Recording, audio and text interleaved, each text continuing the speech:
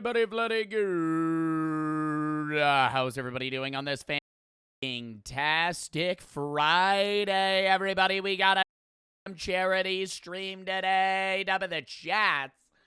We're going to be doing a charity stream / react day as per usual. If you haven't been to one of my streams that we do charity streams, we usually do like 1 to 2 a month. It really depends how it lines up. It's usually like one every 3 weeks.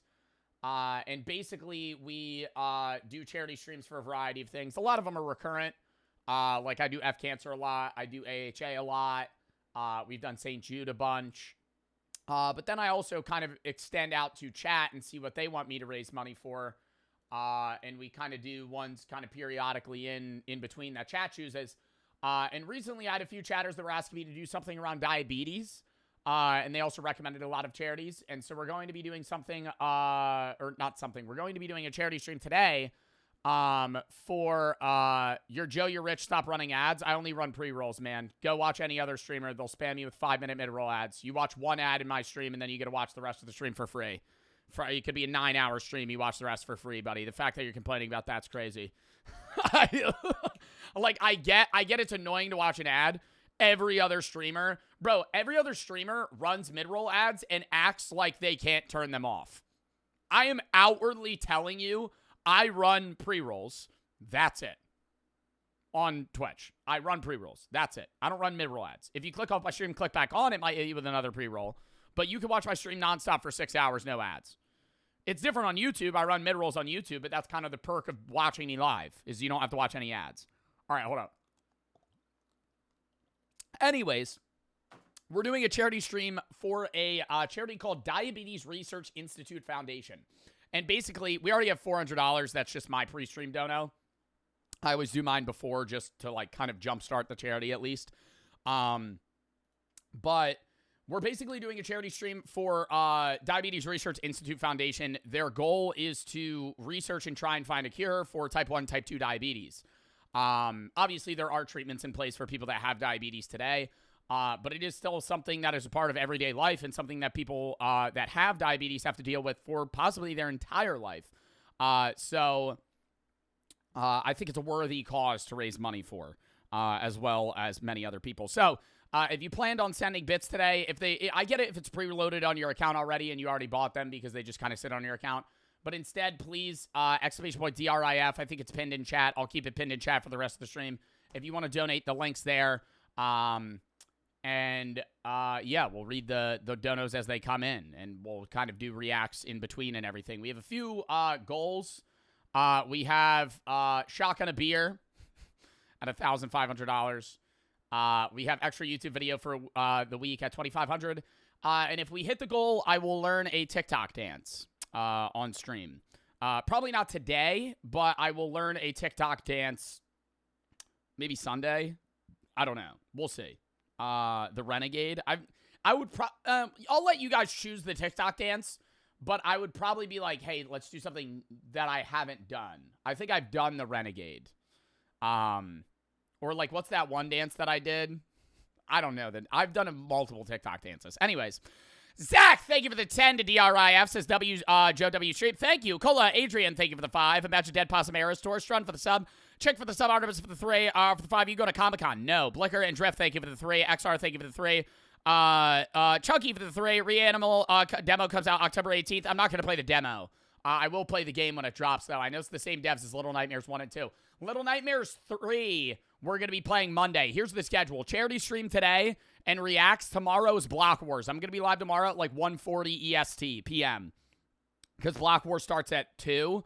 And it'll be like 3.5, 4 hours. So we're going to run Block Wars tomorrow. That's probably it. Maybe a little Battlefield 6. We might run Battlefield 6 today as well.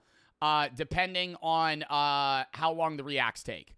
But if not, we might run a little Battlefield 6 tomorrow. And then also next week. Because now Little Nightmares 3 isn't going to take multiple days.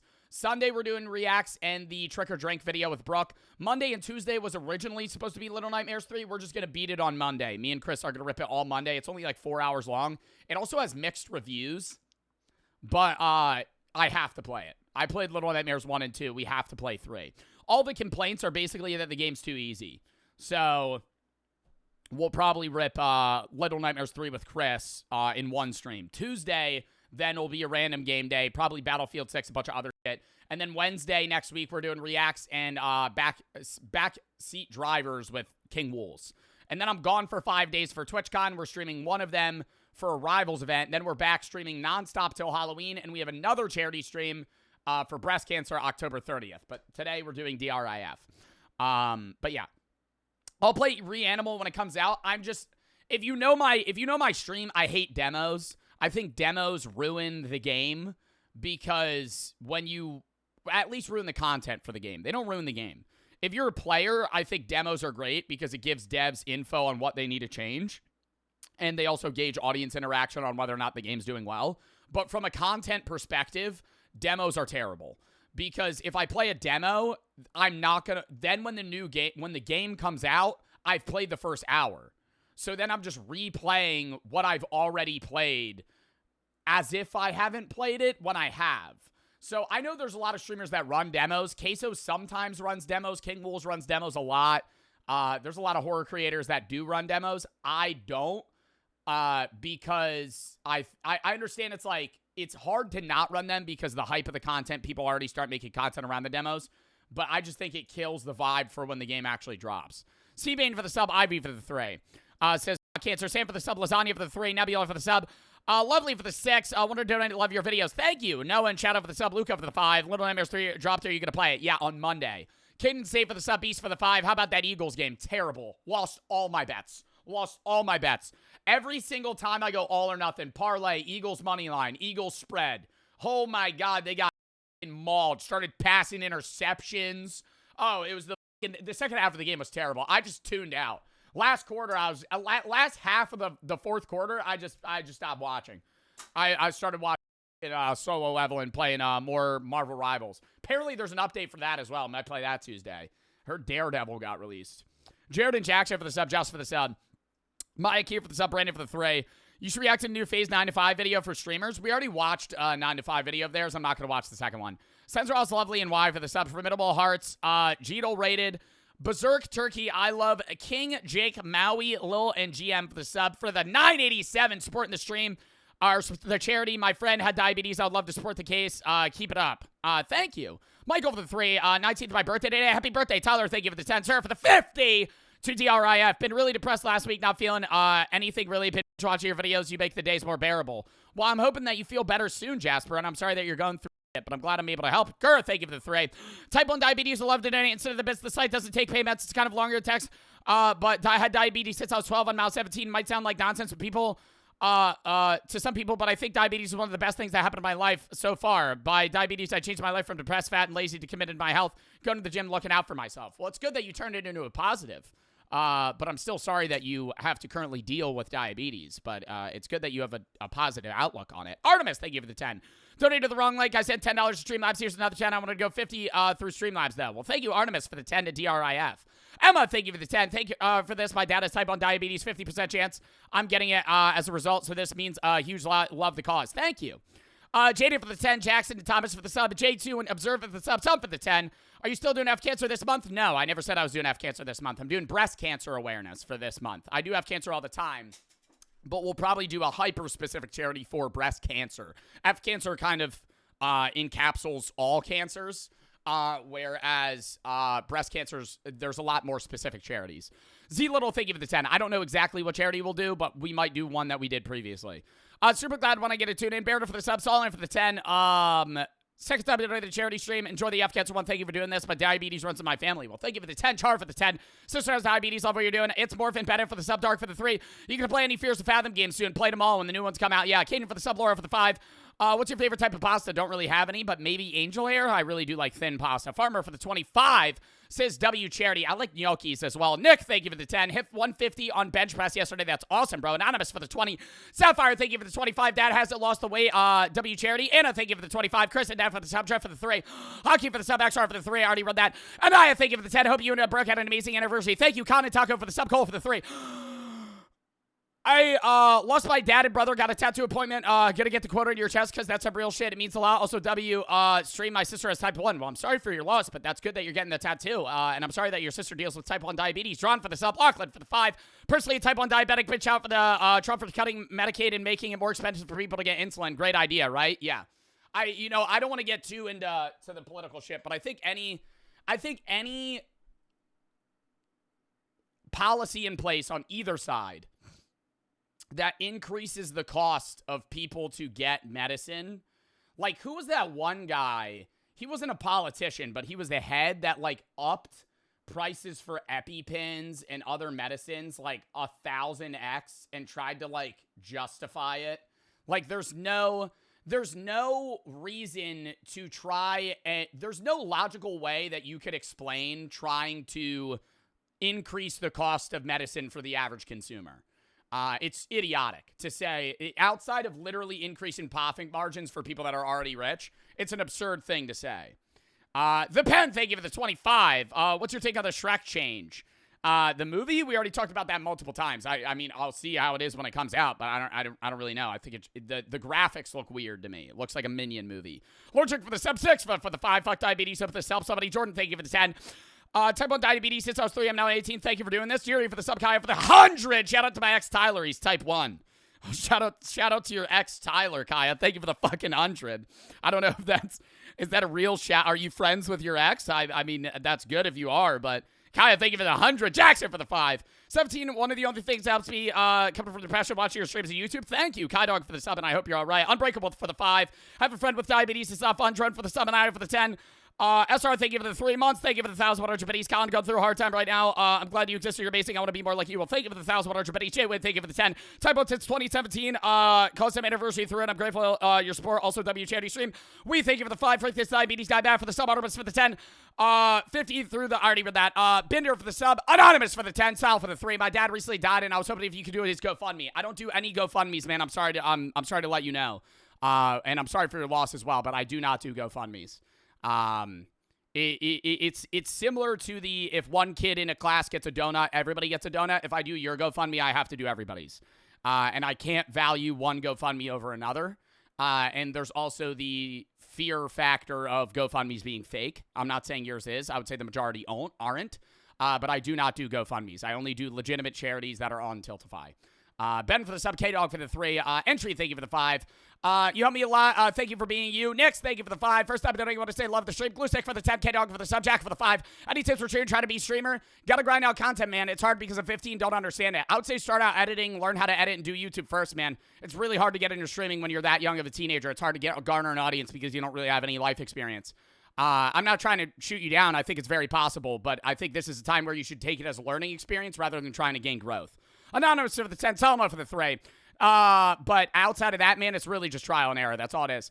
Also, I'm going to try and read all the donos, but if I skim them very rapidly, I do apologize, but we also need to get into the content mixed with the charity stream. So if you send a long paragraph and I skim it really quickly, I apologize. Matthew for the sub, Chloe for the 5. You're going to be through work. Grixie, thank you for the 200 to DRIF.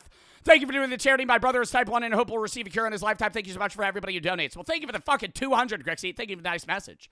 And I'm sorry that your brother deals with type 1 diabetes. Finn for the 5. Parents both suffer from diabetes. Dad lost his leg. That's terrible, Finn. I'm sorry to hear that. Nixon, thank you for the 4. Love you, Joe Glusick. Thank you for the 10. K-Dog for the 3. Matthew for the sub. Entry, thank you for the 5.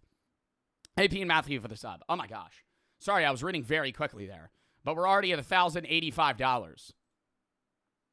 I should take an auctioneer class so I could get even quicker at reading donos. So then nobody understands what I'm saying.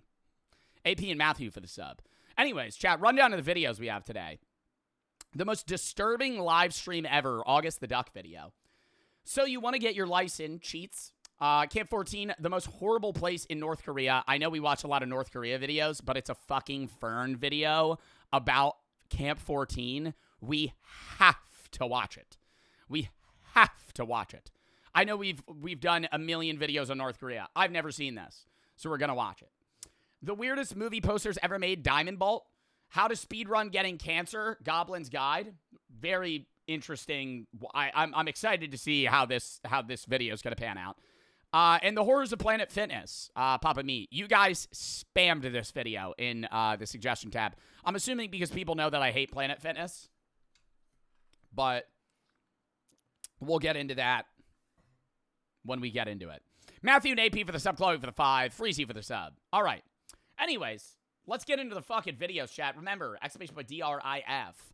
If you want to donate. As we hit the goals, we will do the milestones. BF6, at one point, we might. Depending on how long the reacts take.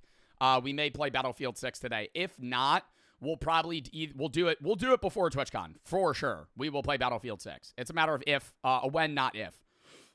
It might not be today. Tomorrow, I don't know either because it really depends how long Block Wars runs.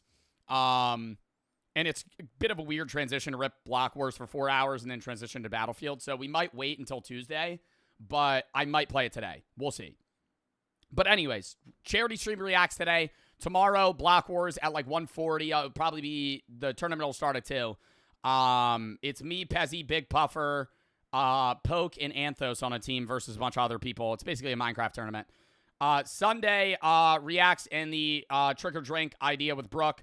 Monday, we're doing all of Little Nightmares 3 with Chris. Tuesday is going to be a random game day. Wednesday is reacts and backseat drivers with King Wools. And then I'm gone for 5 days for TwitchCon, streaming 1 for Rivals. Back grinding out stream nonstop until Halloween, which is the next time that I'm off after TwitchCon.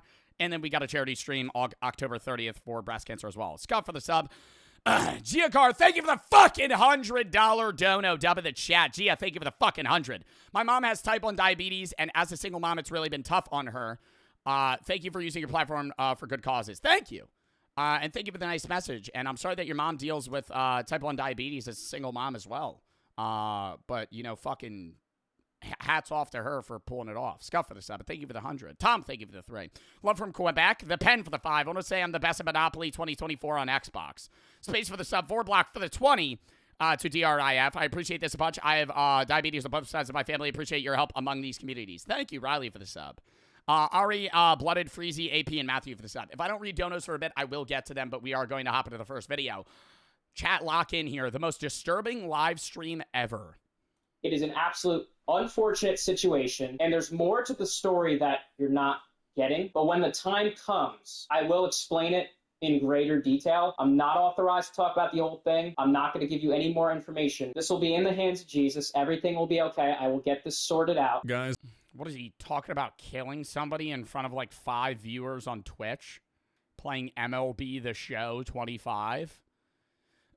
What the fuck is he saying? Why is he being so vague? Okay, I will get this sorted out. Guys, today we are talking about what has got to be the most disturbing internet happening I have ever talked about on this channel. This is a very real-world, real-life consequence kind of thing, so if you're looking for like a lighthearted video today, this one is probably not for you. Ladies and gentlemen, we've seen a lot of people do a lot of insane shit on this channel while they were live streaming. And I think a big part of that is because compared to making something like a YouTube video or a TikTok, or even just like tweeting something out, obviously when you're live streaming, you don't get that moment where you're like, okay, maybe I should edit that out. Maybe I shouldn't post that. You know, you don't get that moment to like edit or review when you're live. Yeah, but I mean, it's also just like, you don't get that moment to edit or review, but you kind of have to perceive live streaming as just having a conversation.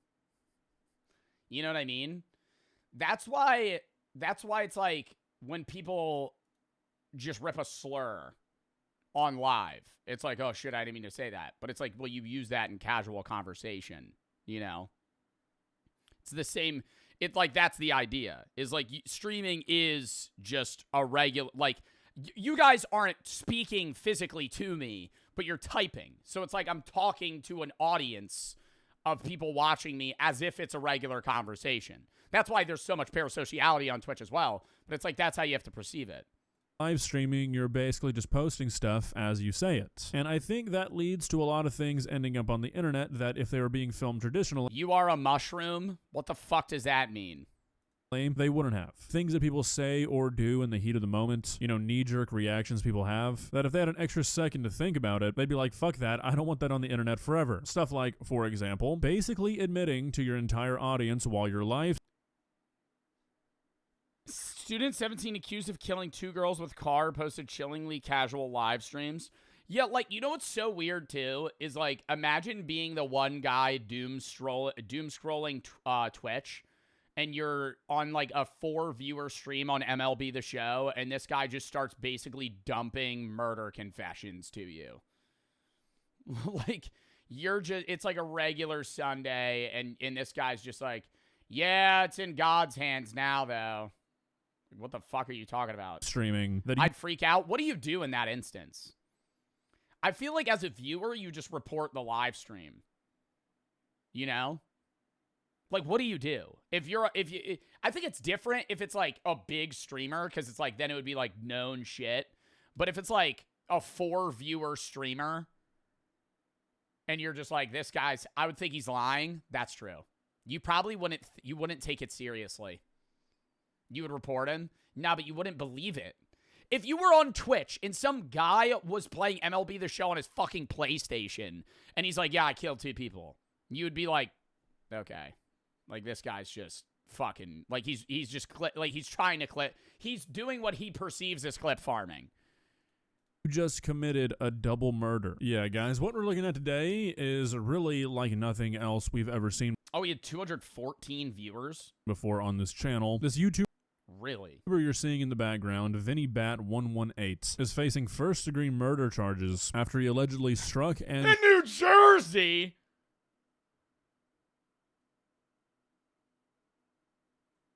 "17-year-old boy is facing first-degree murder charges in New Jersey after he allegedly struck and killed 2 teenage girls in a hit-and-run." What, with his car? Intentionally driving an SUV into 17-year-old friends Maria Neotis and Isabella Salas before allegedly ditching the car and fleeing the scene. Killed 2 girls that, according to reports, one of he had been stalking for months. The 2 girls... Oh, God. were 2 17-year-old friends named Maria Neotis and Isabella Salas, and last Monday they were struck by a vehicle believed to have been driven by this guy in the background, Vincent Batalora. Now, obviously that alone is terrible enough, but this whole thing sort of becomes surreal when you take into account that the following nights, this guy went live and basically confessed to doing this. And what makes this even worse is, I'm assuming because of like local talk and word spreading, because people knew that this guy and these 2 girls had a history, and I'm assuming— Oh my God, is that why there's so many people in this stream? It's just all the people in the town that are like, bro, what the fuck? They also pieced together that it was his car. People who knew these girls were in the live stream asking, why did you do this? And this guy's acting like it's the most casual live stream of his life. Like, if you couldn't understand English, you would think this guy was just having a normal conversation. He doesn't seem disturbed or nervous or even just like slightly inconvenienced or anything. He's just talking like it's any other day. It's very disturbing, but I think you should see some of it just for more context before we dive deeper into what we know right now. The re-upload I was able to find is about 22 minutes long. We're not going to be watching the entire thing, but there are a few key moments that I think you should see. So that being said, let's begin. What's going on, everybody? We're back with another stream. Bro, the same day, he just ran over and killed 2 people and then does a fucking YouTube intro to fucking MLB The Show. Oh my God. What's up, guys? It's another MLB The Show stream. Like, his car is in fucking custody right now. Like, the hit and run thing doesn't make sense either. And this one is going to be a little bit different than the previous ones because I have some things that immediately, dude. He just started stream. Yo, so what happened? I'll get to, if you let me talk, I'll get to it in a minute. So we're live. We're playing co-op. We have Evan right here. What's up? How are you doing? Pretty good, man. So this is obviously... He's playing with his friend?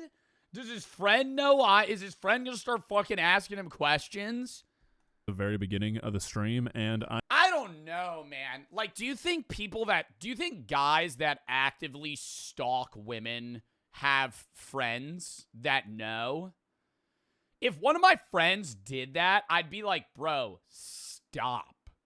Like, if I knew my friend was actively like sitting outside of somebody's house or something, I'd be like, dude, what are you doing? Like, I feel like you would say something. There's no way the friends aren't saying anything. They don't give a fuck. I mean, maybe. I feel like they wouldn't be friends with them.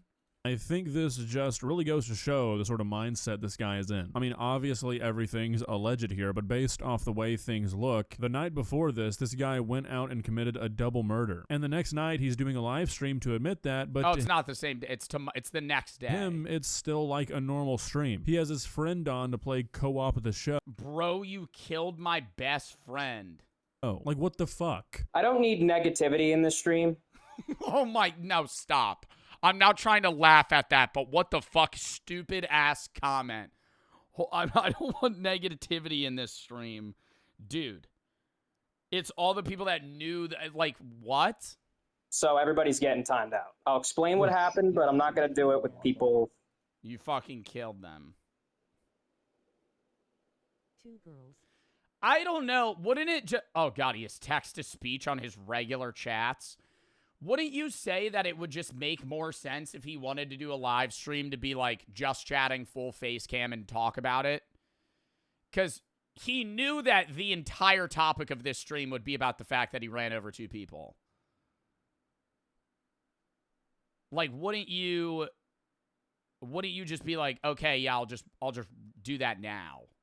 Like, we'll just talk about that now. You search the name up and see what comes up besides news reports. Oh, is Zod looking into this? Okay, you know what? Now I'm really thinking if I should really do this. So you can see the chat in the bottom right corner, and I mean, it's just almost like incomprehensible. As the chatters are pointing out, this guy is talking about how he doesn't want to hear negativity after he killed 2 people. Like, there is something seriously wrong with this guy, and while things are obviously alleged, I mean, do you think he's recognized that he's killed 2 people? I feel like if somebody's accusing you of murdering somebody, and you're not like, Yeah, and you're not like, what the fuck? I feel if it's like, buddy, you killed 2 people, why did he not go, no, I didn't? Like, the response not being denial, but instead, no, stop being negative. no, I didn't kill another Yeah, no, exactly. human being. That kind of speaks for itself. I hope this guy gets tried as an adult. Let me explain something real quick before I get the stream going. The more you guys engage in Before you get the stream going, what are we just gonna move on? People are gonna watch you play MLB The Show? the chat, the more you give me engagement. And I get paid for YouTube. I'm not one of them. Just letting you Bro's acting like he's farming bread off this shit. Dude, you have 80 viewers. The more you guys tune in, the more I get YouTube money. Yeah, 1/2 of a... You realize, like, if you watch... Like, a lot of people don't know, like, how much money your view actually counts for. It's like 1/2 penny. Less. If you watched my entire... If you watched, like, a 3-hour video of mine, you're giving me a penny. Maybe 1/2 penny. So he's going... Yeah, man, the more you watch me, the more money I make. So, you know, if you just want to hate watch and say I killed 2 people, it's whatever. Bro, you have 400 viewers. If they watch the whole stream and you jam it with ads, you get $4. all know. I'm not trying to armchair this, but this guy seems genuinely fucking insane. Like, what are you expecting, going live to a welcome, warm audience to explain how you killed 2 innocent people? Like, genuinely, what did this idiot expect? For people not to say anything? For people to applaud him? Like, I'm shocked he has 200 viewers, though. understand. To be like, oh, you're giving me engagement. What are you talking about, dude? What do you expect people to do in a situation like this? Rip Isabel and Maria, you I may not even start this, I'm not going to lie. Run it to KRQ. I may not start this. I may not do this stream. Pain in my dead broken heart. I may not even do this. Jesus Christ, what a worthless human. This man-child is somehow trying to make himself the victim here. Like, seriously, I'm gonna say it again. I don't understand what he was expecting. What was he expecting the reaction to be for this? Did he expect people to just say nothing? Now that I got that figured out, I'm going to finally explain this whole situation, but I need to explain some things that have happened over the past few days. And I'm not going to talk much about it. In a neighboring town, unfortunately, 2 girls were killed in a hit-and-run crash. Now, there has been a lot of misinformation going on over the internet. Just say you didn't do it. Like, wouldn't you just be like, no, I didn't kill them? Like, that should be the forefront thing. And then after, like, I feel like he's tiptoeing around. But I will say this.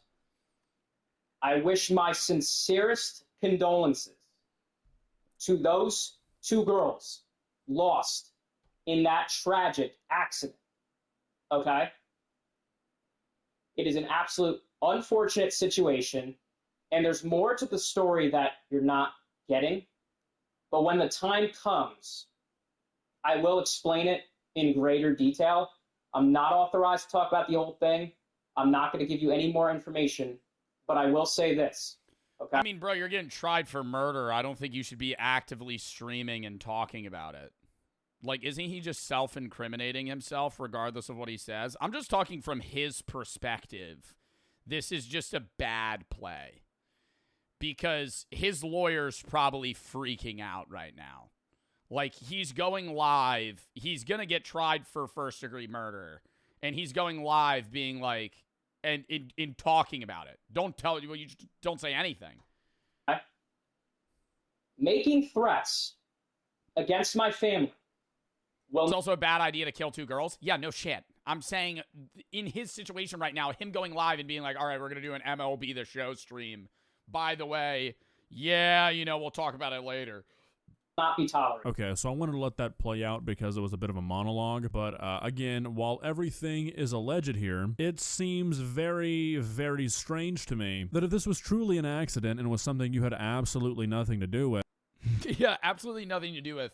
I'm not legally allowed to talk about this right now. That you would go onto a live stream and be like, there's more to the story that you don't know about. Oh, and by the way, threats against my family will not be tolerated. Like, what the fuck? Based off the news articles I've read, this guy's uncle or some other relative is the chief of police in a neighboring town. I can't imagine the heart attack that guy had while watching this. This guy has basically said everything except I did it. If you don't see me streaming for a little bit, you'll understand why. This will be in the hands of Jesus. Everything will be okay. I will get this sorted out. I've been bullied, ridiculed, and stuff over false allegations, okay? Over this whole thing about things that have happened in the past. There's more to this story. I don't know. I feel like saying false allegations is more attuned to like somebody trying to cancel you for being like a weirdo or like racist. Versus, yeah, these false allegations that everybody's saying I ran over 2 people and ran away. Like, it's easier to say, like, this is false, this didn't happen, to, like, a he said, she said type of thing versus, yeah, no, you ran over and killed 2 people. I don't know. It'll come out in the future, okay? I'm going to let you all know this right now. I don't plan to go anywhere anytime soon regarding streaming. If I do end up taking a hiatus, I'm telling you guys why. So again, is he like a big streamer? Genuinely. Because he's talking to his audience like does this guy have a lot of does this guy have a lot of viewers? I've never heard of him. Well, neither have I, but I also don't watch fucking MLB The Show. So I don't know who Vinny the Bat is. Like, what is this guy's YouTube channel? Because he's talking to the people of the town like they're his Twitch viewers. Where he's like, if I take a hiatus, I stop streaming. Like, he has, like, multiple people that watch him. But I feel like the majority of the 300 viewers are not fans. Hoopify for the fucking 150 to DRIF. Thank you for filling in for me for Hoopify. I greatly appreciate it. Hoopify, bro, no problem, man. I'm down to do some other shit in the future if you want. Just let me know. Thank you for the fucking 150 bomb, bro, to DRIF. Thank you for the fucking massive donation. W-Goat, man. Thank you for the fucking dono, bro. I'm excited to see Jinxie's video as well, if you're still getting that cooking. Dean, thank you for the 10. Love the content. You're awesome. Thank you. Cosmic and Luigi for this, or Luine. Oh, Linguini for the sub. Super for the 3. I've had Twitch for like a year. Glad to see you're doing streams. How's Daisy? All right. Getting older. Alex for the sub. Rec for the 1,000 biddies. She had a hip problem, but it's fine now. I was diagnosed as type 1 diabetic at 15. I'm 20 now. Definitely a huge lifestyle change. Thank you for what you're doing for the cause. Thank you. IE for the 3. Who's your favorite philosopher? I would say like Friedrich Nietzsche. I like his readings. Like I like reading Friedrich Nietzsche. I wouldn't say I really have like a favorite, but I usually just say him because it's like it's who I've read a lot of. Geekit and Monkey for the sub. Vamp711. CJ for the 10. Type 1, it's been harder than usual. I'm happy to help others not go through it. Well, thank you for the 10. And I'm sorry that you're dealing with that. And Blue for the sub. Sever, thank you for the fucking 250, bro. Oh, my God. X Seaver, bro. Thank you for the 250 to DRIF fucking goat ass dono. Says thank you for all that you do for everybody. Well, thank you for the fucking dono, Seaver. You did not need to give that amount of money. Thank you for the fucking 250 though to DRIF. That's very appreciative. Or I'm very appreciative. So is DRIF. Big for the sub. Wap, thank you for the fucking 100 as well. What's up, Joe? I'm Kaya's ex Tyler. Got diagnosed at 18. Definitely been a struggle. Amazed to see the fundraiser. Yes, we're still friends. Well, it's good that you guys are still friends. You guys don't really need to introduce each other as exes, though. You could just say you're friends. Doing a bit of a lore drop here. Wap, thank you for the fucking 100, though. And Kaya as well. Thank you for the 100, too. Cap, thank you for the 3. Been going through a rough time. Thank you for being you. Duck and Blue for the sub. TS, Ty, and Lee for the sub. Grixie, thank you for the 25. Stage 3, but a 2-month final VOD, so I gotta catch up. Zach for the 25. Appreciate everything you do. Remember the first video of the boot camps. Carter for the 5. Today I moved to a different city with my girlfriend. A bit nervous about the move. Any advice to calm their nerves? Not really, man. I'm sorry. I don't really know how I would help you not be nervous about a move. It's just kind of a regular, everyday part of life. Nothing else you could do, but...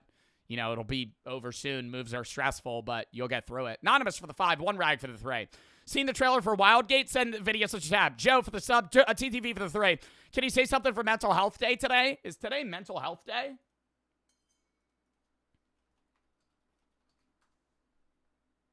Oh my God, it is. What's weird is I feel like there's a lot of mental health days.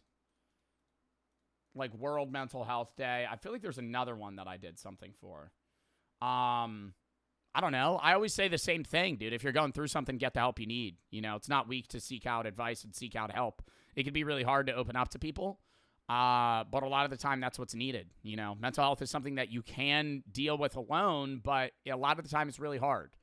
And it's a lot easier if you deal with it with other people. Especially if you have people that could give you advice and a support system to fall back on. Sometimes even just rambling to people is very useful. I always say if you're going through something serious, 988's the hotline, the crisis hotline, not just for suicide or depression, but also drug abuse, alcohol abuse, and other things as well. And it's not like a permanent fix if you talk to them, but they redirect you towards people that are able to help. Riley for the sub 4 block for the 20. I have diabetes with both sides. I already read that. Always for the sub. Brody for the 50. Love what you do as a streamer. Keep doing what you do. Thank you. W. Craze, thank you for the 1,000 biddies. Keep it up. Dylan, thank you for the 10. W. Stream, W. Joe, thank you. Sticks and Swifty for the sub. Swifty and I'm Jew for the sub. Dean, thank you for the 10. Hoopify again. Thank you for the fucking 150. Oh, shit. We're at the goal. $1,845. Got a shotgun a beer. Damn it. We're doing a Surfside. You think I could bite it with my teeth?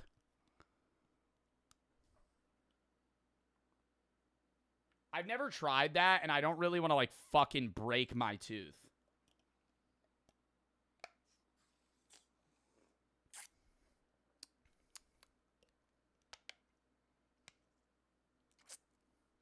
Okay, problem.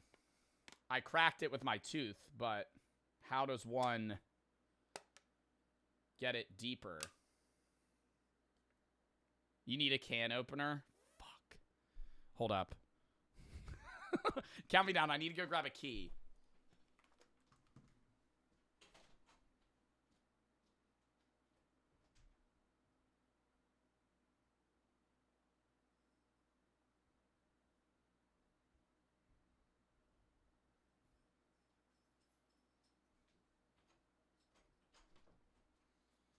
All right.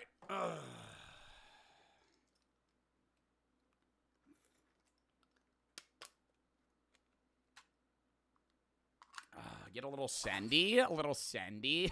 No problem. World record. Here we go.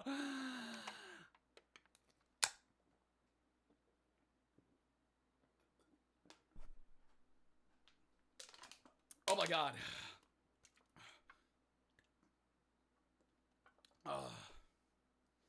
Damn it, dude. Every time there's a little bit at the fucking bottom. How do you get that? Ugh. Ugh. Oh no, the fucking song was playing the whole time. Oh my God. We'll do another one later. We'll do it again later. You couldn't even fucking hear what the hell I was saying. Oh my God. I didn't know the fucking Mount Joy song was playing. What a whack song to shotgun too. Now that was probably so lame. Oh, I just shotgunned a fucking Silver Lining by Mount Joy. Bro, that's so cringe. It was good. Now that's lame as shit. Oh. Sorry for the sub. Cam, thank you for the 5. Marshall for the 10. To DRF. Keep up the great work, my man. Thank you, Jackson, for the 5. Thank you for doing what you do for the community. Sus for the 3. Do you think depression comes from mental imbalance in your brain or things you go through? Both. Kind Brody for the sub. Depends on the individual. Sometimes it literally could be like chemical imbalance in the brain where you have lower serotonin levels and you need to take like medicine for that and go to a psychiatrist. But it also could be a lot of life things. Ethan for the 10. Just tried fish pizza for the first time. It was good. Fish pizza. Smoking Logan, thank you for the 125. Dub in the fucking chat. Matthew, thank you for the fucking 10 to DRIF as well. Last year, my dad has diabetes. Last year, almost lost his life. It was a very scary moment. Well, I'm sorry that you guys had to go through that, but I'm glad your dad's still here. Anonymous for the 100 as well. And Lex, thank you for the 10. It's my birthday. Happy birthday. My grandfather died due to diabetes. I'm so sorry for your loss. Rip in the chat. Always for the sub. Brody for the 50. I already read that. Kenzie, thank you for the 3. Love what you do. Happy mental health day. Love the streams. Hope you have a good 5-day break. Well, I'm not off for another, week. Ultimate, thank you for the 5. Lost my grandpa due to diabetes last year. I'm sorry for your loss as well. Jack, thank you for the 10. I have a YouTube channel, and I stream on Twitch anyway where I could get a chance to collab with you. Not right now, man, if I'm being honest. I got a lot of shit. I'm going to TwitchCon soon, and I don't really know what content you make or if we would mend well. So I can't really promise that I could collab with you, man. I'm sorry. Jackson, thank you for the 5. Kenzie for the 3. All right, lock in, chat. Back to the video. Skellier, thank you for the 4. Was the last song. Silver Lining, Mount Joy. Lock in! Lock in, lock in, lock in, lock in!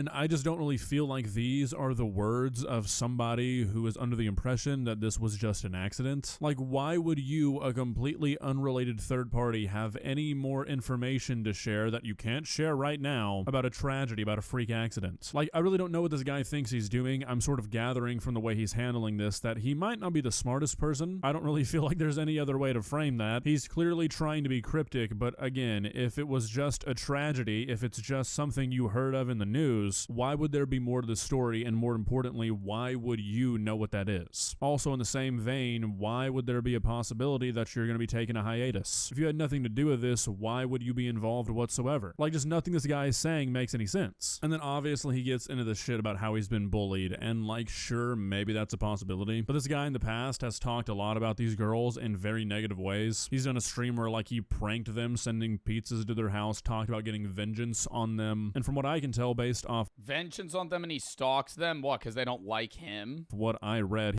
Like a if I can't have them, nobody can mentality? Ash for the sub. he wanted vengeance because Maria filed a restraining order against him. Like, sure. Oh, wow. Restraining order on you when you're a teenager? Yikes. Yeah, there's a chance this guy was He's in high school and he has a restraining order because he's stalking someone? bullied, but based off the way this guy behaves, I'm gonna assume it wasn't actually bullying. It was just people calling him out for his shit. Anyways, that's pretty much what's important from the stream. The rest of it is just how he wants to continue making memories with his friend doing this, and I'm kind of curious as to whether or not this Evan guy knew what was going down, or if this was kind of just dumped on him all at once, because I can imagine any sane person being like, yeah, we can live stream even though you just committed murder. This is just an extremely strange situation all around. Like I mentioned earlier, he's currently been charged with 2 counts of first-degree murder. Oh my god, he got charged? He also received 15 different tickets and citations related to the craft, including speeding, reckless driving, driving without a license. traffic He citations. doesn't have a license either? How the fuck did he get a car? And he is currently in custody. I really hope for the sake of the families that this trial is done quickly and cleanly. I sincerely hope they try this piece of shit as an adult. I'm sure they will. It always makes me a little nervous when stuff like this happens and the person being accused or charged with something has connections, like their uncle being the chief of police. I feel like this is obviously something a little bit too I think having connections as chief of police is gets you out of traffic tickets. Do you think your uncle being the chief of police gets you out of a double homicide charge? Probably not. I think it's fairly common where it's oh, I know the cops in this area. If I go 5 over and get pulled over, I'll just get let off. I feel like that's usually the perk of knowing somebody in the police force, not the uncle can't pull strings to get this kid not charged with murder. Maybe he could pull something in the court system because he also doesn't have he's not in the judicial front. He's just a cop. I don't know. I don't think he would be able to do much there. Jax, thank you for the 3. If you're ever down for a little AI rant, love to clear something about misconceptions. Basically, I'll give you the question, or you could ask me directly, and I'll give you the answer to the same question, no waiting. Before, my messages might look like AI sometimes typing them themselves, just run it through AI grammar. I have no idea what the fuck you're talking to me about, man. You want me to interview you about AI? I don't know who you are. Icy and Ash for the sub. Scallier, thank you for the 4. One Cyber for the sub. Zach for the 25. Hiking up a couple mountains this weekend, referring to myself as the pace. Caro and 1 Icy for the sub. Maxie for the sub. Alex for the 500 to DRIF. Dub in the fucking chat. My dad had diabetes, and the fact that you're raising money for it means everything. Keep doing what you're doing. Much love. Thank you. Allison for the 10. Boyfriend at work. Sadly, you couldn't tune in. Type 1 diabetes. We watch your videos together long distance. We're happy to see DRIF. Thank you. Well, thank you for the fucking 10. And Alex, thank you for the fucking $500 dono to DRIF. We just hit the other goal extra YouTube video for the week. We'll post that at some point. I don't know for what. Probably the main channel, if I had to guess. Maybe the gaming. We'll see. But god damn, dude. Thank you for the fucking $500 dono to DRIF. That is insane, bro. Thank you.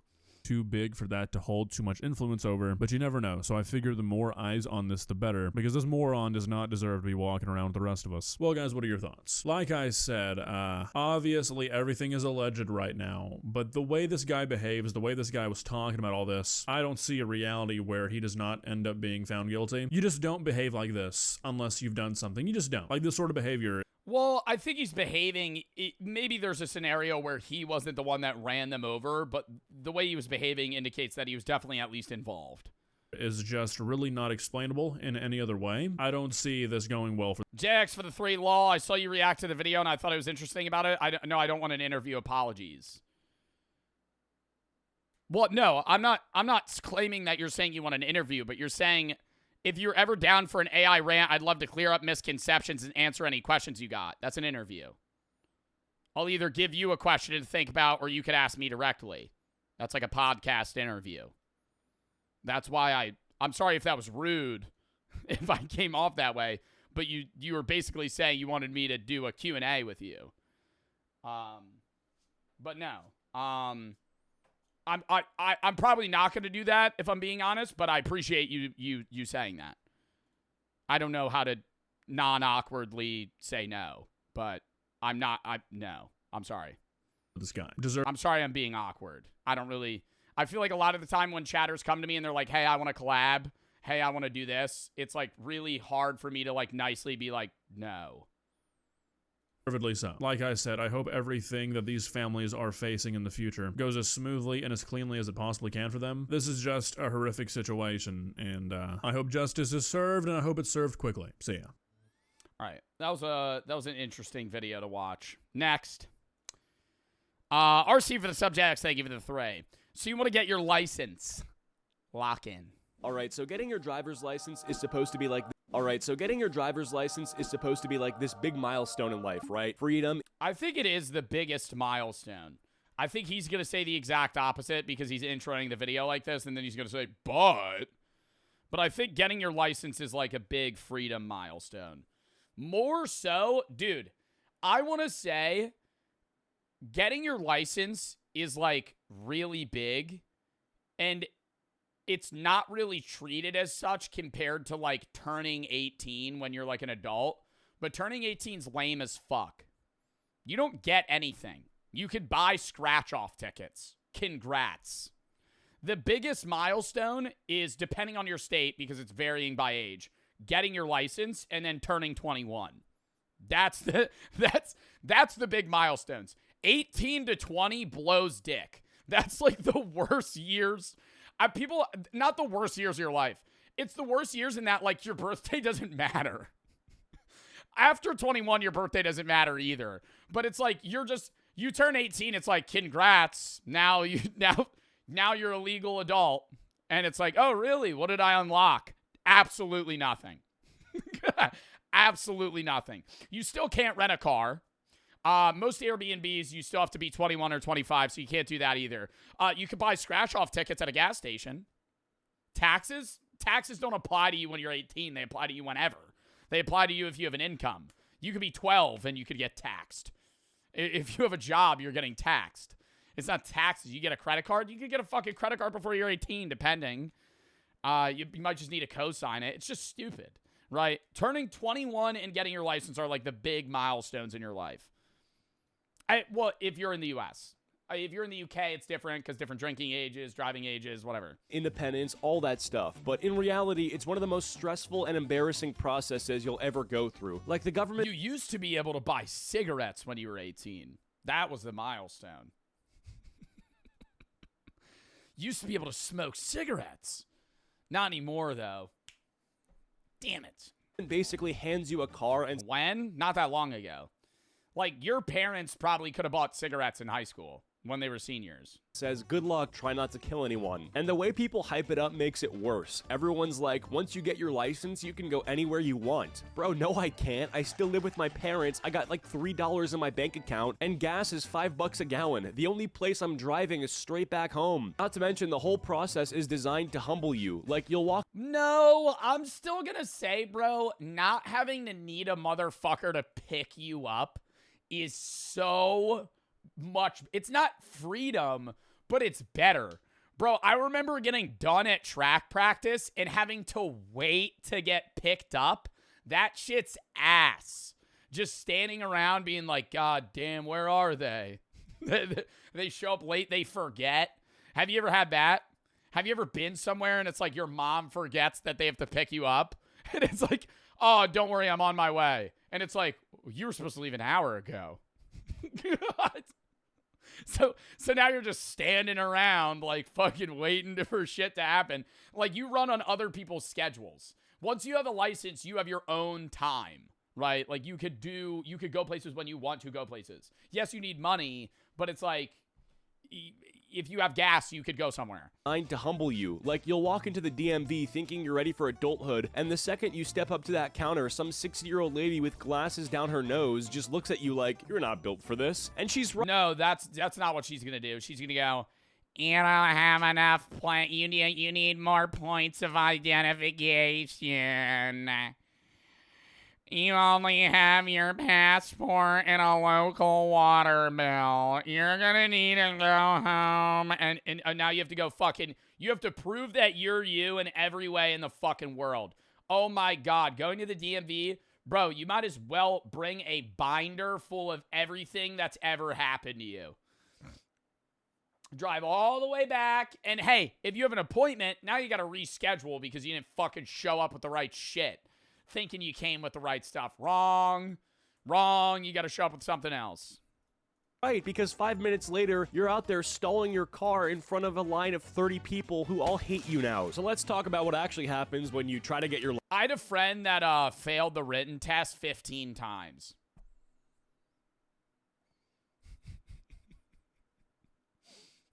I failed it once, and then I passed the behind the wheel. He passed the behind the wheel immediately. He failed the written like 15 times. He wouldn't study, and it was like an ongoing meme. Like, everybody, he's like a year older than me, and we all got our licenses, and most of my friends are older than me. Like, right now I'm 23. Most of my friends are like 25, right? Chris is like one of my IRL friends. He's 28, so he's a lot older than me. He's like 5 years older than me. But I think that changes. Once you're in your like mid-20s, it's just, you know... You all mend, it's fine, it's whatever. He's unk though. But anyways, when we were all like, you know, in New Jersey, you're 17 when you get your license. So we were all like, I was 16, he still didn't have his license, he was 17. I turned 17, got my license, and then it became a meme that like he was the only person without his license. It took him 2 more years because you have to take the written, and if you fail, you have to take it again. You have to wait like 2 weeks. So if you keep failing, you have to keep waiting. And so he kept consistently failing, and then like the time between taking the test would get longer, and then he wouldn't be able to some weeks, so he would take it like once a month, and he would just fail like every time until it was like he actually sat down and studied and finally passed. I will say I think the written test is stupid though. I failed it the first time by like 3 questions. It's not even like questions about how to drive, because all that shit's obvious. Stop at a stop sign. Don't park next to a fire hydrant. Stop when a school bus stops. But it's like asking you hyper-specific questions. How many feet from a school bus do you have to be stopped when it's stopped? Fucking idiot. I don't know. 2 car lengths? I'm going to guess. A cop isn't going to go, woo, hold up, hold up, hold up. Pulls out a tape measure and fucking goes, you're 3 inches too close. That's a safety hazard. No, they're not going to do that. They're going to eyeball it, right? Or they'll ask about fines. Like, why do I need to know that? Why do I need to know that? Hey, prove that you can drive. How much are you going to get charged if you do this? Fucking, I don't know. Just don't do it. Just don't do it. Just don't do it. And hey, I'll find out. If I ever get pulled over for speeding, how much is the ticket if you're 10 over? Fucking, I don't know. The cop's going to hand me the ticket and I'm going to read it and go, oh shit, it's fucking $200. That's when I'll know. License. And then I'll say, the behind the wheel is too easy. The behind the wheel is a piece of shit. What? It depends on the state. The behind the wheel is literally stop, turn your signal on, go on a roundabout, turn around, parallel park. That's the hardest shit. Hey, buddy, why don't we make the test merging onto a 6-lane highway and going over a bridge when the median is fucking 6 inches away from the fucking edge line of the road and there's no fucking shoulder? That's how you know how to fucking drive. That's how you know how to fucking drive. You pass the fuck ass behind the wheel test. Congrats, you can parallel park. Oh, wow. Yeah, now actually get on a highway where people are going 95 and they won't let you in. And then you gotta fucking, and hey, there's gonna be moments where you just gotta fucking be ballsy. And that's what sucks. They don't teach you that. They don't teach you that shit. When you gotta merge onto a highway and it's like, hey, nobody's getting over. Don't move. Don't move. Because if they don't move, you're both gonna die. So they'll fucking get out of the goddamn way. And that's how it is sometimes. If you're driving in fucking Philly, you're driving in New York, you're driving somewhere in a packed city, they're not gonna move. You gotta make a move. And you gotta show, you can tell when it's a new driver on the road. You can tell when they don't need that fucking stupid sticker that says, new driver behind the wheel, be nice. Fuck out of here. I'm laying on the horn. Yeah, you gotta. New driver. Hey, buddy, you better lock in because you need to learn how to fucking drive. Oh, I'm gonna be nice to you. I'm gonna change the rules for you. Oh, get the fuck out of here. No, you gotta learn how to do that shit. I truly believe they couldn't do that though, because then if you failed, you get in a car crash. So they have to like simulate it somehow. But I remember I got behind the wheel and the driver's test was 4 minutes. 4 minutes long. And he goes, yeah, you pass. I do the parallel parking and I was too far, so I just had to redo it. And then that was it. That was the whole test. I'm like, this doesn't prove that I'm competent enough to drive anywhere outside of like back roads. First off, you got to get your learner's permit, which is basically the government. And that's why, dude, there's drivers today. There's drivers today that are in their 30s, bro, that won't drive over bridges. They won't go on highways. You know why? Because they never learned how and they're terrified to. Because they can't drive.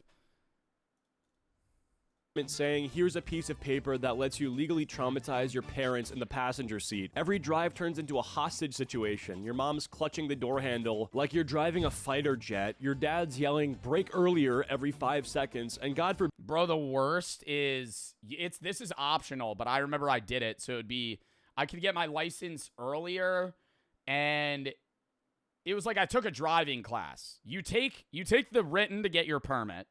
And then I had my permit and I took a driving class so I could like get my license earlier or something. And it was this old guy named Henry. I remember him. I'd go, Henri. I'm going to drive with Henri. He was like 80. And the first day we didn't, he canceled because he had to get like his kidney removed or something. I don't know. He had it was like, I was waiting around and he was like, he texts like 3 days later and he's like, oh, sorry, I was in the hospital. I was like, oh, fuck. He shows up and he would eat. All I remember about him, I hope he's still alive. All I remember about him was he would munch on like Werther's originals. Like the whole time I was driving, he would be fiddling with the plastic in the wrappers and he'd be popping them in. I think he had like 3 in his mouth at once because he would go like this. and he would mush them around. It sounded like marbles in his mouth. And the permit, like the driving class cars have, normally a car has a brake and a gas pedal on the driver's side. The behind the wheel, like driver's like class, there's also a brake on the passenger side. And he would lay on that shit, and I would get so mad. He would be like, I would be braking a good 100 meters before a stoplight, going 40 miles an hour. He would go, whoa, whoa, whoa, and he would fucking make a noise. Whoa, whoa. I'd be like, dude, I'm stopping. Like, I see, he goes, you don't want, he said, I remember he would go like this. You can't have this when you stop. Because when a car stops when it's going a little fast, it rocks. He goes, you need a smooth stop. You need a smooth stop. You want to stop and go, I don't want to, if I feel this, that's how I know you stopped bad. I'd go, fuck that. Fuck that. I'm slamming on the brakes right before I fucking hit the stoplight, and then I'm going forward. You miss a stop sign, suddenly you're the worst driver alive. And the crazy part is your parents forget they drive like maniacs too. Like, they'll be yelling at you for not using your blinker, but last week you watched them cut across 3 lanes like they were in the new Fast and... Yeah, Jersey slide over a 6-lane highway, no blinker. Oh shit, I gotta get over.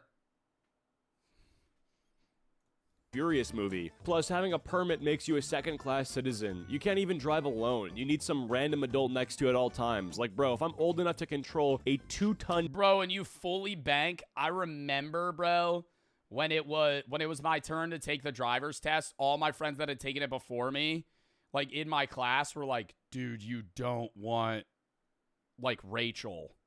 They were like, you don't want Rachel. Rachel failed Billy and John. She's so mean. I got like Bob or whatever his name was. He was nice. Because it's literally like up to them on if they pass you or not. Outside, there's definitive fail markers. Like if you hit a traffic cone, that counts as hitting a car. So like you fail. But outside of that, it's like up to their discretion. Death machine on the freeway. Why do I still need my mom sitting there with a Diet Coke acting like she's my parole officer? Then there's driving school, where some random 40-year-old dude who looks like he's given up on life teaches you how to parallel park. The car always smells weird, like a mix of... Oh my god, yes! Yes! I was gonna say, bro, it didn't even smell like the Werthers. It smelled like piss.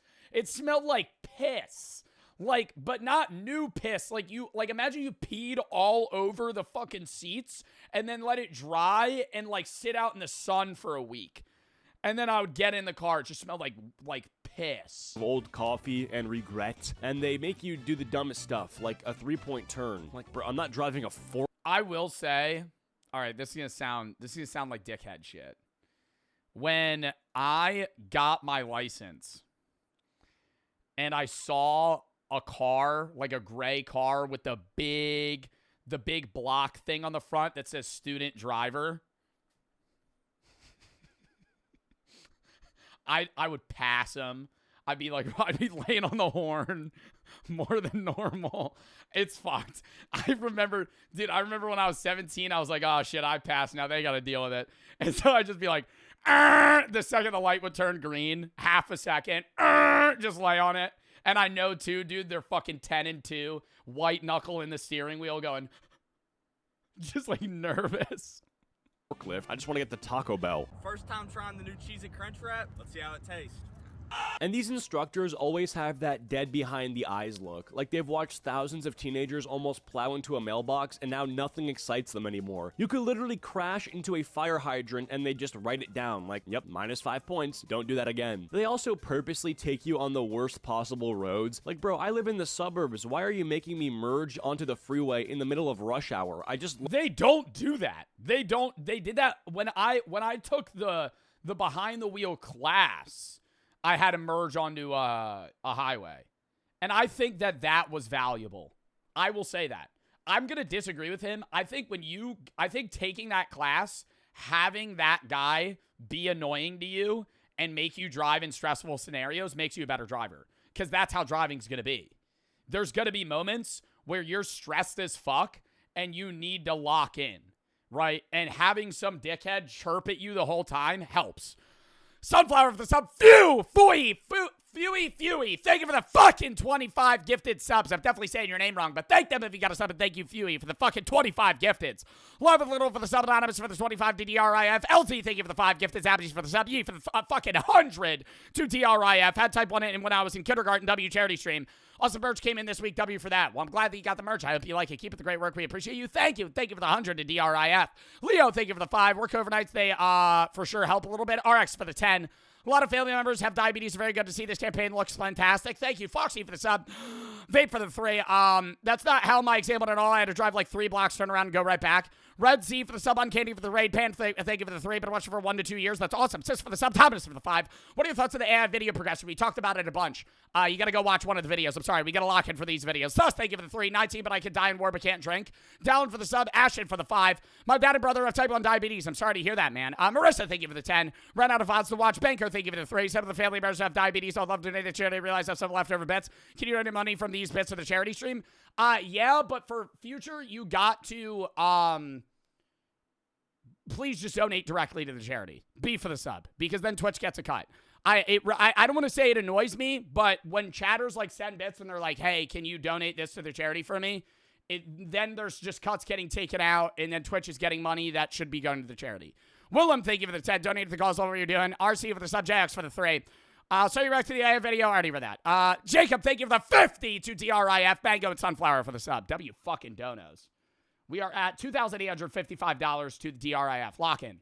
Learned where the headlights are. I'm not ready to battle semis going 80. And for some reason, they love parking drills. Oh my god, hold the fuck up. I'm about to start crashing out, bro. Getting fucking spammed. Okay, lock in. Lock in. Parallel park between these two cones back into this imaginary spot. Like, when am I ever going to use this? Nobody in history has ever said, oh, sorry guys, I can't come out tonight. I really failed my 3-point turn. Plus, the silence is Nah, you do need to know how to parallel park, though. That shit's hard. It's easy once you've done it a lot, but, like, it's hard in the sense that when you're in a scenario where you have to parallel park, a lot of the time there's not designated spots. It's just street parking where people aimlessly park anywhere on the road. And there's going to be spots that have this much space and spots that have this much space. And you need to be able to pull up to a spot, stare at it, and go, yeah, I could fit in that. And then fucking, while other cars are flying past you because you're on a road, and so you have to fucking park it. If you fuck up, now you got to pull back out, and then people are getting annoyed because you're blocking them. brutal. You're in a car with this string. I'd rather park further than parallel park. If you're ever in a big city where there's just street parking, that's the only option. Unless you want to walk an hour to wherever the fuck you're going. And the whole time you're Or pay for parking in certain scenarios. But a lot of the time you pay for street parking. trying to impress him like it's a date You don't need to learn that. Just Uber or something. Yeah, just spend $180 to Uber. didn't agree to. You flick the blinker on 2 streets early, and so he notices, like, see, I'm responsible. Meanwhile, he's staring out the window, sighing, writing hieroglyphics on his clipboard, 0 validation. Now comes the actual road test, easily the most stressful 15 minutes of your life. You've been practicing for— Oh my god, I will agree. No, I actually will agree. I think one of the most stressful things isn't like first day of high school, first day of college. It is the second you're fucking waiting for your driver's test to start. Where you're like, you see the person walk around your car and do an inspection because they inspect your car first. And then they get in. months, but the second that instructor sits in the passenger seat, your brain forgets how cars even work. Like, I'll be gripping the wheel so hard, you think I'm landing a plane. And the instructors never help either. They just sit there in complete silence, scribbling on their little clipboard like they're writing Yeah, they try to stress you out. I think they enjoy that part, though. your obituary. You could literally save a baby duck crossing the road, and they'd still be like, you didn't check your mirrors enough. Automatic fail. The worst part is they never tell you how you're doing during the test. Like, you're just sweating bullets, thinking, okay, I nailed that stop. One, don't you have to wait mad long if you fail? It's longer than a written test. How long do you have to wait to retake a driver's test in New Jersey? It's probably depending on the state. You have to wait 2 weeks to retake it, But if you fail 3 times, you have to wait 6 months. Wow. So if you fail multiple times in a row, you have to wait a half of a year. Stop sign, right? That was clean. Meanwhile, the guy's just clicking his pen like That's not bad, bro. That sucks. he's deciding if you deserve human rights. And parallel parking, that's the final boss. You could drive perfectly the entire test, but if you so much as touch the curb, they act like you just committed a felony. Like, bro, half the adults out here park like absolute garbage. Why is this a standard? And if you fail, oh, that's the walk of shame. Nothing hurts more than walking out of the DMV while some 16-year-old behind you is celebrating like they just won the Super Bowl. You gotta call your parents like, yeah, so we're gonna be Ubering for a few more weeks. And the retest, way worse, because now the instructor already knows you're trash. They sit down like, oh, it's you again. And suddenly every tiny mistake is magnified. Forgot your blinker? Fail. Rolled half an inch over the line? Fail. Blinked too aggressively? Fail. Well, no, there's I think there's like point values for different things. Like if you like roll a stoplight, there's certain things that are immediate fails. But if you're going like a mile over the speed limit, I feel like they'll probably dock points, but I doubt you'll immediately just fail. It really feels like a driving test is more like some government-sanctioned hazing ritual. Like, congrats, you survived high school. Now let's see if you can survive me quietly judging you for 15 The driver's license exam during COVID was crazy. The instructor just stood outside in the parking lot and watched me drive and park so they weren't in the car. Nah, that's even worse. That's even worse. Just having like some dude like Slender Man in his suit, the clipboard, just watching you drive around a parking lot. Just like he's scouting you in like football. Oh my God. It's like, I feel like the silence would be even more deafening. You're just talking to yourself. You're just like, oh, fuck, dude. I wonder what he's writing. minutes straight. And if you do pass, congrats. Now you get to join the most chaotic experience of all, driving with your friends. Because the second you pick them up, Marlon DM'd you? Why? What did he say? Next, thank you for the 5. Wanted to donate for a while. Would you rather pee a grape or poop out a pineapple? Probably poop a pineapple. How big of a pineapple? Jeff, thank you for the 567. You should get a possum plushie in the background. Have you ever seen the new Convention for Saw fans? No. Little and Phoenix for the sub. Caitlin, thank you for the 5. My dad has diabetes. He loves your content so much. Well, I'm sorry to hear that, but thank you for the 5, and I'm glad that your dad likes my content. Small for the sub. Benny for the 15. To DRIF. Watching the YouTube for a while. Keep it up. Jacob, thank you for the 50 again. D, thank you for the 3. US seems very lenient. Take a look at the UK or Norway. We got to go full speed on a pool of oil. What?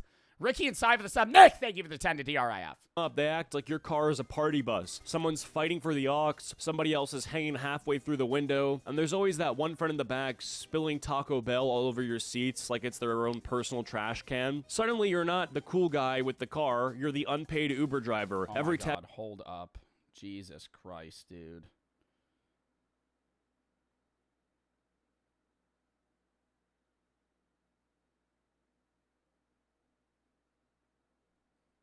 Next is just, bro, can you pick me up? We need a ride. Like, damn, I didn't get this license so I could chauffeur half the school. I just wanted to get a McFlurry without adult supervision. Then comes the gas money argument. Every group has that one guy who never pays. You could drive them across the entire state, drop them off at their front door, and they'll hit you with, bro, I'll get you next time. Spoiler, there is no next time. This man hasn't seen a gas pump in his life. And the thing about being first in your group with the license is suddenly you're everybody's servant. Like, you're not their friend anymore, you're their tax. Yeah, that is true. The earlier you get your license, the more you got to drive people around. See, midnight trip. That doesn't change, though. It's not like, oh, you're stuck doing that, but there's always somebody in a friend group that's usually like a designated driver or somebody that drives people most of the time. Also dependent on the car you have. If you want a life hack, get a smart car. Get a 2-seater smart car, then nobody's going to ask you to drive them places. If you get like a fucking 6-person SUV, all of your friends are going to want you to take them places. to Taco Bell, guess you're driving. Someone's crush lives 20 minutes away, you're driving. Someone wants to just cruise, guess what? You're driving. Meanwhile, your tank's on empty and you're praying your parents don't notice you burn through half a paycheck in gas money. And late night drives are their own horror movie. Everyone's laughing, music's blasting, but the second you get pulled over, all your so-called friends just turn into lawyers in the backseat whispering advice. Bro, don't admit anything. Just tell him you're speeding because your grandma's sick. Like, shut up, man. You're the reason I missed the stop sign in the first place. Here's the thing nobody tells you. Once the hype dies down, you realize that driving kind of sucks. Like, yeah, you've got the freedom, but now you also are stuck dealing with the absolute worst people on the road. You've got the guy who thinks turn signals are optional, the lady going 20 and Dude, I've low-key done some shit like that. Not to the point where it was that dangerous, but I've, like, borderline missed an exit, and, like, the next exit to where I'm going is fucking 10 miles down the road. And if there's not a lot of people on the road, I'm hitting a quick 70 to 0, hard pivot right, and then just fucking rip the exit. the lady going 20 in the fast lane, and of course, the dude in the lifted truck who takes it personally if you merge in front of him. And don't even get me started on traffic. Like, nothing humbles you faster than sitting bumper to bumper for 40 minutes to go 3 miles. You're sitting there like, wow, I really begged the DMV for this privilege. Parking lots are war zones. It doesn't matter if it's Walmart, Costco, or some random strip mall. People will straight up cut across 10 spaces diagonally just to beat you by 5 seconds. And there's always that one psychopath who backs into every spot like they're rehearsing for NASCAR pit crew tryouts. Once you get sick of borrowing your parents' minivan, reality hits. You gotta buy your own car, which sounds awesome until you realize every option is either insanely expensive or complete garbage. Like, it's either a Yeah, you're either going to get something that's reliable. It's really hard to find, like, a semi-cheap or, I guess, reliable car that's not, you know, $40,000. Like, if you're getting a used car for $10K, a lot of the time it might run well for the first few months, and then you're going to have, like, your transmission be shot. Or something's going to fucking break. You need to change your tire. Well, a lot of the time, if you get it from a dealership, they're going to give you new tires. But you'll have, like, your brakes give out or something else that's just not going to fucking work. A Honda. Yeah, a lot of the time, dude, some people getting, like, a used Honda Civic with 230,000 miles on it. That fucking engine's going to fall out of the fucking car. But I mean, like, what else do you get? Swifty, thank you for the 3. What are you either going to paper cut every time you turn a page or bite your tongue every time you eat? Probably paper cut. Lady and Chris, thank you for the tier 3 sub. TTV, Ali, and Joel for the sub. Taha and RLS, Ivan and Sai for the sub. Nick, thank you for the 10. brand new car that costs more than your entire net worth, or a 2003 Honda Civic with 280,000 miles and a quirky rattling noise that definitely means the engine's about to explode. And the seller is always the AC doesn't work. Dude, I feel like every time a car reaches like 200,000 miles, the AC gives out and it makes like a weird sputtering noise. Like was there a dead rat in the fucking car? What is that? Like it's a hidden gem. Like, oh yeah, it runs great. Just don't roll down the windows or touch the AC, and make sure you... I'm sorry I timed out the kid spamming Marlon DM'd you. I'm in the middle of the video. I'll check in a minute. Keep a jug of coolant in the trunk at all times. Bro, that is not a car. That's a time bomb on wheels. Insurance? Forget about it. That's why I threw it in sub only. The government basically looks at you, a 17-year-old, and says, yeah, you're definitely crashing within the first 6 months. Oh, is this a turn right here? Shoot, crap. Everyone hang on. I'm sorry. I love you. I love you so much. I'm so sorry. They charge you like $400 a month for the privilege of driving a car that barely starts. And when you do finally buy one, it's not freedom. It's another money pit. Oil changes, tires, random lights popping up on the dashboard. It's like you're playing whack-a-mole. You think you're buying an independence, but in reality, you're just signing up for permanent debt. So yeah, getting your license is hyped up like it's the key to freedom, but it's really just the start of a whole new headache. First, you traumatize your parents, then some guy in a polo shirt makes you parallel park, then you get judged by a DMV executioner with a clipboard, and eventually you go broke from gas, insurance, and your friends mooching rides. So yeah, getting your license is just your first subscription plan to adulthood, and trust me, there's no cancel button. Thank you guys so much for watching. I hope you enjoyed all my videos. I don't know. I still think it's an overall net positive to be able to get a license. I think there are a lot of downsides, but I don't think it's something that it's like, oh, this should be dreaded, you know. That was a fun video, though. Avery for the sub. Little, thank you for the fifth rate of 15. Feeling for the sub. Sewer for the 3. Found out I'm pregnant. Is that good? I don't know who to tell or talk about it. I'm so scared. I can't really help you with that. That's a very serious thing. So, you know, I don't know you. I don't know your family. I don't know what you plan on doing with that. But I hope you're all right. I'm sorry that you're scared. Ty, thank you for the 25. Type 1 diabetic, I feel obligated to donate. Well, thank you for the 25. You don't need to feel obligated. All right. I got to go piss real quick, then we're going to hop into the next video. Chat, coming on 30 seconds. Take it out of sub only.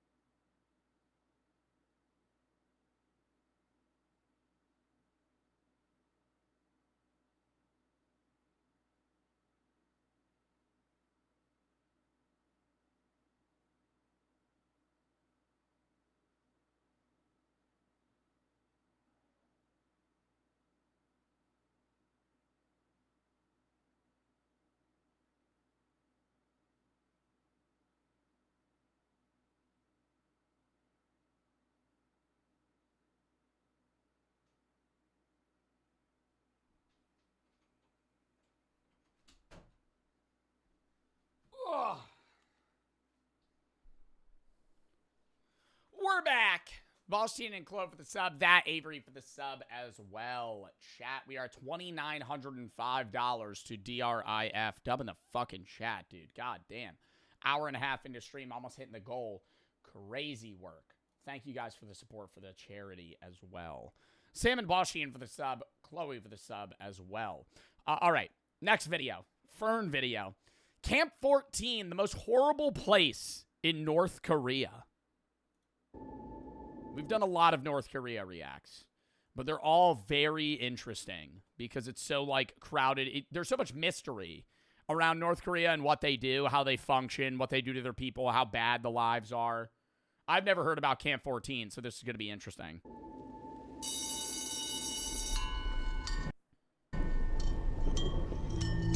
Class is about to start for these 40 school kids. Like every week, the teacher starts searching everyone's pockets. This time, he finds something on a little girl. 5 kernels of grain. The teacher snaps. 5 kernels of grain? They're searching their pockets before school starts. 5 kernels of grain is bad? Like rice? And commands the grain like wheat. Girl to come up front. She has to kneel down on the hard concrete floor. With a wooden stick, he strikes her on the head. Again. On the head? And again. And again. And again. Her classmates watch in silence. The beating goes on until the little girl collapses. Afterwards, her classmates carry her home. The same night, she dies. What?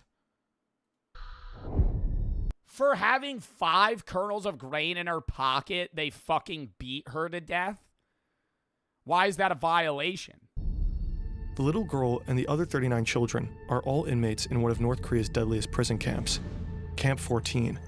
Oh my God, no, we did hear about this in the Johnny... We didn't hear any specifics about it, but we heard about the camp, the Johnny Harris video, where you could see the camp and the outlines of it.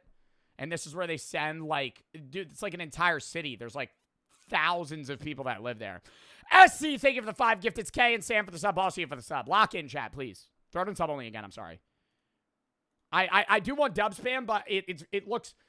From the outside perspective, when people spam dub when we're watching a video, if this ever makes YouTube and people are like, oh, why is there dub spam when we're watching a video about a child getting beaten to death with a stick for having 5 grains? You know, I think there's a time and a place. Susan, thank you for the 100. And Alex, thank you for the 100 as well. To the fucking DRIF charity. Had to do it. Thank you for the 100, Alex. And Susan and Caitlin, thank you for the fucking 100 as well. Now that's a dub. We can pause here. I'll take it out of sub only, but I'm just saying, like, there's moments where we're, like, talking about something serious and somebody gifts subs, and then chat's just spamming dub, and I'm like, this looks like chat is, like, happy that this is happening. And it happens all the time. We're watching something serious and people are like, oh, dub for the gifteds. But I'm like, oh, no one knows that subs were given. It just looks like chat spamming dub that somebody got murdered. So Veronica, thank you for the 10. Charity means a lot to me. My grandpa died before I was born due to him struggling with diabetes. I'm sorry to hear that. What are you going to be for Halloween? Don't know yet. But thank you for the 10, and I'm sorry for the loss of your grandfather. And Susan and Caitlin, thank you for the 100, and Alex for the 100 as well. Chat, we hit the goal, the final goal for the charity stream already, $3,100, $3,115. We will do a TikTok dance on stream. It's not showing because it was the current goal. We're not going to do it today. But we will do, as promised, a TikTok dance on stream. We will learn one. Dead by Day, thank you for the 100 to DRIF as well. Thank them if you got a sub. Thank you for the fucking dono, Dead by Day. Sorry, I went to default mode there for a second. RV for the sub, Anonymous for the 10, and Dead by Day, thank you for the fucking 100 to DRIF. Appreciate the fucking dono. It's going to be going to a good cause research for type 1 and type 2 diabetes. Dead by Day, thank you for the fucking 100. Anyways, we'll do the TikTok dance maybe Sunday. If not, we'll do it before we leave for TwitchCon, for sure. What dance do we want to do? Because then I'll find a video that's like a tutorial so we could do it then. And then we'll hop back into the video. Check the DM. I already responded to Marlon. Please shut the fuck up about that. I'm sorry. It's just the spam is unreal. It has nothing to do with the charity, nothing to do with the fucking video. It's like, dude, you're literally typing 100 times Marlon DM'd you. I responded to him. I would love to collab with Marlon. I think he's a great creator. It's just, you're fucking spamming in my chat. Like, unreal amounts of spam. What did he say? He just wanted to collab. Like, I appreciate people letting me know, but then it gets to a point where they're like, you're typing it 150 times when I already said I responded. All right, what TikTok dance would we want to do? The Renegade? Bro, I got to do something that's newer. What's like a new TikTok dance that's good? The sexy dance? Sexy Dexy? What is sexy Dexy dance?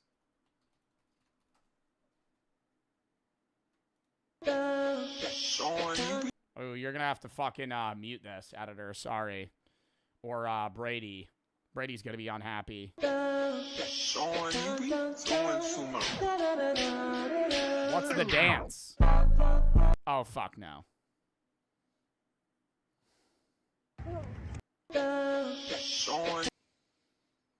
Oh, fuck no. I feel like I could already do that, though. It's, what is it called? It's the Tyla dance TikTok.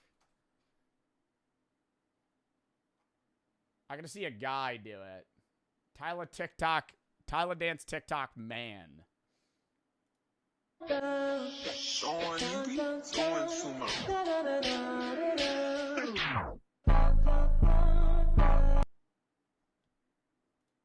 If you watch this, I'll be praying for you. You like the pit vibes? You like the pit vibes? Buddy, I'm trying to learn the fucking Tyla TikTok dance, pal. I'm gonna be fucking praying for you, fucking. Yo, I'll be...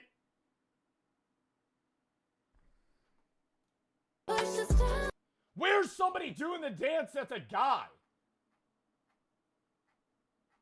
Is there no guy that's done this dance? Fucking hell. What the fuck? No, what the fuck? The gnarly dance, cat's eye? Do cat's eye milkshake. Cat's eye milkshake dance. Do it again, Griffin. Oh, come on. I just did it like 5 times. Do it. This isn't it. I'm home.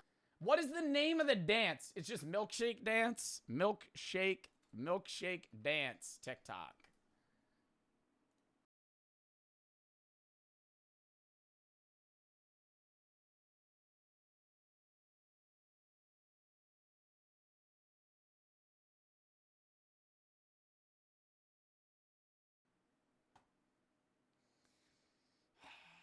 You think I could move like that, though? You think I could move like that? My milkshake brings all the boys like, to the I don't think I can move that quick. My milkshake brings all the boys to the yard. Is this sped up? It's better than yours, damn right. It's better than yours. I could teach you, but I have to charge my... Oh, god damn, dude. I feel like that's going to be hard. All right, what's one more, and then we'll do a poll between them. It's the Tyler dance, the milkshake dance, and then what's the other one that everybody was spamming? Are you high? No. Gap ad? What do you mean Gap ad? That was an ad for Gap? It wasn't an ad for Gap. Sexy Dexy. Sexy Dexy. Sexy Dexy TikTok. Isn't that the Tyler one? Sexy Dexter. That's a little too sexy. Bro, this is... Is this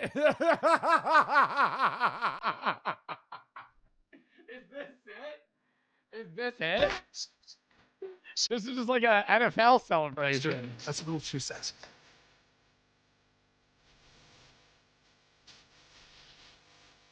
That's not it.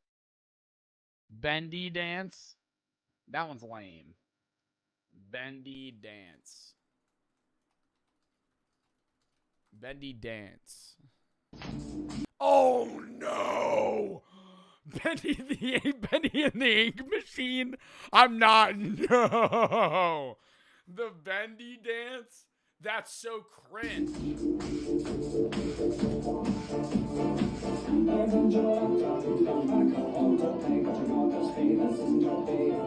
Bro, it's not even dancing though. It's just randomly move. There's no set bendy dance. That's just I have to dance to the bendy song. I think this is the original. Should we critique Trevor and take notes? Late presents. Here we go. You memorized it. Oh, wow.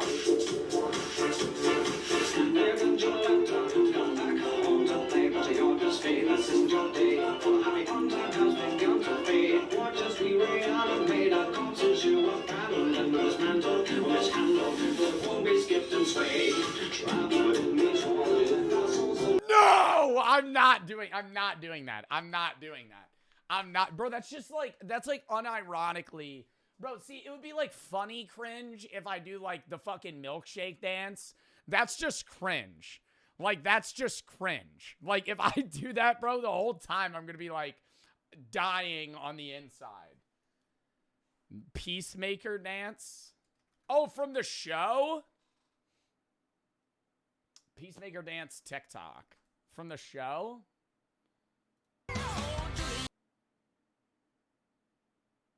But is that even I feel like that's like a Fortnite emote. Is that even a show that they do? Nah, it's gotta be cringier. That's kind of like a cool dance. Cough dance? No, that shit's lame. I watched that one guy do it on TikTok. Oh, God. Sugar on my tongue.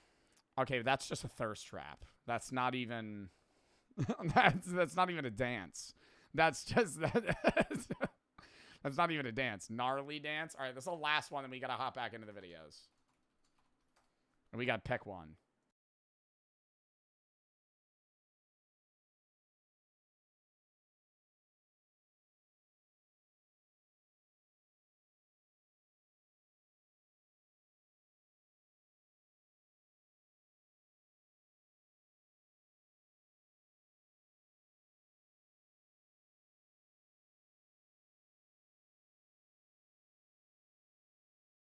Bro, that's like a 2-minute dance. It's got to be like 10 seconds, bro. The bendy one. Bro. Miku dance. There's a Miku dance.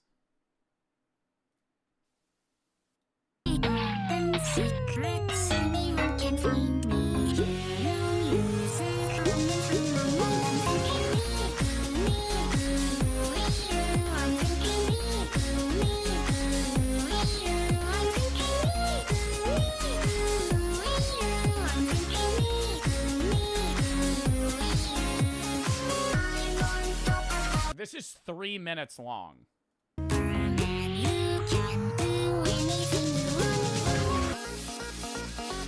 Bro, it's got to be a TikTok dance, bro. Brazilian what? Brazilian, what was that? Soda pop?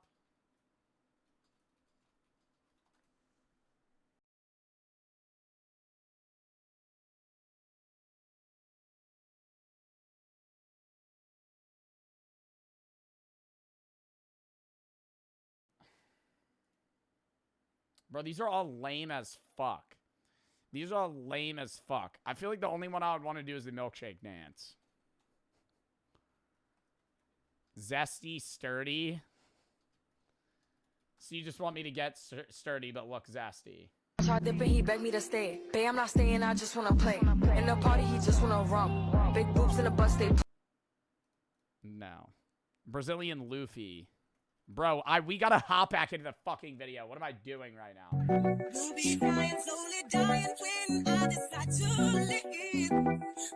E pra começar o final de semana no traje vou ter que tá chique bacana. Forte, forte, se não tá de What the fuck is that? That's not even a dance. That's not even a dance, bro. That's just him. He's sticking his tongue out and just fucking moving weird.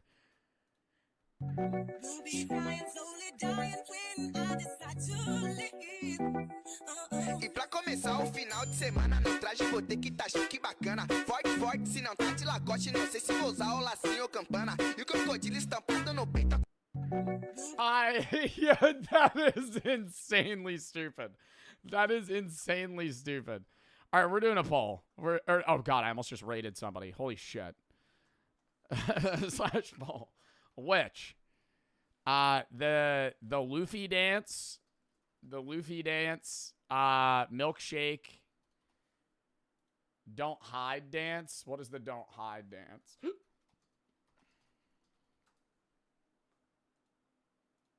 Some dick on side. Come on, don't touch that duck, that's mine. Come on, baby, throw the shit back, don't hide. Come on, don't hide. Oh, not some dwerk shit. I'm not dwerking. I'm not dwerking. I'm drawing the line at dwerking.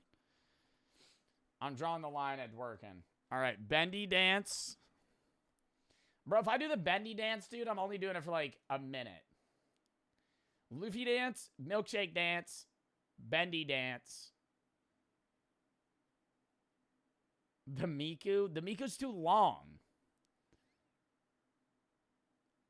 All right. All right. Vote on that.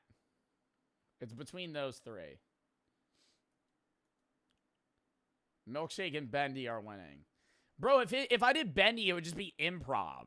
Because there's no set Bendy dance. Like, that kid, he maybe, like, choreographed it.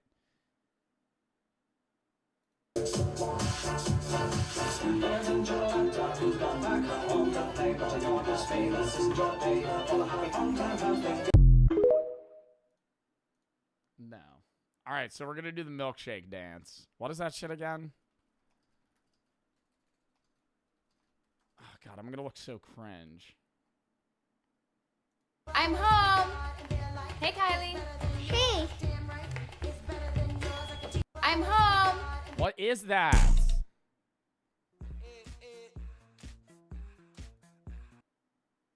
Jersey Joe did it. Jersey Joe did the milkshake dance. You think he'd teach me? My milkshake brings all the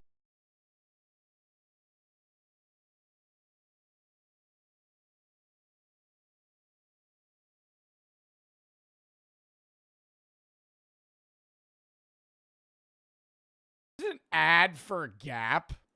Who the fuck shops at Gap anymore?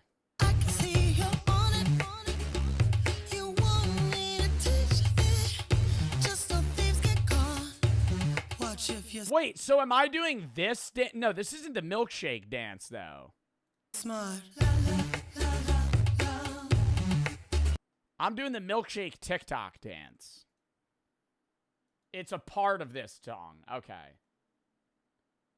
Milkshake. It was the original one that I showed. This one. My milkshake brings all the boys to the yard and their life is better than yours. Yeah, it's like 15 seconds. I could fucking learn that shit. All right. That's not it. No, that's the right one. That's the one that every.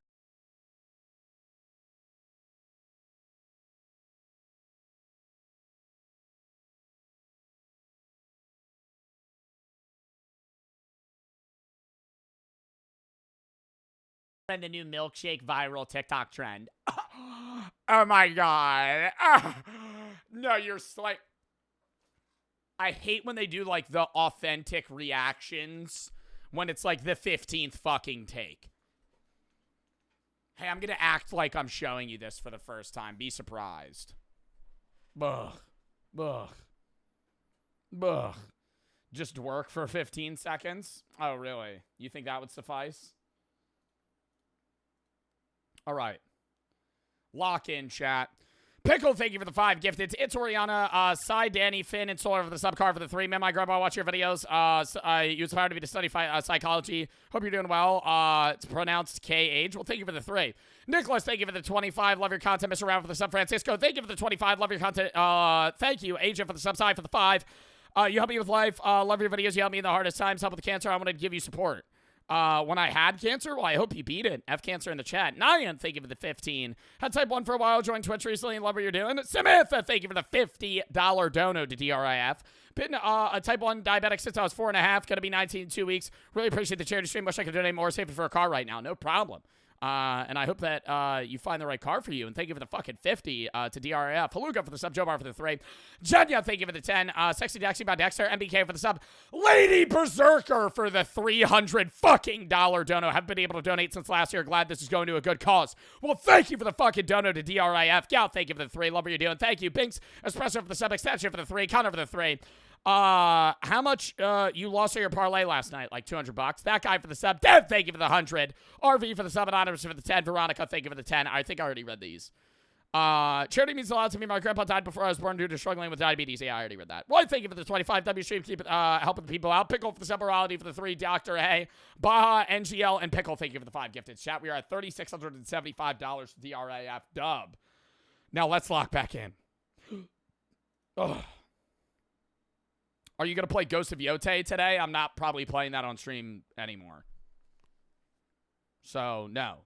Today's reacts, maybe a bit of Battlefield, but probably not, because we have so many reacts that we need to get to. Tomorrow is going to be Block Wars at 2. I'll be live at 1:40. Might do Battlefield after that. So, if not, we'll do it Tuesday. Sunday is going to be reacts in the Trick or Drink with Brooke. Monday, we're going to be doing all of Little Nightmares 3 with Chris. Tuesday's going to be a random game day. Battlefield, maybe Clover Pit, fucking Backyard Football, a bunch of random shit. Maybe some horror games. Wednesday's going to be reacts, and then the backseat drivers with King Wolves. Then I'm gone for 5 days for TwitchCon, streaming one of them for Rivals event for a GeoGuessr event. Then we're back streaming nonstop until Halloween, and I will be doing another charity stream October 30th for breast cancer. Lock the fuck in. I'm stars for the sub. Lock the fuck in. Lock the fuck in. Ugh. Back to this. Inmates in one of North Korea's deadliest prison camps, Camp 14. Wait, I gotta write down Milkshake Dance.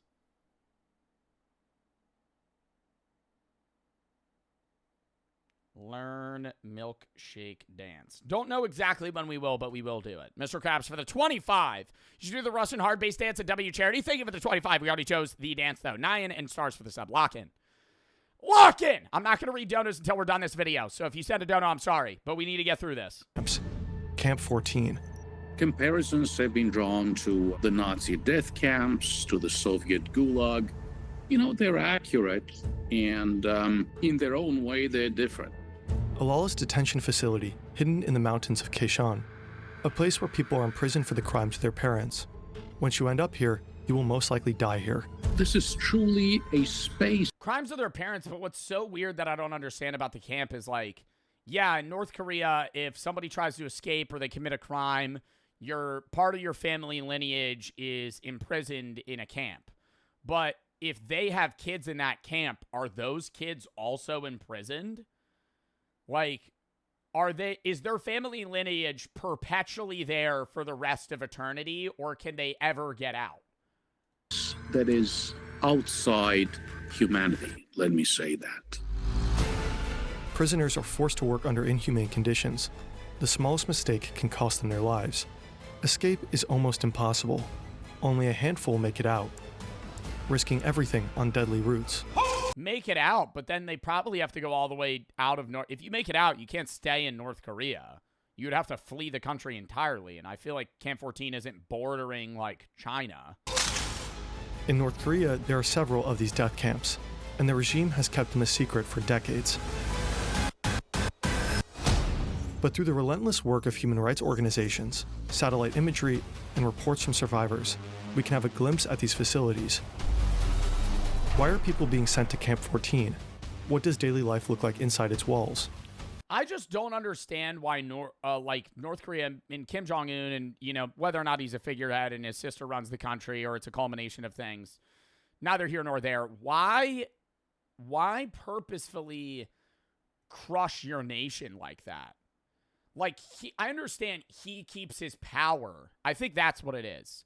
If he keeps his nation in, like, an impoverished state where the majority of people are either imprisoned, starving, or dirt poor, he can be rich. But, like, if he actually tried to even still keep it a dictatorship, not be a genocidal dictator, and actually run his country in a normal fashion, wouldn't that benefit his own people and therefore him as well? I think it's like he would rather be, it's better to be feared than loved, is what he's saying, right? I think that's kind of the mindset. Who said that? Another dictator said that. It's better to be feared than loved. Who said that? Machiavelli. But it's like, why? That's the route he's going down because it keeps him in power. But it's like, dude, your nation and you, I feel like he would be more rich. Even if he was less powerful, he would have access to more shit.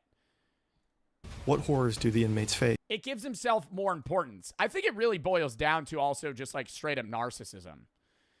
Because he needs to be the center of his entire nation. And if his people are prosperous, then that he's not the guy they bend to. And how do people actually get out?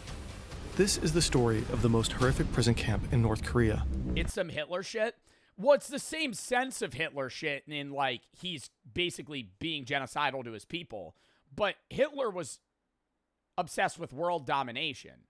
Kim Jong-un's not obsessed with world domination. Kim Jong-un cyclically develops nuclear powers and fucking scares other countries till they defuse the situation. He steps back a little bit and he gets aid, right? And he kind of just does that over and over again to farm wealth for himself and his higher-ups, but still keep his people even like well below the poverty line, like dying poverty line.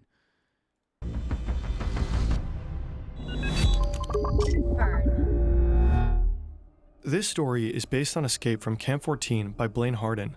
One former prisoner of Camp 14 later changed parts of his story. Every time you see this symbol, it marks those revisions. If you want to know more about the exact changes and the reasons behind them, we recommend reading this article.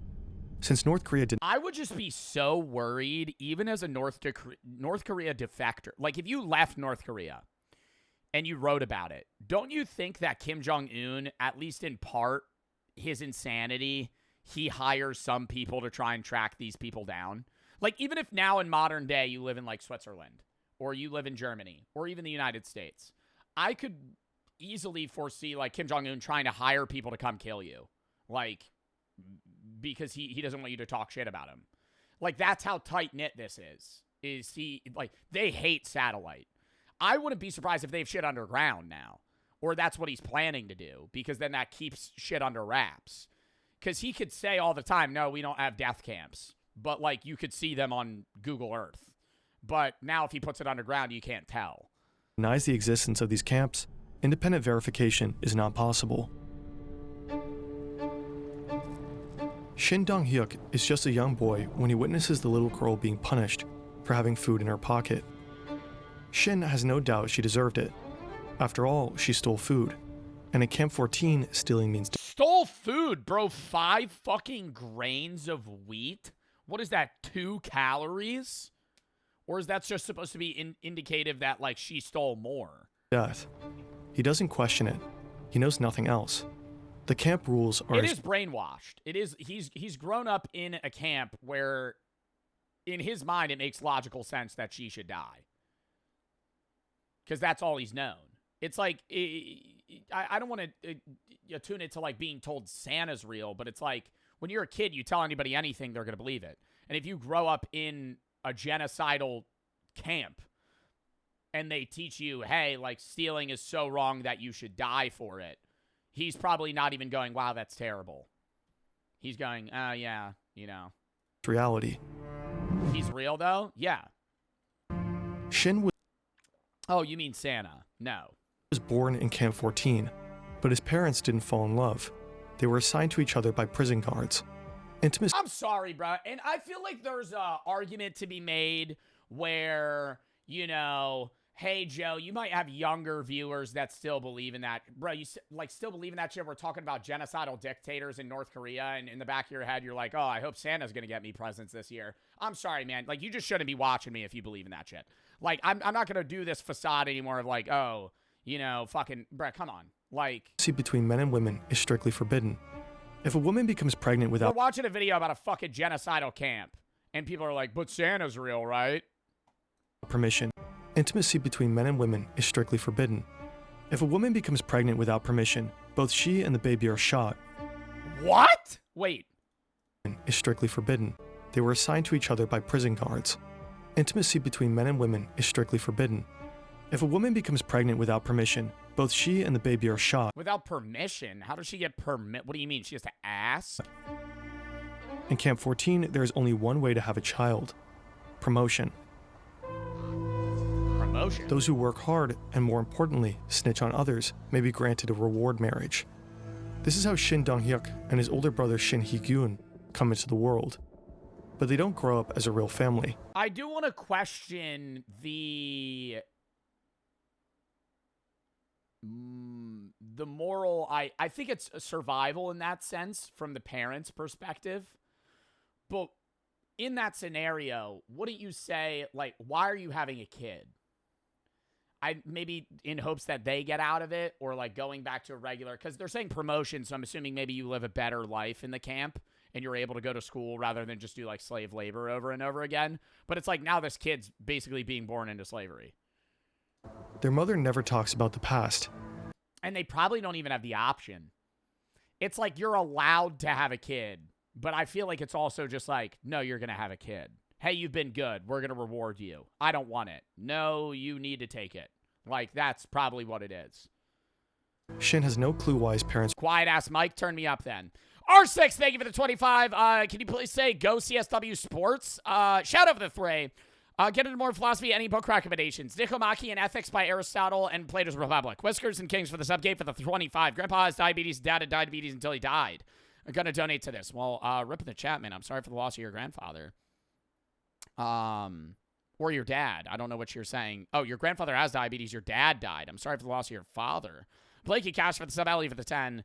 I have a dead possum. What now? Potato for the sub. Jeremy for the 10. Joe the goat. Mr. Krabs for the 25. I already read that. All right, lock in. Were imprisoned, and their mother never talks about the past. Shin has no clue why his parents were imprisoned, and it probably wouldn't matter anyway. Oh, but he does know that they're in a prison camp. It's all about suspicion. You know, you don't have to be an anti-regime character.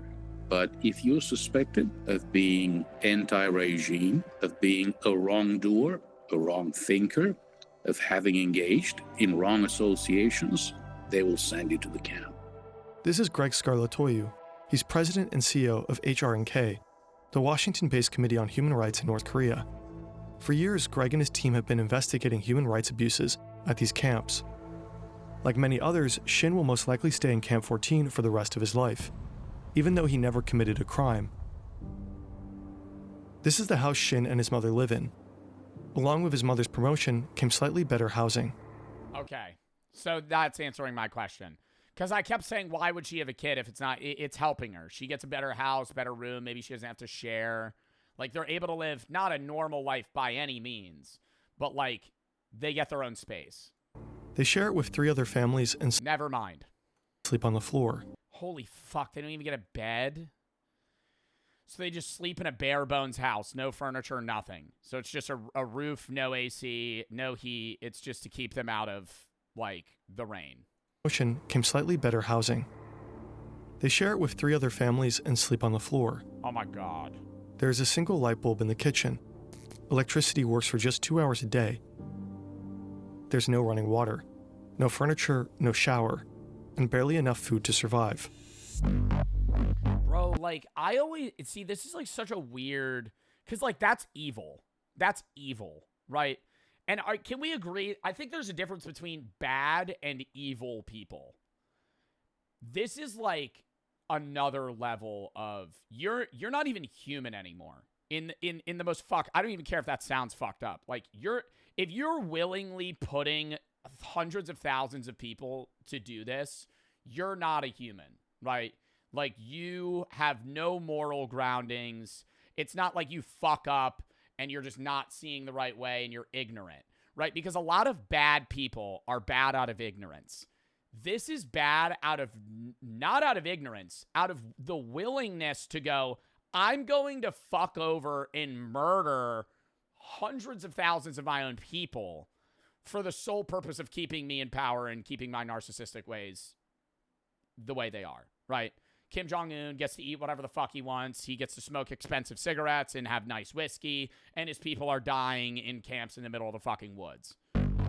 The building is part of a model village. Like, how do you do that? I don't know. Like, I understand he wants to keep himself in power. It's like you could still be the leader of North Korea and not do this to your people, man. One of many. Camp 14 is estimated to And then they open, and then it's just so weird. Like how they opened tourism for like a week, and then all these vloggers came, and they were like, yeah, this is fake as shit. That's clearly guided. And then they immediately close it, right? It's because like they're trying to get tourism maybe for money, but I feel like it's propaganda. Like in a weird way, it's like we need to convince. And is that not telling that what they're doing is wrong? Like that's how he knows. Because he's going, we're putting people in camps. We don't want them to know that we keep our people in camps. So we're going to do guided North Korea tours to make it seem like our country's amazing so people don't attack us more. Like, what the fuck? Over around 150. Israel's just as evil? Well, what's going on in Israel is also fucking insane with Netanyahu and the bombing of fucking Palestinians and shit, and they fucking bomb, hospitals and stuff. And people always get mad in return and be like, well, Hamas is under the hospital. You know nothing about that, Joe. Oh, my fucking God. So, it's okay to bomb innocent civilians then. Yeah, it's a tough situation if that's true. Okay, but that doesn't mean you just fucking go right for the hospital. Well, the U.S. did it in the fucking war in the Middle East. That doesn't make it okay. 3 square kilometers. I'm going to have that take. I haven't talked about Palestine and Israel in an extent in a while, but we've done PCRF charity streams and other stuff. Oh, get the fuck out of here. I think like 2 years ago, there were people that were like trying to defend it. I rarely see people defend the Israeli state and what they're doing against Palestine today.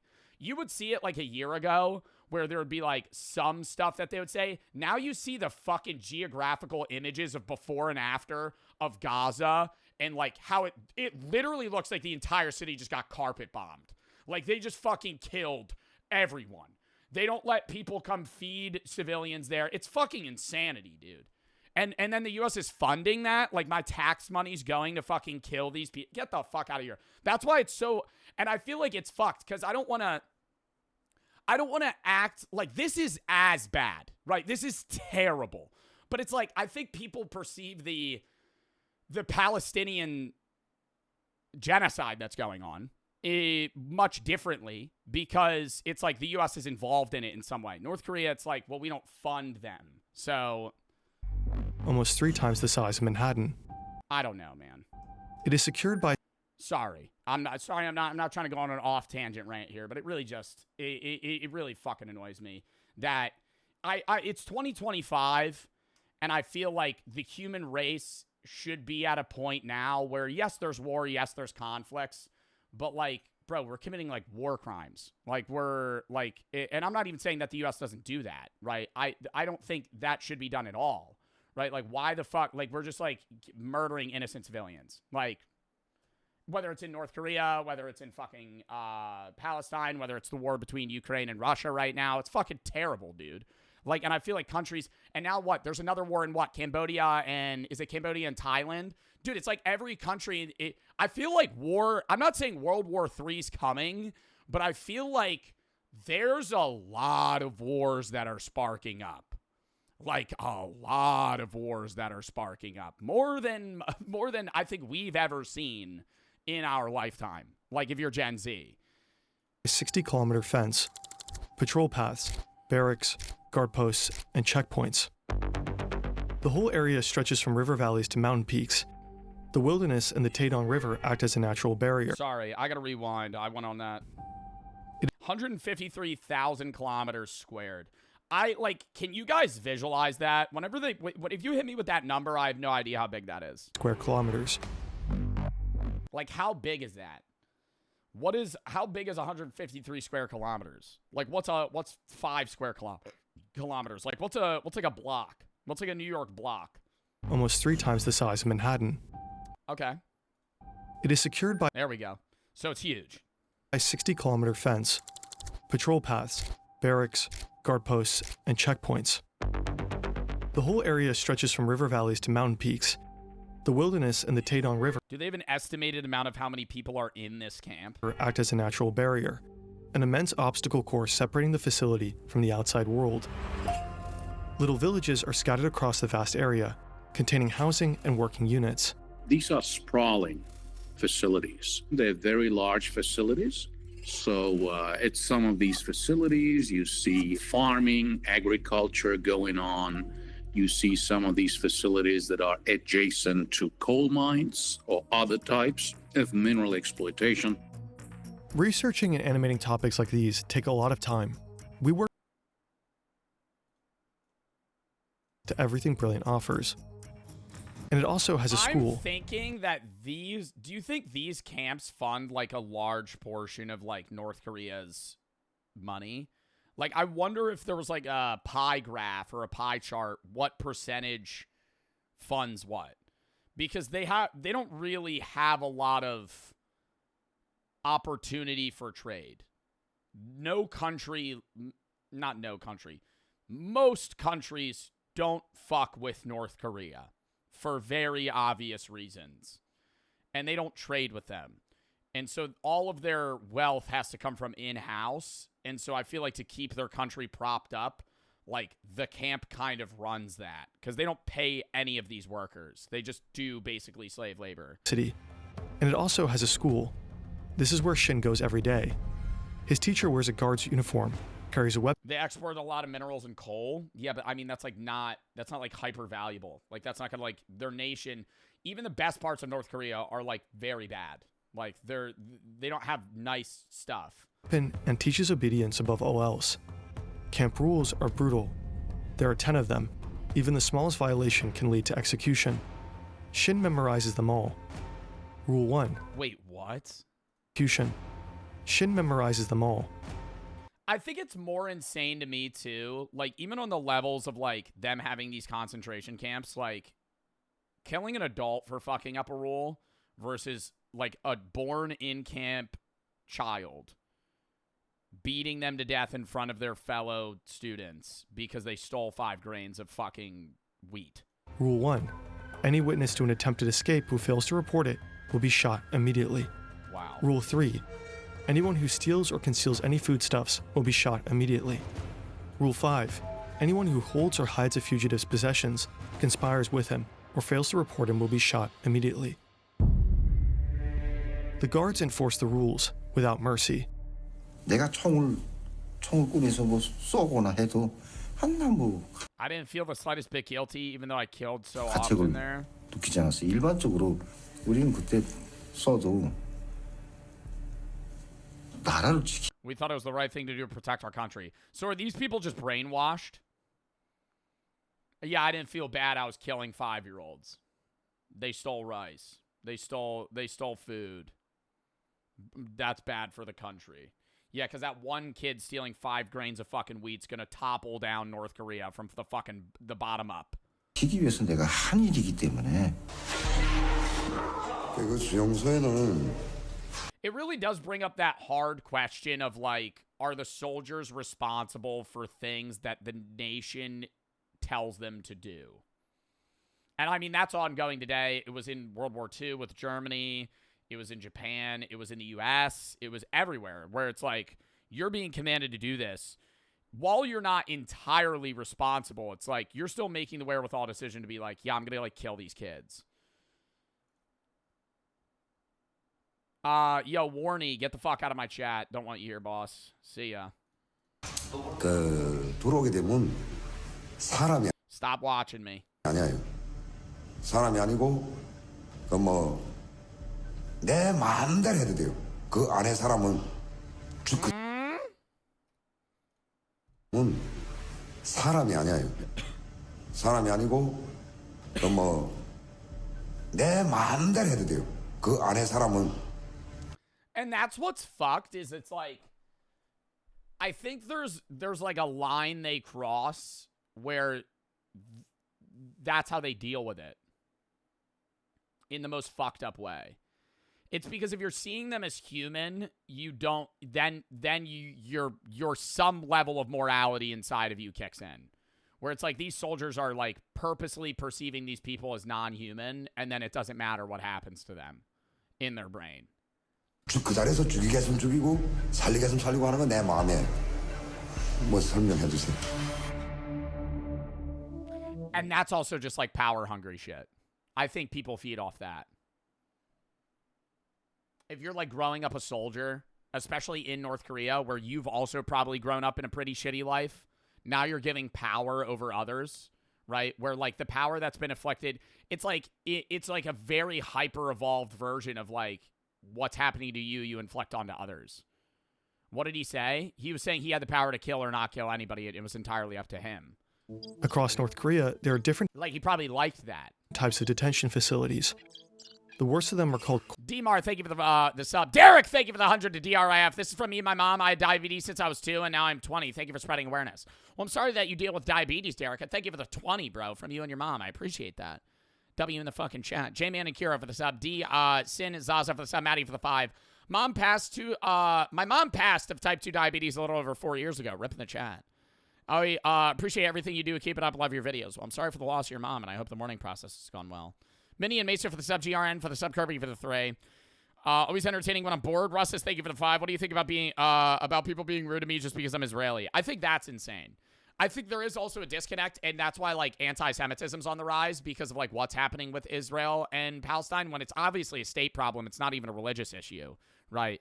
And now people are extending that. That's also just the lack of mental knowledge of individuals, where they see somebody that's Jewish or they see somebody that, like, it's different in your case. I'm just kind of rambling about something else because you are saying you're Israeli.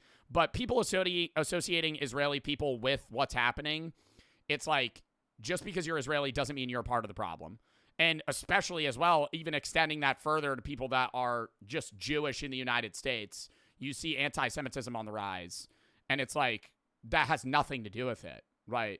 That has actually, like, being Jewish, that, like, I understand that's kind of related with, like, what Netanyahu is saying and why all of this is happening in the land and how that relates back to, you know, the Old Testament or whatever. But it's like, people are being anti-Semitic towards Jewish people when they're not, you know, the reason this is happening.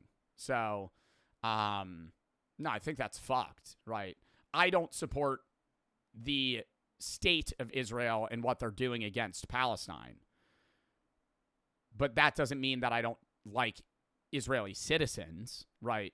Or Jewish people, right? That aren't even Israeli necessarily, right?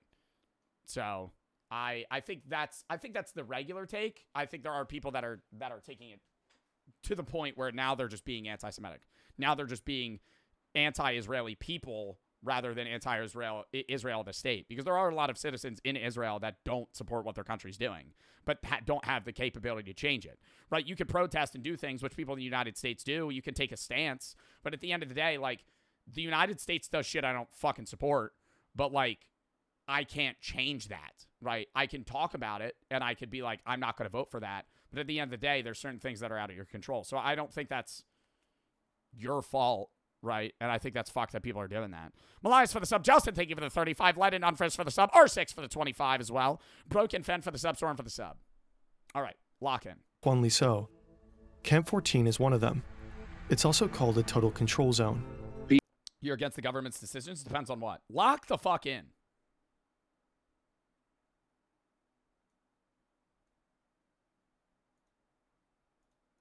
Camp 14 is one of them. It's also called a total control zone. People never get out of those. You know, they just waste away.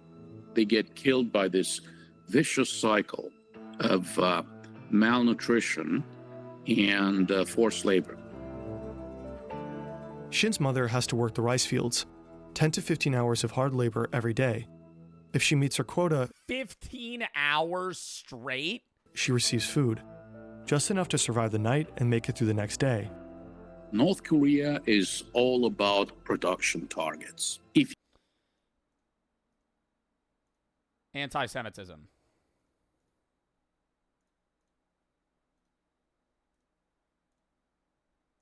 you don't meet them, and probably you will not meet them, you'll get less food, more work, less food, more work, and that's how you waste away and die. That's, you know, the truly tragic story at these camps. Like, doesn't that relate to what this video is right now? Like, some kid in my chat just said, are we not recognizing what the Jews did in the past? Buddy, are you seeing, like, I mean, this is different in North Korea's stance because people are being in prison for literally nothing. But regardless, you're going to hold somebody responsible for something their ancestors did and say that now that makes you have the right to be anti-Semitic towards those people and try and say that they deserve to die. You're insane. From the moment Shin starts school, his life is split between the classroom and hard labor in the coal mine. Long workdays. All right, lock in, bro. I'm done talking about that right now. I want to watch this video. From the moment Shin starts school, his life is split between the classroom and hard labor in the coal mine. Long workdays are made worse by a constant gnawing hunger. Before school, Shin often eats his mother's portion while she's still out in the fields. She beats him for it, but he does it anyway. To him, she's not a source of love or care. She's a rival in the fight for every meager scrap of food. Wow. This is Shin's meal, served 3 times a day for his entire prison life. If he makes a mistake, his portion is cut in half as punishment. Sometimes he and the other inmates catch rats, the only source of meat in Camp 14. For Shin, this isn't as much as a nightmare. It's normal life. He has never seen the world beyond the barbed wire.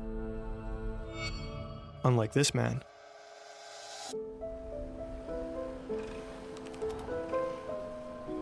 Kim Young is in his mid-40s when he's brought to Camp 14. He knows the world outside very well.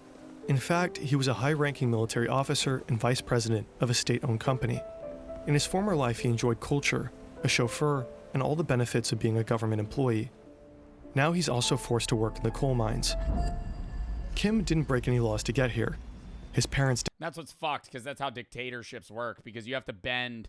You can't just be an you can't be an all-ruling dictator without people below you.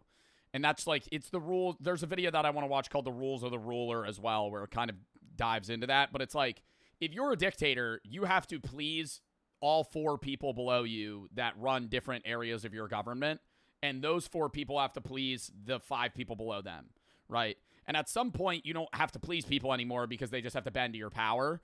But you have to keep people in power happy, otherwise they will turn on you. So that's why Kim Jong-un never gets turned on, because he keeps the people right below him happy, because they lived a shitty life. He brought them out of it and said, hey, if you just follow my rules and do what I do, you'll have power, you'll have a chauffeur, you'll have a mansion, you'll have a nice wife, you'll have this and this and this and this and food and cigarettes and weed and fucking whatever the fuck they want, right? And they'll go, okay. And so they'll just do whatever he says. In North Korea, this form of collective punishment is called yunjoje, guilt by associated minds. Kim didn't break any laws to get here. His parents did. In North Korea, this form of collective punishment is called yunjoje. Wow. Guilt by association. Up to 3 generations can be punished for crimes of family members. When Kim was a child, his father and brother were accused of spying for the United States, enough to execute them. After that, Kim was brought to an orphanage under a new name. It took more than 40 years until someone found out about his true heritage. Even Kim himself wasn't aware of the supposed crimes his family allegedly committed. And that's insane. He didn't even know. He didn't even know. Oh, sorry. No, now you're going to fucking get stripped of everything. There's absolutely no judicial process. This is extrajudicial punishment. They'll just, take you away in the middle of the night, together with your family members. You just disappear. That's how it goes. 대낮에 잡아가는 건 없어요. 다 밤에 그냥 원래 그냥 나 어느 순간에 와서 싹 다 쓸어가고. Without the neighbors noticing. So one day you're just living your life like in whatever, if you're in the city in North Korea or wherever, and then the next day your neighbor just disappears. Wow, and then you just don't talk about it. And it's just like, you know, but it's just unspoken. It's like, oh, he disappeared. We know where he is. 정치범 수용소에 가서도 그 가족들은 우리가 뭘 잘못해서 왔는지 그걸 모른다는 거죠. Fear is the most powerful tool for prison guards to keep inmates in line. During Kim's time in Camp 14, a total of 25 inmates are executed. One day, he witnesses a fellow prisoner being killed for collecting chestnuts that had fallen from a tree. Kim's chestnuts that had fallen from a tree. Were they even being used? Spends most of his days underground. Hours and hours of endless work with no sunlight and no mercy. Kim struggles. He's never faced labor like this before. Mistakes are inevitable, and every one of them is met with the punishment of a guard who never leaves his side. Do you think he had like an internal wow moment? Because he was a high-ranking military official. And then now he's being sent to where he probably had to send other people. One day, a guard strikes Kim with the butt of his gun till he falls unconscious. For the next 2 days, he only receives half his meals. After more than 2 months of living like this in Camp 14, Kim decides to end it. Following a long day of work, he steps into the elevator of a mining shaft. The metal cage ascends until it reaches a height of around 2,000 feet. He pulls the safety pin, and the elevator falls. But Kim survives, and the vicious cycle goes on. When Shin is about 6 or 7, the camp's borders shift. Don't do it. Throw it in sub-only mode. His village is merged into the Don't do it. neighboring Camp 18, just across the river. Fucking literally unreal. Daniel, thank you for the 5. My dad has diabetes, that's why I'm donating. Well, thank you for the 5, and I'm sorry your dad deals with that. Hunter, suspicious, resist for the sub. 3ND for the 3. Diabetes runs on both sides of my family. Really scared. Love your videos. Been watching since 2020. Thank you for raising awareness. Well, thank you for the 5. Dresky and 6-7 for the sub. Wation for the sub. Matthew, thank you for the 1,000 biddies. Not the 1,000 biddies. The $100 donation to DRIF. I was diagnosed with type 1 diabetes in March 2025. I want to say thank you for entertaining me through the past year. Keep it up. Thank you. And thank you for the fucking 100, bro, to DRIF. Appreciate that. Broke for the sub, Storm for the sub, Fan for the sub, Derek for the 100. I already read that. All right, lock in. It's said to be slightly less brutal than Camp 14, but for Shin, life hardly changes at all. Oh, he got moved to a different camp over? Shin is 15 and has moved out from his mother's home. He now lives with his father.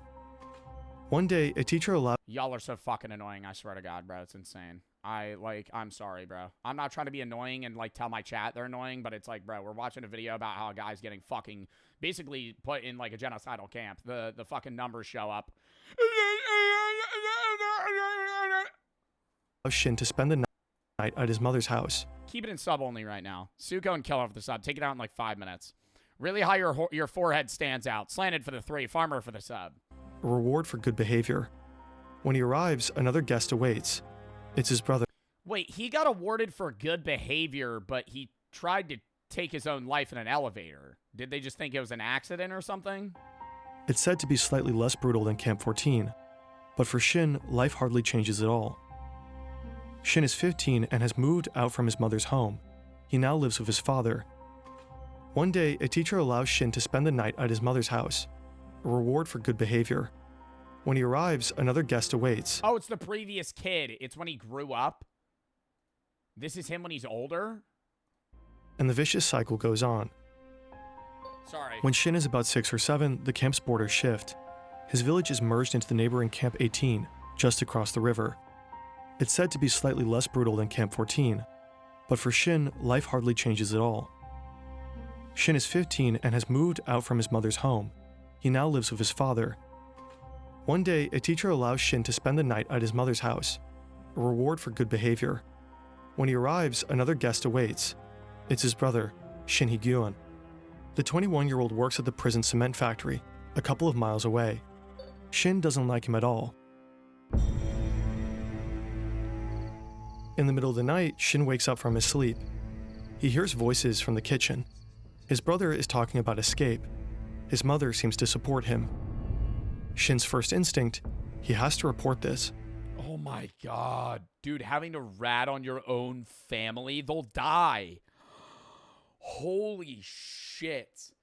Like, I was thinking it in the sense of like, oh, you just see some guy at like your work doing that. Like your own you would have to fucking snitch on your own family. And because, and it's not even snitch on them and like, oh, they'll just get punished. No, they're going to get shot in the head in front of you. And then you'll be like, not even really rewarded. It's just like, okay, you're not going to die. He goes to a nearby dorm room and wakes a friend to ask for advice. The friend urges Shin to tell the guards. They go to the school's night guard on duty and report the escape plot. Wow. Shin also signs a false police statement, claiming he saw his mother and brother commit murder. This piece of evidence ultimately leads to an execution order. Wait, so they had to fucking... Wait, what? So they have to fake that they committed a crime so they could kill him? I thought they were just able to kill him for conspiracy to run. The guards take Shin to an execution site next to the Taedong River. Why are they taking him there? I wouldn't want to go see that. A crowd has gathered to watch. They drag out his mother and his brother. They're killed in front of Shin's eyes.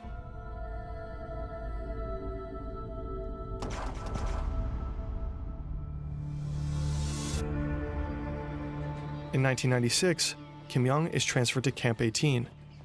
To him, this place feels like heaven. The labor conditions are slightly better, and to his surprise, he reunites with his 70-year-old mother, who is also a prisoner here. But the violence and abuse... 70-year-old mother? I thought his mom just died. Don't stop. One day, he has to witness how guards beat up his mother and force her to do manual labor. His mother is certain they will both... Oh, other guy. We keep bouncing back between people. Sorry, this is the dude that used to be a high-ranking military official. ...labor. His mother is certain they will both die in the camp. Even though it means risking his life, she urges Kim to leave her behind and escape.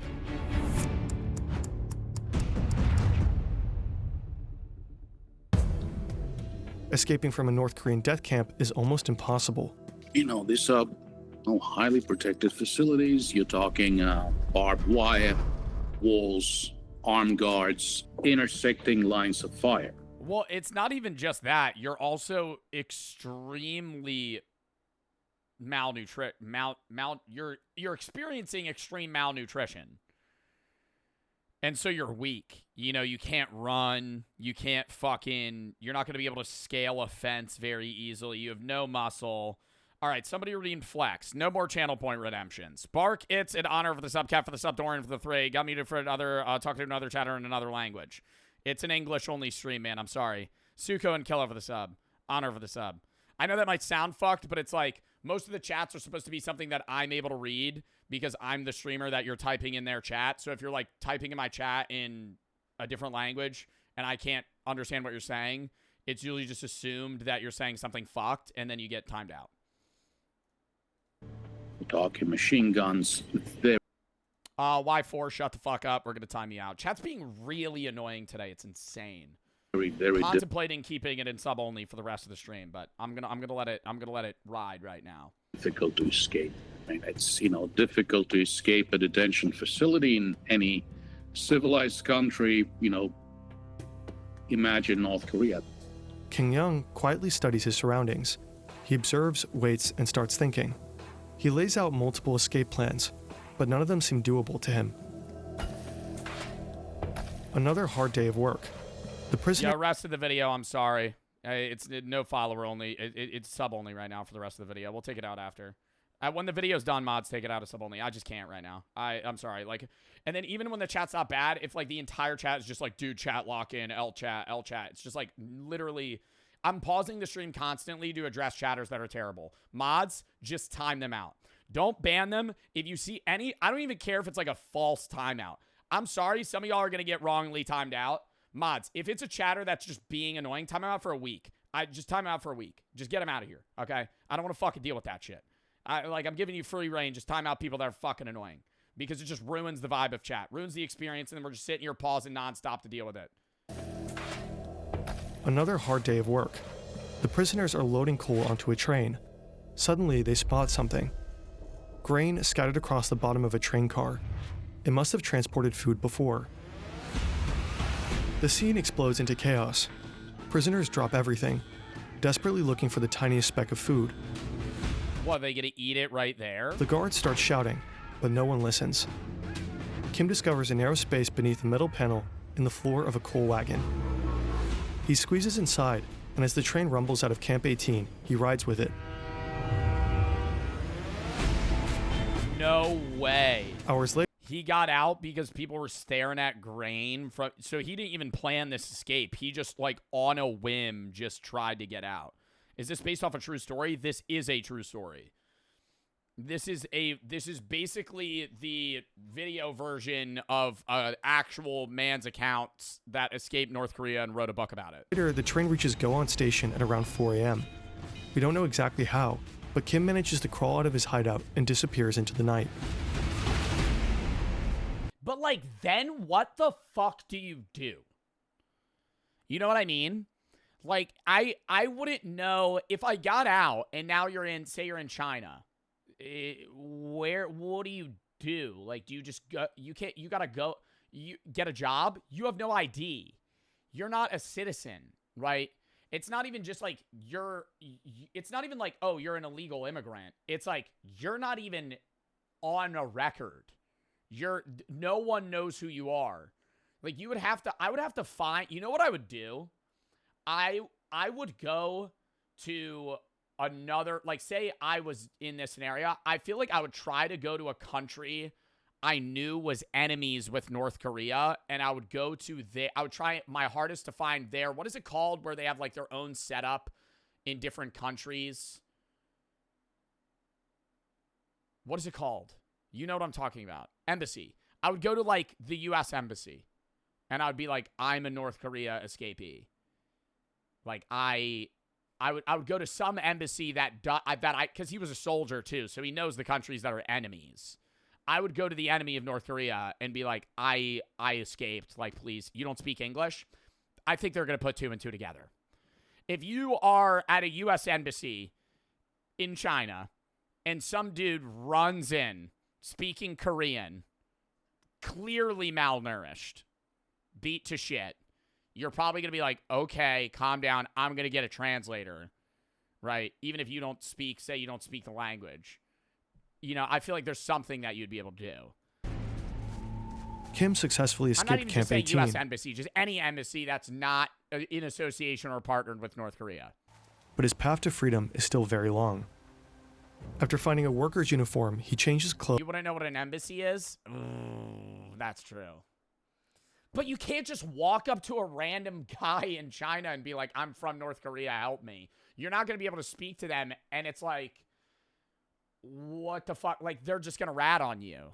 And starts a treacherous journey that will take him many months through China and Oh my god, he had to go all the way to Mongolia? Mongolia to South Korea, where he'll eventually What?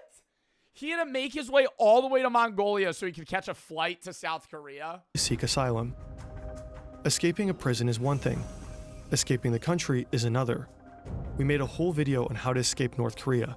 Link is in the description. Yeah, we watched that video. Shin also manages to escape from Camp 18 twice, both times by crawling under a fence. Both times he's recaptured. After a I'm wondering why he wasn't killed if he was recaptured. second attempt, Shin is sent back to Camp 14 and is thrown into a special detention center, a place with only one purpose: torture. I still have the scars of my torture and the burns. Look at my arms. My arms aren't normal. They are bent and deformed. Before His arm is like they snapped it. I was tortured, my arms were straight. When I was tortured, my arms were tied up with a rope and pulled backwards. That made them more and more bent. I'm filled with anger when I stand in front of the mirror and look at my body after a shower.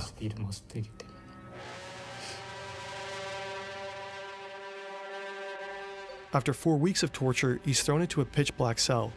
No windows and barely enough space to lie down. There he'll spend the next 6 months. After his release, Shin is thrown back to the general prison population. He has to work in the coal mine, the farm fields, and eventually in a garment factory. This is where he meets Park Young-chul, a man unlike anyone Shin has ever seen.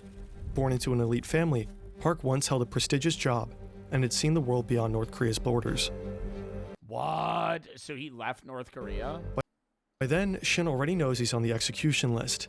With Park at his side, he begins planning what will be Shin's third and final escape. Shin and Park are assigned to do some woodwork up in the mountains, along with some prisoners. They're chopping wood near the outer fence. The camp's fence is around 10 feet high. And how many guards do you think they got for, like, a group of people? Because part of me's thinking, like, you could just rush those motherfuckers, you know? Lined with high-voltage barbed wire. But I feel like, bro, if you got a group of 10 people, they probably got, like, 3 guards. And they're all holding machine guns or rifles.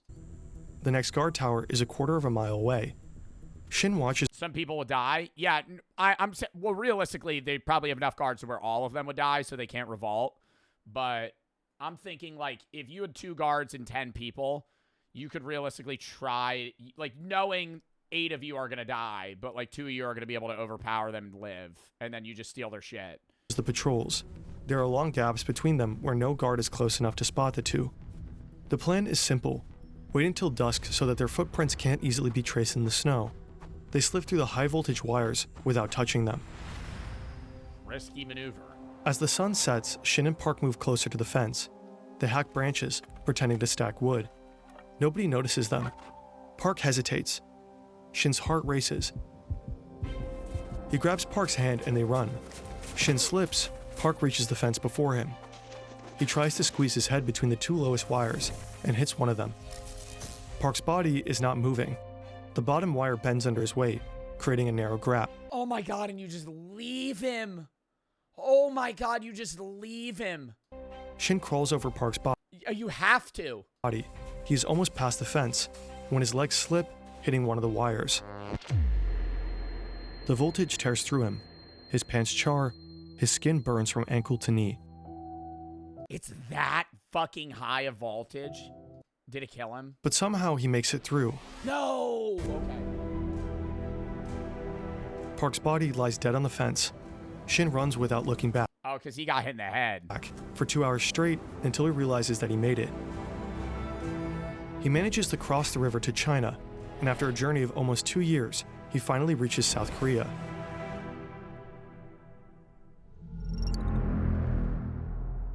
These are all the prison camps that are most likely active in North Korea today. According to Greg Scarlatoiu, Like right now. Like right now. I know time difference, like it's 7 p. Time difference, what time is it in North Korea? It's 8 a.m. There's people in North Korea right now in camps that are like doing slave labor. Right now. Like right now there's probably thousands of people that are actively fucking doing crops, cutting wood, being beaten to death. Fuck, man. the camps are changing, and not for the better. Camps near the border have reportedly been moved further inland, likely to make escape even harder. And some new internal perimeters have appeared, possibly to isolate high-value prisoners. The third development, in terms of infrastructure, evolution and development, has been the creation of watchtowers and what appears to be intersecting lines of fire around the camps that would be meant to basically exterminate those who attempt to leave those camps. For some camps, evidence is even scarcer. There's one camp that we know very little about, and that's Camp 16, 1-6. That's very close to the Punggye-ri nuclear testing facility. And I have spoken with the South Korean nuclear scientists who said, look, we don't believe that prisoners are used in digging those tunnels for the nuclear tests, but it is very likely that they will be, used and abused while cleaning up after those nuclear tests. The Oh my God, what? And then they're gonna like die of radiation. HRNK estimates that up to 120,000 120,000 people in these camps. People are currently held in North Korean prison camps. In fact, as a viewer of this video, you might know more about them than most North Koreans ever will. We have to remember that these people are being tortured and maimed today. They were tortured and maimed yesterday, and the same will happen tomorrow. So, I think it's a matter of moral, ethical, religious, and political obligation to continue to maintain our interest in these issues. This is Shin today. He gradually adjusted to a life in society and became a public speaker and advocate for human rights in North Korea. In 2015, Shin Dong-hyuk retracted parts of his story and admitted to changing certain key details in Escape from Camp 14. The book's author published a detailed statement outlining every change Shin had made.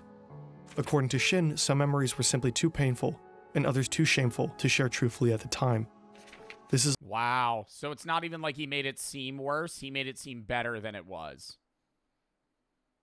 Like one of the edits it showed was that he hated his brother. And so it was easier for him to rat on him. a common reaction for victims of torture, who often cope by suppressing or distorting their accounts of what really happened. Greg Scarlatoiu and others believe Shin's changes don't alter the fundamental truth of his reports. Was Shin Dong-hyuk a political prisoner? Yes, 100%. Okay, he spent some time both at Camp 14 and Camp 18, right across the river. Did he witness the execution of his mother and brother? Yes, he did. So the fundamental elements of Shin Dong-hyuk's story did not change. Shin bears the Yeah, it's like small little additions to each part of the story. scars, physical and psychological. I just don't know how you could physically live a regular life after that. You know what I mean? Like they're very like advocative and they do public speaking work, but it's like always in the back of your mind, you're going to be like, people I knew are in that camp right now. Like, you escaped and now you could live in South Korea, but it's like, there's over 100,000 people that are there still, and they're just never going to get out. Wow. That's a sad video, but I'm glad we watched it. Retro Boss Hamad, thank you for the 5 gifted. Sebastian for the 10. Might not be a lot, most I can do. Well, thank you for the 10 to DRIF. The Shinzo and MNS for the sub. Waffle, thank you for the 25. My dad is type 1. He's on the path of losing his legs. I'm so sorry to hear that, man. I hope there's something that the doctors can do. That one, thank you for the 5 gifted. Thank you if you got a sub, thank you for the 5 gifted. Steph, thank you for the 5. Countries can do that. It's actually fucking pisses me off they're allowed to do this. GG for the sub. Kira, thank you for the 750. Just got off work at Red Lobster. This is all I could give today. I appreciate that. You don't have to say this is all I could give. I appreciate any donation to, a good cause. Fat and Waffle for the sub. I am Issa for the sub. Pyro, Gunnar, Honor for the sub. XR, thank you for the 3. Nobody storming North Korea and shutting down the dictatorship down similar to the end of World War II. What? The for the sub. All right, count me down 30 seconds, shot. I got to piss, then we're going to hop into the next video.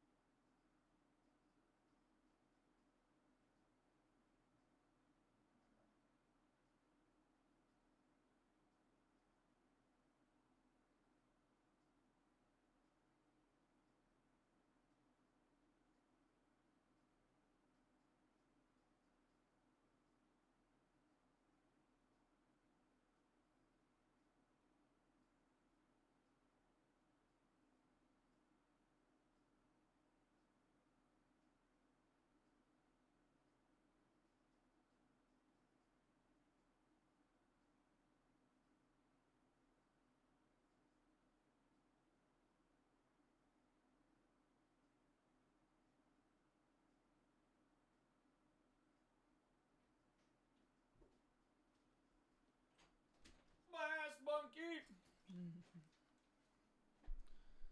All right. NG for the sub. Chat. Now on to slightly less serious videos. We did watch a lot of serious content today, but let's lock in. Also, if you have any videos you want to watch, games you want to play, chat, video, subscribe, game, subscribe. Thus far, a crazy charity stream. We've raised $4,088 for DRIF. Fucking crazy work there, chat. Thank you for the fucking support to the charity. Dylan for the 25. Watch the VOD. You pronounce Nevada wrong, and it really grinds my gears. I'm sorry I pronounce it wrong, man. Nevada. I don't know which one it is. Anyways, we're going to get into less serious videos now. But, yeah, it's React's charity stream today. Tomorrow, Block Wars at 1:40. Tournament starts at 2, though. Maybe Battlefield 6 after. Sunday, we're going to do Reacts and a Trick or Drink video with Brooke. Monday, all of Little Nightmares 3.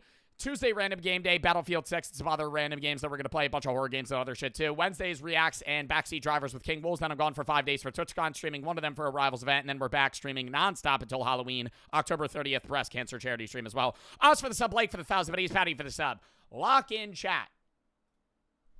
Also, post-stream, I'll donate, I know people are sending bits asking me to donate it, so I'll donate that shit when stream ends, before I end the campaign. But the weirdest movie posters ever made. Lock in chat. Hey, what's up, guys? How are you all doing? Today, we're going to talk about JPEGs.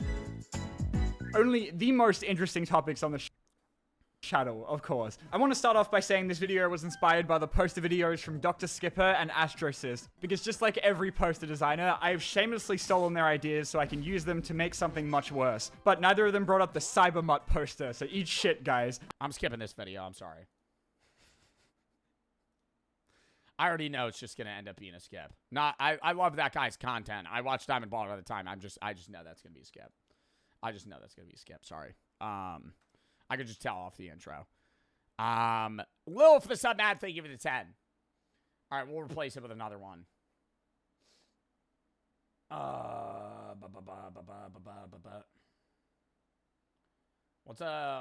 want to do like a lighthearted video. We got a lot of body cam and other shit that's like, I don't want to watch something like sad or dark. I want to watch something that's happy. Or not even necessarily happy, just not about death.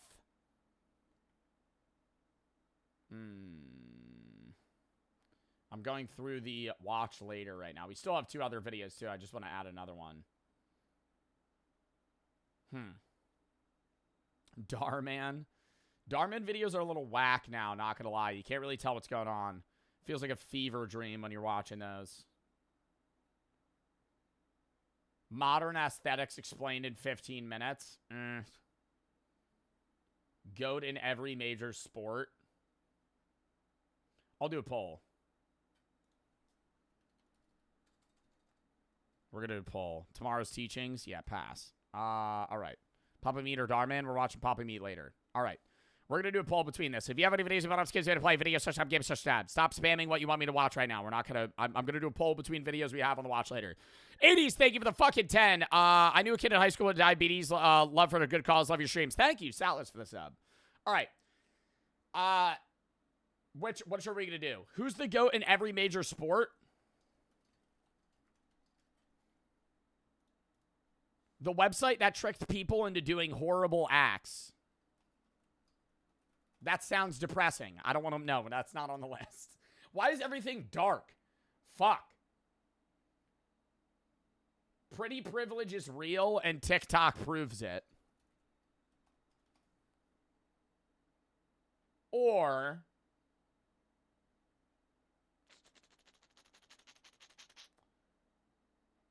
the worst type of YouTube videos we're tired of.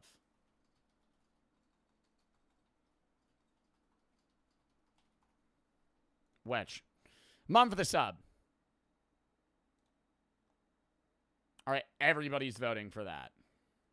And then the GOAT in major sports. We'll watch that another day. We have that on the docket. All right, let's go. Have you ever seen a type of video the worst type of videos we're tired of? What are videos I hate on YouTube? I don't like the kiddish, like gamer fort videos. Those will show up on my recommended at times where it's like, oh, revamping my basement into a Fortnite gaming lounge. cutting a whole mystery gaming lounge video. Oh my god. Today, guys, what's up, gamers? I'm gonna cut a hole in this staircase, and I'm gonna put a secret hiding lounge there. Oh, look at this. It's a rack for Doritos. It's for kids, I know, but it's slop. It's just slop content. It's the same shit. And every time it's like, dude, I always think those YouTubers are, I'm not gonna say this without a doubt, but I would say a lot of those YouTubers are on hard drugs. I think if you have to be in a like cocaine mentality to be in your 30s and hop on a YouTube video and be like, what's up, guys? Today we're going to be making the craziest Battle Royale themed Fortnite lounge, and I'm going to do it all under the staircase. Look at this. We got all our favorite gummy snacks. We got nerds ropes. Like, oh my god, there's no way you're happy about that. Have you ever seen a type of video you've seen many times before? The same style, Yo, refund that, not doing the Klaus voice. Land, thank you for the 5. Can you donate half of this to diabetes research? I'll just donate the full 5, man. Mums for the sub. But don't buy bits. Just send it directly to the charity. Topic or some other crap that just reminds you of one of the other million videos that pass by. Oh boy, you are not alone. As today I'll rant about exactly that. The type of shit that just makes me want to reach into my ass and pull myself inside out. Starting off with the most loved versus most hated. Those are very hit or miss, I would say. But it's like, it's documentary content, but it's really just like compiled clips of most loved versus most hated YouTubers, most loved versus most hated athletes, most loved versus most hated singers, most loved versus most hated rappers.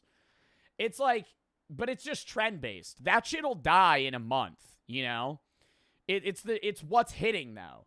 Because if you're a YouTuber and you do most loved versus most hated YouTubers and it gets 4 million views, you're probably going to go, oh, I could just redo this 85 times with different categories of people. And it's so easy to clickbait.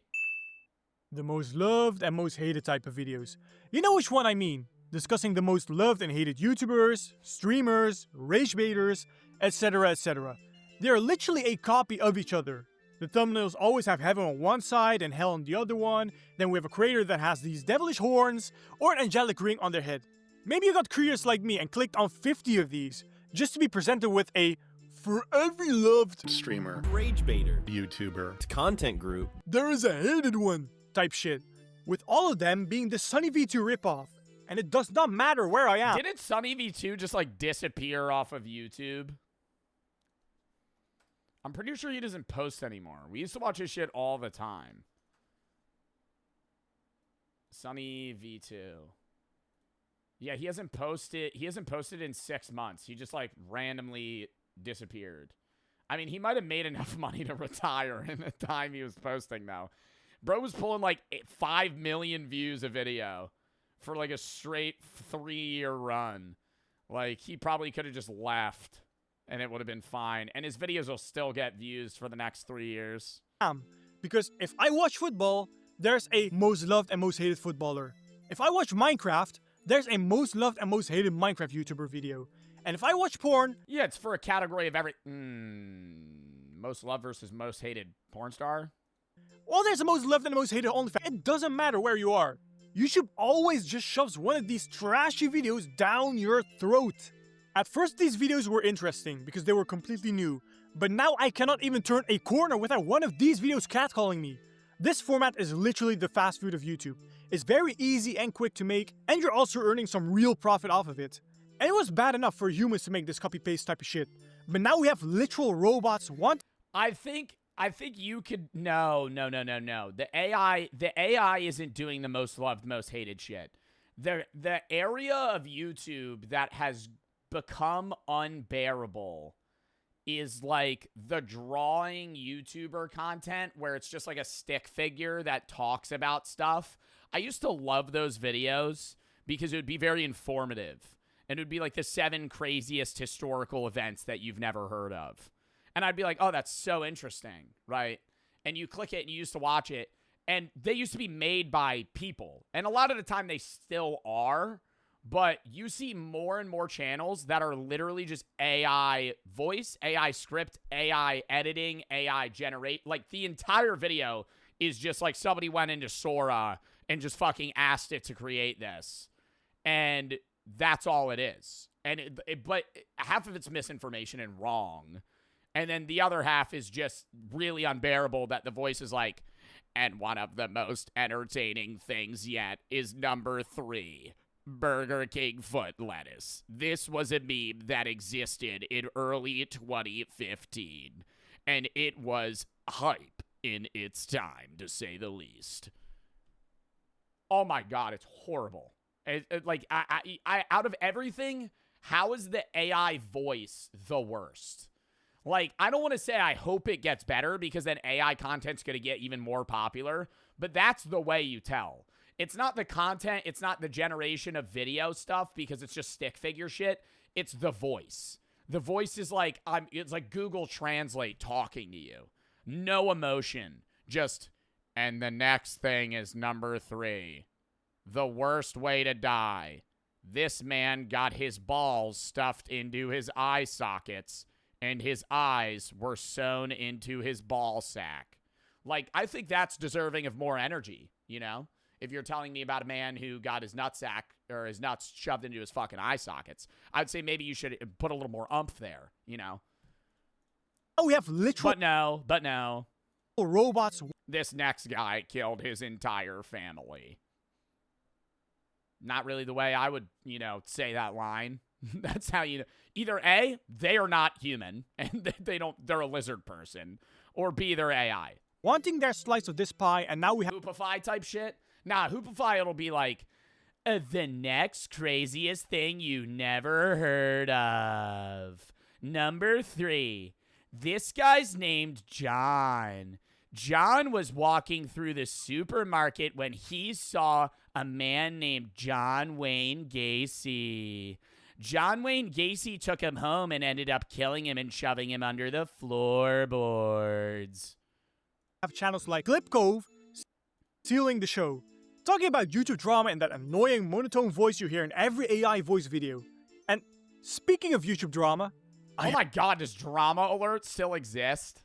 I have not forgotten about... I have not fucking seen Keemstar in years, dude. What is he doing to now? Like, what I was going to say today and now, and I said to now. Drama? He's on Twitter? I have not... He doesn't do YouTube anymore, though? Forgotten about these guys.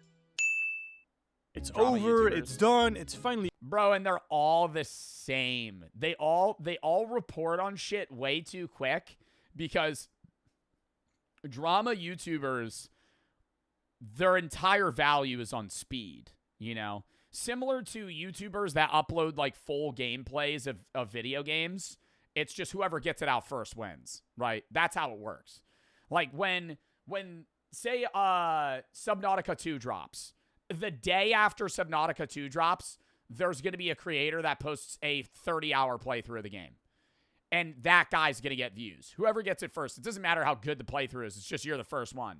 So it's the same thing with drama YouTubers, where it's like, say somebody gets accused of something, or somebody gets canceled, or something happens. They're not even going to wait until there's like a full story or anything monumental comes out where it's like, hey, actually, this is what happened. There are YouTubers that do it, but they're like more loved, I guess. The love versus hated drama YouTubers. No, they're more loved than other people, because the drama YouTubers that are like up and coming just have to come out with the video instantly.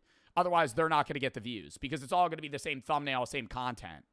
Because you don't watch that person for the personality. You watch them because they're like news reporters, right? And drama content, you don't care about who's reporting. You just want to know what's happening. So because of that, the only thing that gives them value is how fast they turn out content. Because you don't care if they're funny, because they're not. They're just reporting on what's happening. Over. And then when you click on the video, it's another idiot handcrafting the most outrageous, despicable, unacceptable statement that even a deaf person needs to check if they heard that right. Then we have these slop tubers just yap about these situations, and their take always being the most common take every average and normal functioning. Well, they usually don't have a take either. If it's a drama YouTuber, the take will either be what the majority of people are saying, or if they just won't even give a take. It'll just be like informative, which is fine. But it's like, it kind of spreads misinformation more than it helps because they always report way too quick and then they have to go back and do 8 more videos about it. But that's also how they churn money, is because they just do an update video every time new shit comes out. So they just have 10 videos about the same situation and they make 9 videos about it. And it's like, they all get 400,000 views. Human being has. And then, without knowing it, you're already 26 minutes into the 44 minutes video.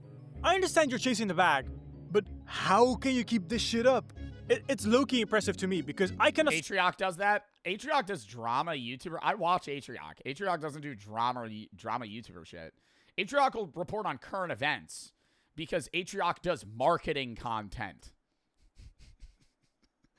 Yeah. So Atrioc has to make a video when the Tesla stock plummets 25%. Because didn't Atrioc post like 40 Mr. Beast videos? I don't know. I never saw an Atrioc Mr. Beast video. Stick to one topic for a few minutes, but these people somehow stay on topic for half an hour. It got so bad that we now have these YouTubers. I feel like Atrioc primarily talks about Elon Musk. Most Atrioc videos that I see, I don't really see him talk about Mr. Beast. Dedicated to summarize this entire yapping session into a 1-minute video. And now Elon Musk and Trump. That's like most of Atrioc's content. And then when it was Biden was in presidency, it was Biden. This entire yapping session into a 1-minute video. And now the Mr. Beast situation's sad. Is this like, this is kind of like dupe Moist Critical content, no? I feel like that's the vibe these thumbnails are giving. And now, I'm actually wondering how people can watch that entire video, almost as if they don't have a job to worry about. Now I understand what people mean by saying news for the unemployed. Because you've actually got to live on the internet to give one flying shit about these 75 videos on Hassan. And it's also the same format, just a random gameplay in the background and them yapping along showing a few images. I think you caring enough to look it up is fine. But if you're watching 5 45-minute videos about one hyper-specific interaction between like Marlon and Lacey or some shit, like that's bum activity. Like to care about it isn't bum shit, but like look it up, spend 5 minutes on it, and then move on, right? But if you're like actively waiting for the next update to come out. Just here and there. Also, lastly, let's be honest, most of the drama is just staged. They're having this meltdown or having these outrageous clips. Bro, that's all Twitter though, bro. You can't like, I feel like all streamer Twitter drama, it's like fake for like the accounts post it knowing it's like sarcasm or fake because then it churns clicks. Because they know it will get attention. Maybe I'm just coping because there's no way someone actually has these thought patterns. So yeah, a niche that's basically built on nothing burgers. The paranormal video. Nothing burger? I feel like I never hear people use that. I love that. Nothing burger. Ghost videos? Yo, I feel like ghost videos... I don't want to have this take because I know it's going to upset people. Do I want to say this take? I don't think that how do I say this? And I'm just going to say it. I think most ghost YouTuber videos are fake. I'm not saying they're trying to fake it, but I think they're fake. Like, you know what it's like? You might believe in it, but I think you're just falling for it. No, but I'm not even going like 80%. I'm going like 99.9999% of you. Even Sam and Colby videos. And that's where I think I'm going to upset people. Like, when I watch Sam and Colby videos, I don't think they're trying to fake it. I think they believe in it, but I think it's fake. I think when they sit down and they're listening to radio waves in a devil chair and they're hearing stuff, I think it's just coincidental if it lines up to something that's scary. I don't think that it's ghosts. Does that make sense? Like, and I've watched a lot of their videos. I've watched a lot of ghost YouTubers. Most of it's like, I heard a weird noise. That moved. That door slammed. I can't believe it unless I was there, you know? And I've seen some of the weird clips where, like, they're talking and then a door just slams shut. But it's like, the fucking skeptic in me is going, there's somebody behind the door with a string. You know, the skeptic in me is going, some guy's going, and yanks it shut. Dead silent. Action. Just fucking rips it, right? Like, I'm not saying they do that, but I think a lot of ghost YouTubers do. I don't think Sam and Colby do. I think Sam and Colby do raw YouTuber ghost shit, but I think that what they're picking up is like false readings. Does that make sense? Like the EMF stuff, I don't think is like ghosts. I think it's like some other shit. What that is, don't know. Can't explain. But it's like, I can't, I'm very skeptical when it comes to ghost stuff. Now, would I want to go to those places? Fuck no. Would I want to go to a abandoned insane asylum where a lot of people were tortured and killed? Nope. No, I don't want to go there. But I would go in a group just to see. But part of me, I know they would freak me out. Like, if I ever went with a ghost YouTuber, they'd be like, you know, there's stories about ghosts attaching to people and then killing their families. And I'd be like, we're in the car pulling up to the place. You're going to tell me that now? We're walking into the entrance. Yeah, there's actually like 8 people that came in here and never left. What? I probably could have mentioned that before. The paranormal videos are just garbage. I can forgive you if you believe those videos if you were young. I was in a position to— oh my god, when I was a kid, they were so scary. But if you still believe them, grow the fuck up. My favorite clip, it's not even a YouTuber though, it's like from Ghost Hunters on Discovery or some shit. It's like, I think this ghost wants me to take another shot of whiskey. Wait. I'm getting an overwhelming urge. I think I'm gonna do a third one. I think, like, just say you want another shot, bro. What the fuck are we doing? I think the ghost is speaking to me that I should take another shot. Click on one of these videos and it's always the same thing. Orbs, ghosts just passing in front of the camera, door slamming shut. Yeah, I love that bit where they always highlight it and the big red circle. It's a dust particle floating through. Oh my god! Oh, look at that! Look at that! Wait, hold up. Instant replay that. And it's just a fucking, it's an orb floating through. I'm like, what the fuck is that? I'm supposed to go, oh, no way! Shut, lights flickering, etc., etc. It's the ghost of Elvis Presley! Watch one ghost video caught on camera and you've pretty much seen it all. Because if you click on another video, it's the same things over and over again, but just in a different setting. So, let's talk about the poltergeist, right? The ghost that apparently is able to move random stuff in the house. They know how to shut doors, how to flicker lights, and they also like to leave a mess behind by throwing the random shit onto the floor. But for some— why are they always angry? Like, why are there— is that the part of the bit, you know? Like, why is there never nice ghosts in these videos? They're always mean and angry and vengeful. Is that the idea, is that they can't transition to the next life because they're upset? I'm just like, why is there not a Casper? Why is there no happy ghost? Or one that just plays pranks, you know? Like, he would move, he would be like, oh my god, wait, what's that? The ghost is changing the channel! Why is it looking up Fortnite porn? Like, that'd be funny, you know? But they don't do that. It's always like, oh, the ghost just threw a knife at me. Come on. For some reason, they never tried to move a fridge, or a washing machine, or some other heavy stuff. Gee. Thanks for the video idea. You're gonna fake a ghost. You're gonna go to like an abandoned area and you're gonna have a ghost look up Fortnite porn on your TV. I wonder why. Maybe the ghosts are doomed with the stereotypical nerdy build seen in every old high school movie. Alright, I'm done making stupid assumptions. We all know that these videos are fake, right? Smashing a door, just use a rope. Moving an object, just use a rope. Flickering lights, hire Nosferatu. Like, you do not need to be a magician to recreate these types of videos. If I were to make one, I could guarantee all of you that I would top every— and why is nobody ever dying? Like, why is the ghost always just trying to scare them?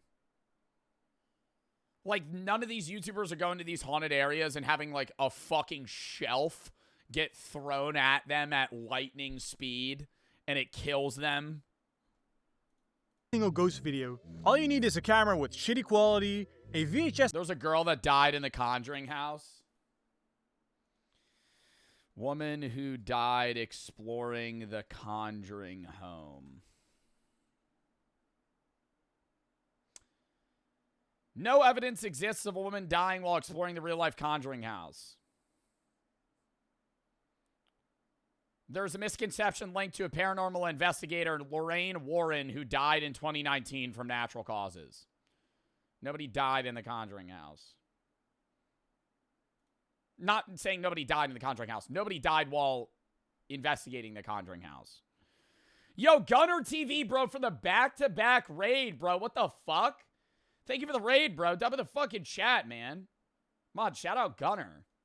Yo, what's up, Gunner's viewers? We're doing a little charity stream react day for DRIF, raising money for type 1, type 2 diabetes research specifically to try and find a cure. But we're also watching a video right now about the worst types of YouTube videos. We're talking about ghost videos right now.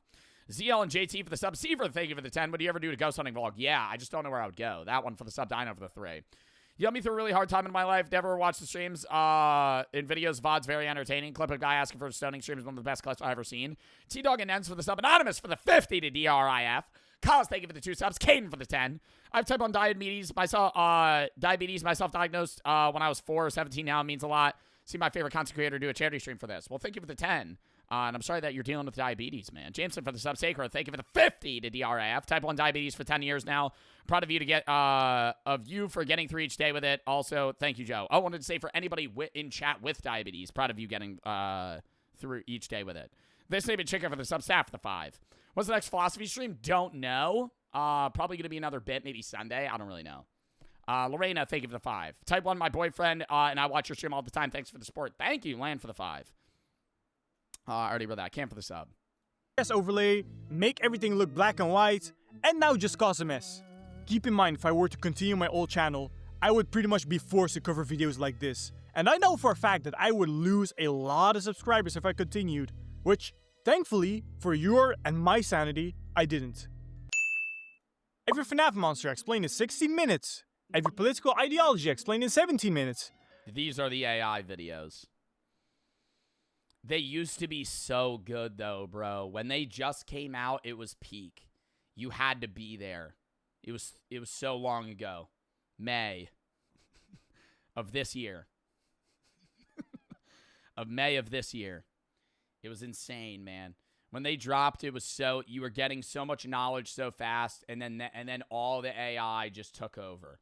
Reasons Gen Z have less sex in 16 minutes. Okay. Hold up. Chat, we're going to take a brief intermission.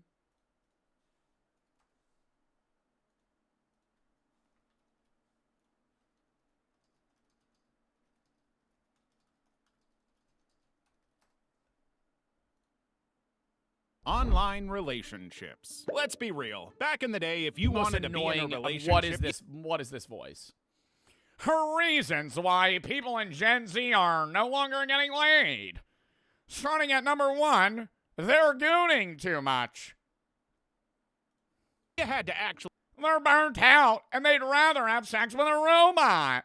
Go outside, meet someone, put in the effort, and risk the horror of making eye contact. But fast forward to today, and Gen Z has found a way to dodge all... Wow, this isn't AI either. Across multiple time zones, or possibly even... Online relationships. Number 1. Number 2. Gooning. Performance pressure. Do you think he changes how he talks about mental struggles? Totally not a recipe for romance. You see, anxiety makes people... Some people want to kill themselves. Some people don't like their lives. They don't want to have sex. Fucking, like, bro, come on. Hyper aware. So instead of enjoying the moment, you're stuck over analyzing it. And let's be honest, it's hard. Oh, Jesus, dude, that is unbearable. I'm sorry. Fuck. You can look up anything explained in a set amount of time, and I can guarantee you that at least 3 videos are ready to be clicked on. The amount of these videos is just ridiculous. At first, dude, and when you watch one, it fills your fucking page. If you watch one describing the 8 types of Greek gods in 8 minutes. The next 85 videos you're going to get recommended are the exact same duplicate with just different topics. I saw this format by a channel named The Evaluator, clicked it, and I enjoyed the video. But then I saw more and more and a whole lot more. And then when I look back at the channel, somehow this dude uploads 15-minute videos in 3 days. The topics are not related to each other, going from sexual topics to stuff like disease and stuff. And I wonder how that is possible.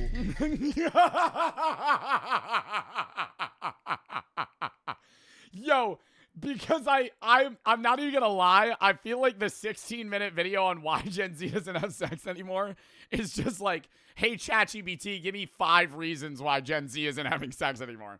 And then it's mental health, online relations. It's just like all of them. I'm about to ask. Hold up. I'm about to ask ChatGPT.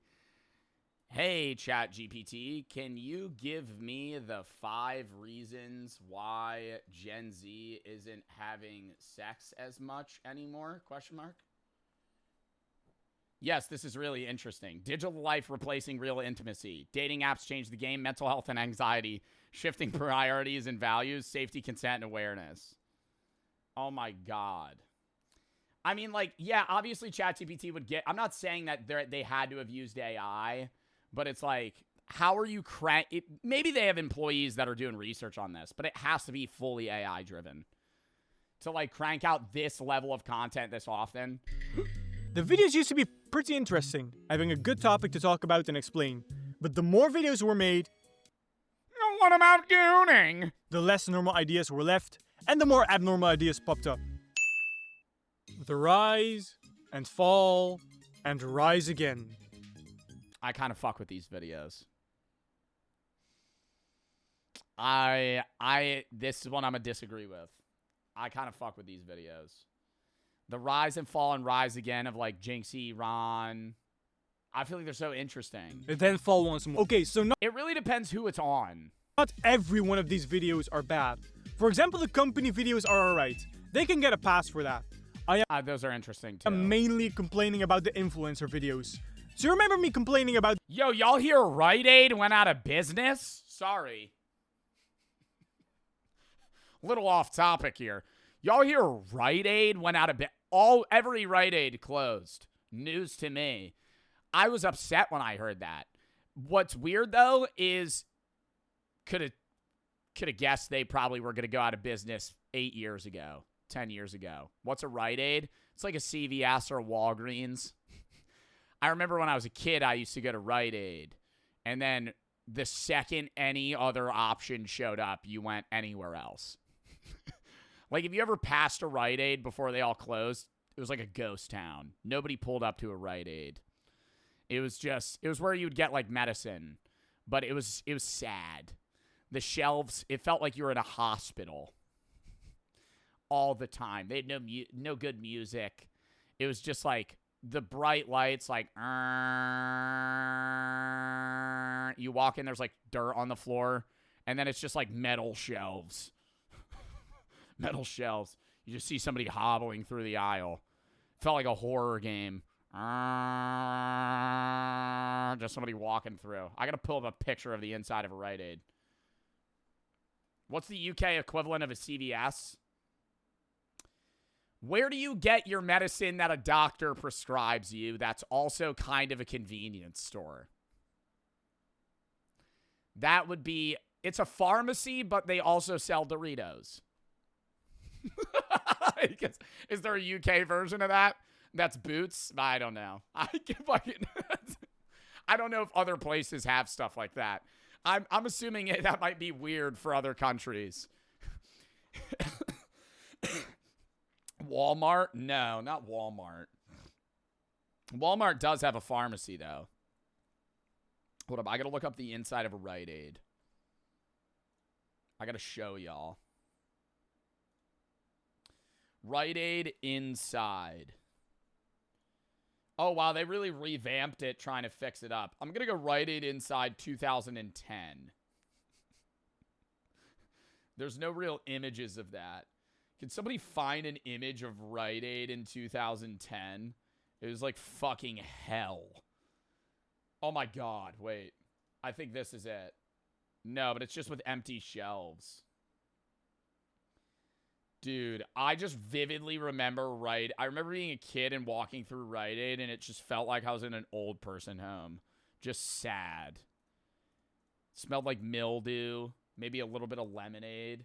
You ever go to an old person home? It's so sad. It's like, I'm sorry. It is an immediate vibe kill. You could be having the best day ever. And if you walk into an old person home and you get that stench of like mildew, and then you just see like old people just like kind of staring off into the walls, it's like, it's humbling. Yeah. Yeah. Oh my God. You see that shit and you're like, wow, this is like end of life care. This is really maybe like two people playing checkers. Fucking, oh God. I remember we used to go and we had a handout. Sorry, I'm getting really off topic. We used to have to fucking go when I was in middle school, because I used to be a part of this program where we would do like community service, and we would like farm vegetables, help old people, work at like food centers and stuff. It was really nice. But whenever we would go to the old people home, some of them were really interactive. And that was like really like kind of the same group of people every time. It was like these old grandmas and grandpas that would eat food with us and interact and play games. And then one day we had to go get like Christmas cards. And we had to go door to door to their rooms. And when we would go to their rooms, you met the people that wouldn't come out. And you would knock on the door. What? What?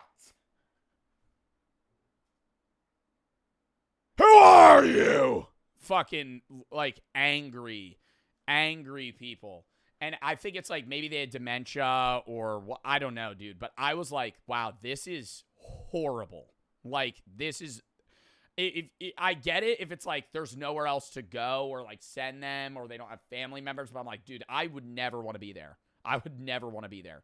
And no part of me would ever want to be in an old person home. The SlopTubers with their shitty drama content, right? Well, this format is literally the exact same garbage. It always brings up drama from years ago, making it out as this big thing, even though it's not. What is he talking about? Oh, the rise and fall of influencers. Same garbage. It always brings up drama from years ago, making it— Alright, somebody redeem Dent. There we go. Bait Wax and R6 for the sub, VF for the 5. Tripping on shrooms. How can I make it better? Please help. Real talk. I would say drink a bit of water. Maybe put your hands in cold water. Try and center yourself. Play some vibey music. Breathe. Realize you're only going to be tripping for another 3-4 hours, right? Which might seem long right now because time dilation's pretty bad. But you know, you're not going to be perma tripping, okay? Look forward to the things you're going to be able to do later, you know. Next day, you know, fucking eat Doritos, you know, whatever you enjoy, watch your favorite show, stuff like that. It'll probably mellow out soon, you know. You kind of, if you're resistant, it gets worse. You kind of got to be a part of the vibe. And for chatters, don't do mushrooms. But this person's already on mushrooms, so I'm trying to give them advice. Fizzy and Dennis for the sub. Serve for the sub, TB for the thray. I want to say I've been ghost hunting multiple times, experienced footsteps, voices, all that shit. I'm not here to tell you believe in it, but I do want to recommend you go to the Whaley House night tour when you're in San Diego for TwitchCon.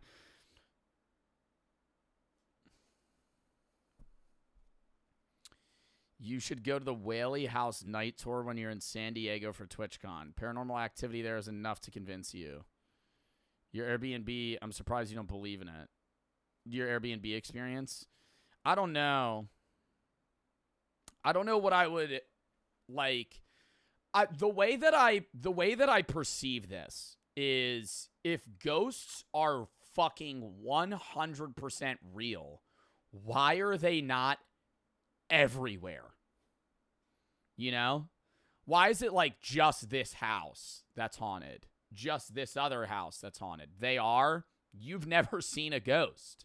Like, I've only had, like, 1 or 2 real ghost experiences. And one of them was at that Pennsylvania house, yeah. It was in fucking the Poconos somewhere.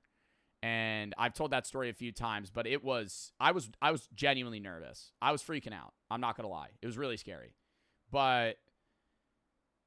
And I would hear that pitter-patter. That shit made me... I couldn't sleep for, like, days after that. For those of you that don't know...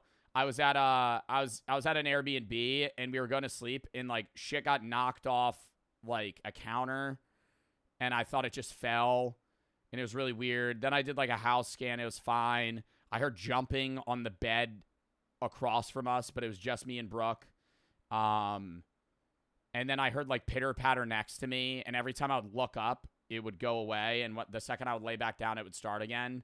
And I thought it was me moving, and I did a million tests, and it was just fucking so weird. Visit Jim Thorpe, I've been there. But if I would ignore it, it would get even louder. Like it was mad I was ignoring it. It was so freaky. And then there was red wine in the sink, and we didn't have red wine. Okay, now that I'm saying it, it's like kind of stupid to say it wasn't a ghost, but I don't know, man. I feel like there's so many other things that it could have been. But it was just really... you didn't tell us that? I've told that story multiple times. It happened like years ago, though. Ghostly, thank you for the 100 to DRIF. Says you're the goat. Thank you for the fucking 100, man. Cam and Rudolph for the sub. Sorry for the 3. Trying to go to therapy. Really scared. Do you have any advice or encouragement? I mean, it can be hard to get comfortable with a therapist, but I mean, they're trained professionals there to help you, you know? I think you got to kind of make that leap, and it'll, you know, maybe be hard to confront a lot of that stuff at first, but they're going to kind of hold your hand along the way. Iron Suku and not for the sub. CRT and bait for the sub. Wax for the sub. Chat, should I go to that house when I'm in San Diego? I'm going to write that down. The Whaley house. Should I tell Brooke we're just going to go there like it's a museum? Not tell her it's a ghost house? Why are we going at 10 at night? It's the only time I could book.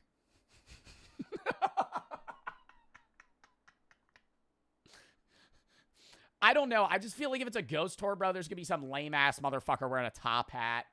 Hello! Today we're going to be going to the Whaley house. There's multiple things that are scary in this home. Like, that makes me think that it's a bit. And they have stuff that moves and speaks. And they have, like, shit that makes you want to believe in it. But it's, like, speakers and mist or fucking air things. Like, they'll fuck with you to make you believe it. SK for the sub. Tyler for the 5. Ghosts were real when I was 7. I was sleeping over my grandma's house. They tore it down to replace it. I was sleeping upstairs. Woke up in the middle of the night. And an old man in a tuxedo was standing at the foot of my bed staring at me. Could have been sleep paralysis. I hate being a skeptic. Could have been sleep paralysis. You were a child. You were 7. You were 7 years old. You can't, like, off that one experience, you're like, yeah, there's ghosts. Never again? Sarah for the 3. Out as this big thing, even though it's not. The editing style almost always looks exactly the same as the other ones. The reason for that is Sunny V2, again. I don't remember what the fuck we're talking about. Oh, Rise and Fall. Thank you, kind sir, for taking video essays and turning them into the formal cousin of drama content. I really appreciate it. I forgot to point it out before, but what is up with the serious music in the background? It's the type of music that would make you think that you're watching some true crime video. Chill the fuck out. You're talking about Corey Kenshin, not Ted Bundy. They also made Japan an art in and of itself. Somehow stretching out a video that is 5 minutes into something that is 15 or 20 minutes. Like, please learn me this skill. I already am struggling to reach the 3,000 watch hours. Where it drags and they repeat themselves a bunch of times. Let alone 4,000. Give me the method. I want to monetize now. Alright, so that's it for today. Do not take my video too seriously. It was just a... I loved that video. Ministatter, bro. Good luck to you as a fucking YouTuber. Goat content, brother. SK for the sub. Next video. Chat. How to speedrun getting cancer. Lock it in. So you need to get cancer in fast. Maybe you've... When would I ever be in that situation in my entire life? God, I need to get cancer quick. What do? What am I, Randy Marsh from fucking South Park? I'm going to start microwaving things next to my nutsack. So I can... What the fuck? What are you... Oh, yeah, calling out sick from work today. Sorry, I had cancer. Then you got to... Oh, shit, now I actually need to get it.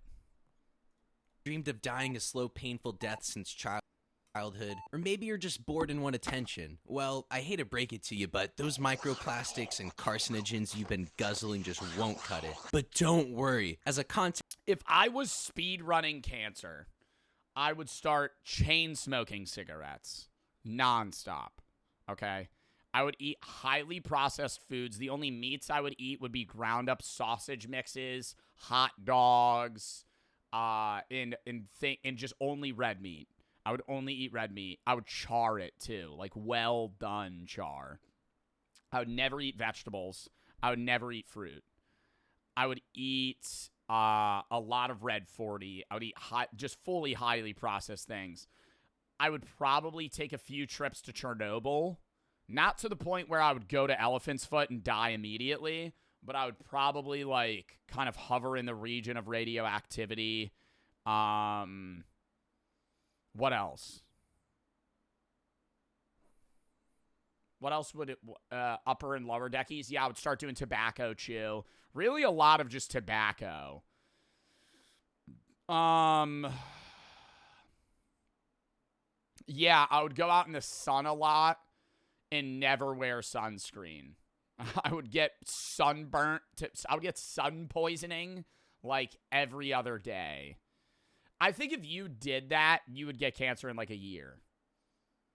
If you really just like dedicated every part of your being to being like, I'm just going to live as bad as possible. I think it would be the easiest to get skin cancer. If you were trying to speedrun getting cancer, I feel like getting like melanoma would probably be the quickest. Content creator, it's my responsibility to ensure my viewers are constantly exposed to cancer. So today I'll be what? Exposed to cancer. So today I'll be showing you how to give yourself cancer as fast as possible. Cancer happens when a cell loses its moral compass and reproduces uncontrollably like a Catholic bunny on Molly. But to get there, you'll need to mutate your cell's DNA. Now, yeah, I would submit myself to ionizing radiation very frequently.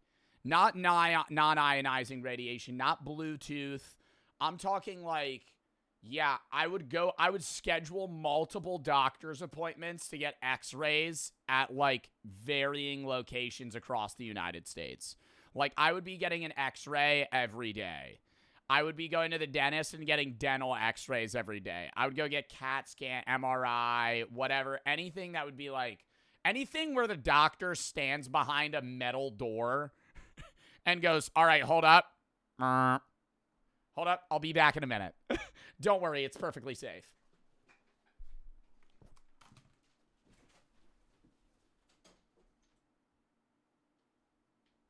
Did it scan?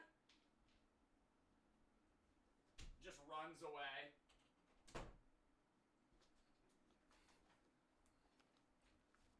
Some shit like that. That's definitely, you do that every day? Oh, for sure. Pickle for the 4. The same Hutch would you stare at me from the spare bedroom? He would watch you all the time. Krabs, thank you for the 5. That is creepy as fuck. Do an energy drink taste test tier list. Should I? I think it would be hard to rate their effectiveness because I would be ranking it just off taste, right? Because some energy drinks give you different feels than others. But I would definitely be down to do like an energy drink tier list, just trying a bunch of different ones. Clayton for the sub TV for the 3. Answer your question about haunted places, the trauma in the building. I know your history about the Airbnb. It could be a formal Native American land or something like that. Looking up the Whaley House, FYI, the tour. Been on the tour twice. Tour guide is regular. Guy lives with the equipment, gives you a tour of the home, allows you to ghost on like an hour and a half. It's Dr. NG. Trust me. Sorry for the long message. Twisted, thank you for the 4. Clayton for the sub. Roy for the 1500 biddies. I'm trying to start sports for high school. 15. I play baseball. Do you have any tips how to get started to get better? You could probably get, I mean, if you have the money, you could get a private coach. If you don't, you could just start practicing beforehand. You know, increasing strength and muscle activity is always good. Endurance as well, and then just form on technique. Taste, thank you for the 3. When I was like 8, I pulled an all-nighter with my sister in the bedroom. Door was open. I looked out of the hallway, visibly saw a silhouette of a man walking into another room, put his hand across the wall. My mom was asleep. Sorry for the paragraph. Hippie for the sub. Snipe, thank you for the 10. Diagnosed with type 1 diabetes, or type 1 diabetic in COVID 2020. Been watching for a couple years. Really appreciate what you do. Well, thank you for the 10. I'm sorry that you deal with diabetes. Card, thank you for the 3. Can you explain the red wine? Already just did. SK for the sub. Tyler for the 3.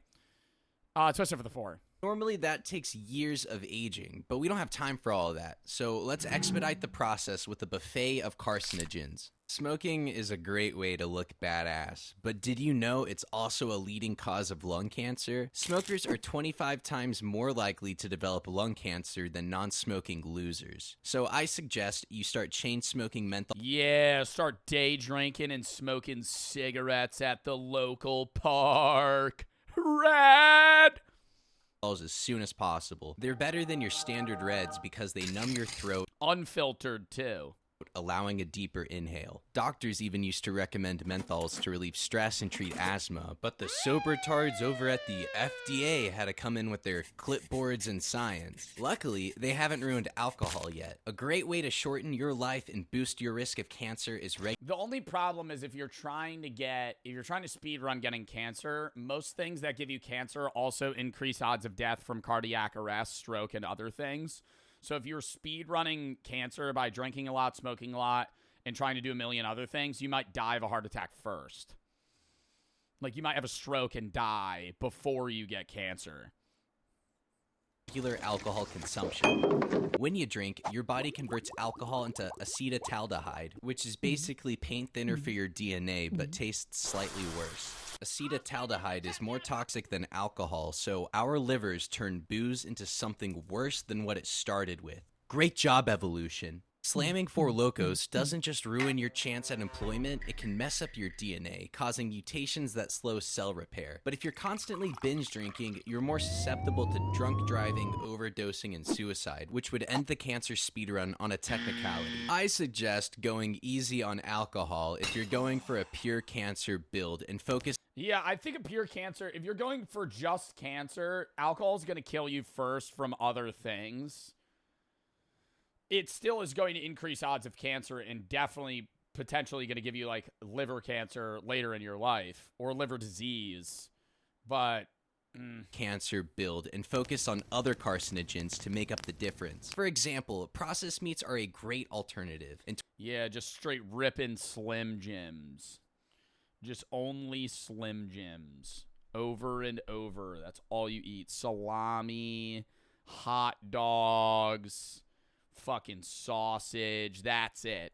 Pack, thank you for the 5. I woke up at 3 a.m., turned to my right to see a young woman with short hair staring at me in the bed. Woke up to hold to my old family. My mom went upstairs, grabbed a picture of her great-grandma with short hair and died young, and I started crying right in front of her because that's what I saw. I'm sorry to hear that.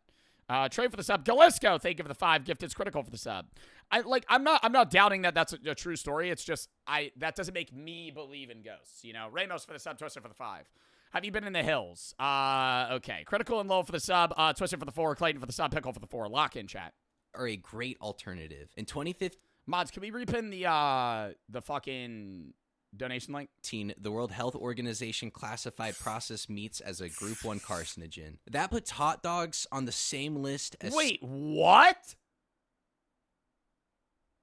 Processed meat is classified as a Group 1 carcinogen? Processed meats as a Group 1 carcinogen. That puts hot dogs on the same list as cigarettes and uranium, which are the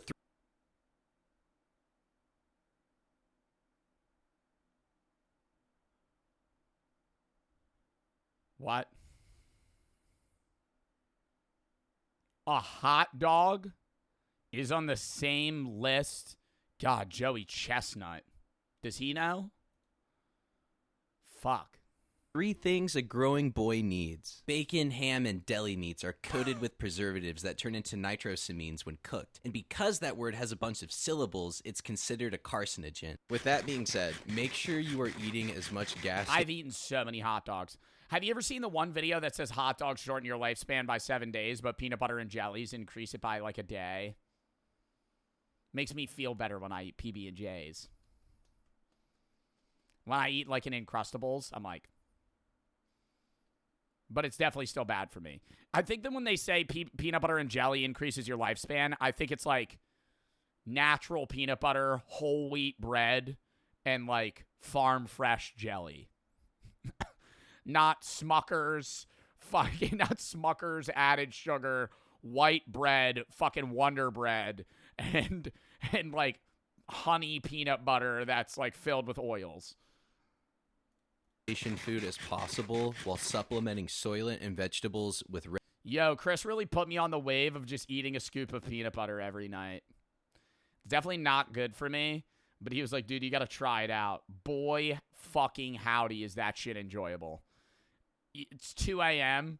2 a.m., you just get a fucking tablespoon.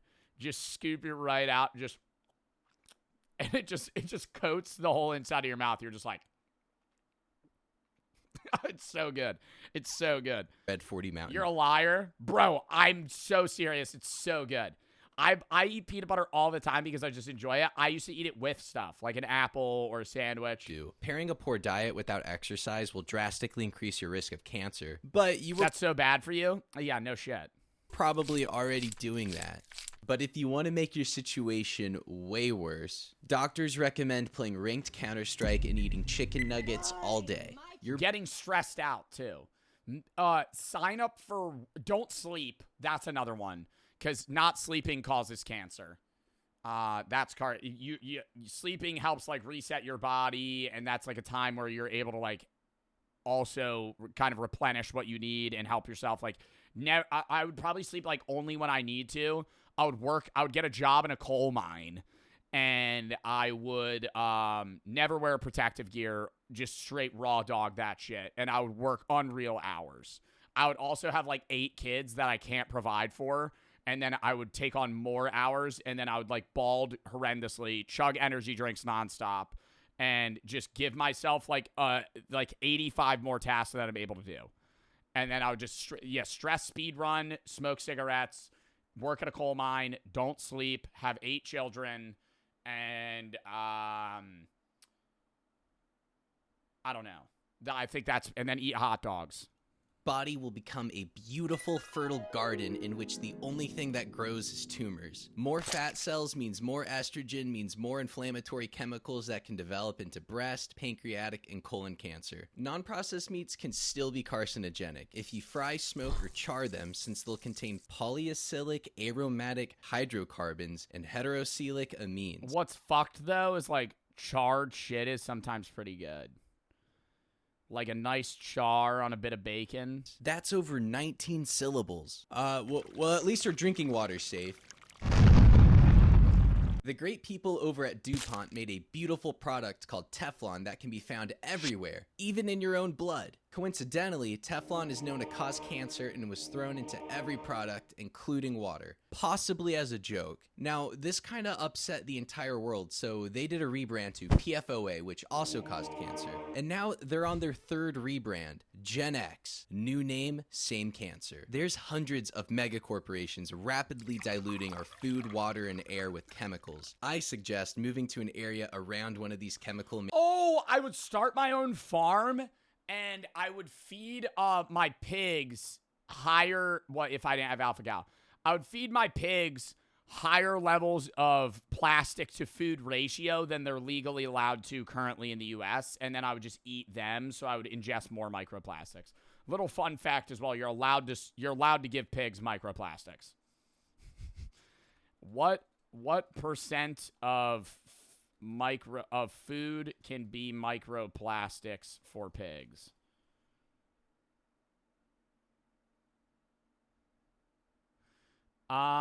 There's like a broader study found that 80% of meat and dairy products from farm animals, including pork, contain microplastics. But I know you're allowed to feed pigs microplastics. Can farmers feed pigs plastic? Oh, maybe not. All food waste has to be free of plastic. Where did I hear that? Am I typing in the wrong thing? I think it's that they're allowed to eat microplastics, and then therefore you eat microplastics. They can't just straight up feed them plastic. That's misinformation. I thought that was a way of recycling, though. Where do we put all this plastic? Just give it to the pigs. Manufacture. They'll eat that shit right up. to ensure you're getting the most contaminated water as possible. Whoa. Better yet, work at one of these factories. That way you can inhale as many horrible fumes as you want. Blending water with plastic can make a fantastic microplastic cocktail. And if you can't afford a blender, don't worry. Our entire water supply is already irreversibly filled with microplastics and forever chemicals that have made their way into our bloodstream. While you might think our world has only recently become a fish tank loaded... Eat Orbeez. That's a good one for a little snack. Little midday snack, just eat some frozen Orbeez. With carcinogens. It's been this way for over a century. The 1900s introduced amazing products like leaded gasoline, x-ray machines for fitting shoes, and Adam Sandler. Oh, and asbestos. Yeah, and whenever you wanted to get high, don't go to like a medical dispensary. Just like go to your local gas station. Just go.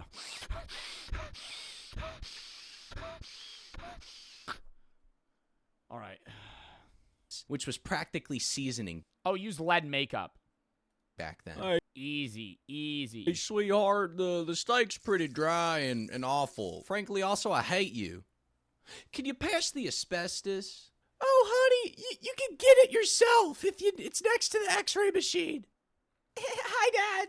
X-rays pass through soft tissues but get absorbed by dense materials like your bones. But they can also knock electrons off of atoms in a process called ionization. This creates charged particles that can wreak havoc inside your cells. Even non-ionized waves can cause problems. For example... Bro, I never understand that. So, like, are X-rays unsafe? The sun blasts UV rays at our skin that excites electrons and breaks down chemical bonds. So throw away your sunscreen and head on down to your nearest nude beach. For any aspiring supervillains out there, you could simply... Ooh, I'd start sunning my butthole. Yeah, that would help. Destroy the electromagnetosphere that protects Earth from cosmic rays. This can only be done if you cool down the Earth's core, which generates the magnetosphere. You could do this by either pumping trillions of gallons of liquid nitrogen into the core or crashing a planet into the Earth. You could also just move to a planet without an electromagnetosphere like Venus or Mars, but that's a little less fun. I know a lot of you guys aren't big fans of the sun. It's too bright and it's kind of condescending. So tanning booths can be used instead here. They actually emit 15 times more UV radiation than the sun. Now I typically... Really? And people still go to them? Don't care for... That was a dumb question. Cigarettes cause cancer and people still smoke them? For microtransactions like this, but if you're really committed to cancer maxing, it's kind of worth the investment. Let's move on to some heavier stuff, specifically the heaviest elements in the periodic table. These guys are bad news and are radioactive because they have no stable isotopes. Think of them like 12-year-olds, high energy, unpredictable, and likely to explode if left unsupervised. Take plutonium, for example. It's one of the most deadly elements on Earth. Hanging out with plutonium for seconds is worse than chain smoking inside a tanning bed stuffed with asbestos. Its nucleus is too bloated with protons and neutrons to stay together, and like it just being near you, see, that's what's so weird. Like being in Chernobyl, like if you go into that basement with the elephant's foot, that'll just kill you. Like if you walk down there and then come back up, you're gonna die in an hour. What? Ex-girlfriend, it doesn't want to exist, so it makes sure everyone around them suffers. But if you really want to max out on radiation, I gotta recommend Gamma. What's the elephant's foot? It's like this mass after the Chernobyl nuclear plant disaster. And nobody goes and sees it in person. Because you'll just die.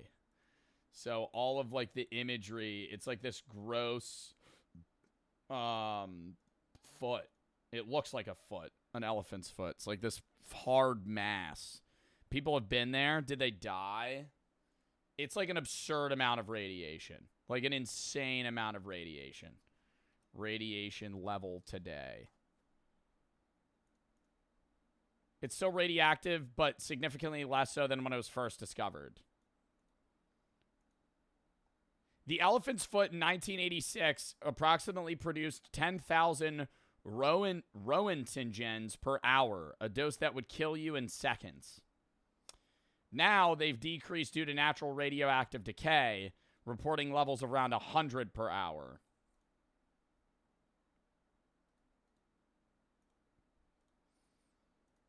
rays. They're way more harmful than any other ray, and you can access gamma rays from nuclear bombs or take a bite out of Chernobyl's elephant's foot. This doesn't even Like, I wonder if this guy died. look like an elephant's foot. Chernobyl's elephant's foot is considered the most radioactive place on Earth. It's a mass of melted nuclear fuel formed during the meltdown. It originally emitted over 10,000 Roentgens per hour, enough to kill someone within minutes. For context, that would probably kill an elephant within at least 5 to 10 minutes. To this day, it's still hot and glows in the dark a bit. While most elephants' feet weigh about 100 pounds, the one in Chernobyl weighs almost 4 million pounds. But to be exposed to the most— What? That little ass thing weighs 4 million pounds. No. Get the fuck out of here. How dense is that? 4 million pounds. It has radioactive material. Dude, Zod, 4 million pounds. 4 million pounds. It's in one room. How's it not fucking collapsing the earth below it? How much does the elephant's foot weigh? I refuse to believe that. 4,000 pounds. He's wrong. The elephant's foot weighs around 4,000 pounds.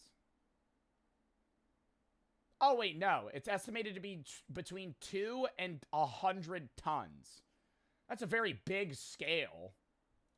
But to be exposed to the most gamma rays, you'll need to visit a black hole's accretion disk. We're running a little low on time, and all these tumors are making it extremely hard to talk. So long friend of the channel, Ellie Andrews, and his little buddy, Saint Aiden, wrote a rap to cover everything else.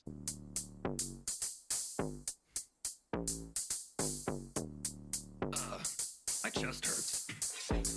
Cancer and gather round kids, I'ma give you the answer. If your lifelong goal is to give yourself cancer, breathe fine wood dust in your nose and throat. Put popcorn butter on your burnt ass toast. Use hair dye, talcum, formaldehyde makeup. Fire the stove, grill a well done steak up. Fall to the floor, quick lick the vinyl. If you're really on a mission and it isn't survival. If it's laundry day, do a laundry week. And each time of bleach, knit dry as sheets. Light a scented candle for the sweet benzenes. Put your head by a diesel exhaust and breathe. Sunny days, try to spend outside without sunscreen, but bug spray's fine. Do all of the above and it won't be observable till the doc calls back and it tells you it's terminal. Wow, that was tough. I really like that video, bro. 500 cigarettes adapter, adding these to my morning routine ASAP. Came out rethinking every single one of my habits with the thirst of blood of mega corporations. I used to never think I would get cancer. I'm glad to see those mega corporations are looking out for us. God damn. How to speedrun dementia? Jesus. What? Does he make videos about how to speedrun terminal fucking illnesses? Can farts kill you? Is his newest video. Oh, no, it's not. That's one of his videos, though. Can farts kill you? Interesting. Watch it. Yeah, another day. We gotta hop into this Papa Meat video. Gabe, thank you for the 3. This made me so self-conscious, worried about everything I do, even though I'm decently healthy. I eat fruits and vegetables, somewhat active. I also eat a lot of processed stuff because it's good. Well, I mean, you gotta eat stuff in moderation, you know. Hugo for the sub rating for the 3. Do you ever do water park sim anymore? No, that series is done. R6, thank you for the 5. If you have any videos you want to watch, games you want to play, though, video suggestion tab, game suggestion tab, and it's time I find most of the videos that I watch games that I play. My grandpa, one of my good both friends, both have diabetes. Stay healthy, kids. Remember, sucralose isn't much better than real sugar. Prince for the sub. Fuzzy, thank you for the 3. I really want to know your recommendation about how to stop my porn addiction, brother. You seek therapy if you're actually a corn addict, bro. Hit a blinker and ate a hot dog. Chicken for the sub. Aiden for the 3. You speedrun 3 short games, take an edible, and do them again, see how much it affects you? I could. Sniffy for the 3. Any tips? But that also might just be, like, a random change in how well I do. Any tips for starting Twitch? It's just trial and error, man. I've done a lot of videos about it. You could look at my YouTube videos about it. But I get that question really frequently. Every time I'm going to say, sometimes I'll go more in depth. I would say really look up the YouTube videos, though. Remos and Crash for the sub. I posted one yesterday about, is it possible to be a streamer? I talk about it there. I'm not trying to, like, farm views elsewhere. It's just, I've answered that, like, a million times. Pack for the 3, Twisted for the 3. It's just really trial and error at the end of the day, though. Average for the 3. I see a kangaroo with Joey. I think of you. Well, thank you. All right, I'm going to piss real quick, then we're going to hop into this last video chat. We might do Battlefield 6 after for a little bit. We'll see how long it takes, but maybe not, because this video is probably going to take like an hour to watch. Count it down 30 seconds.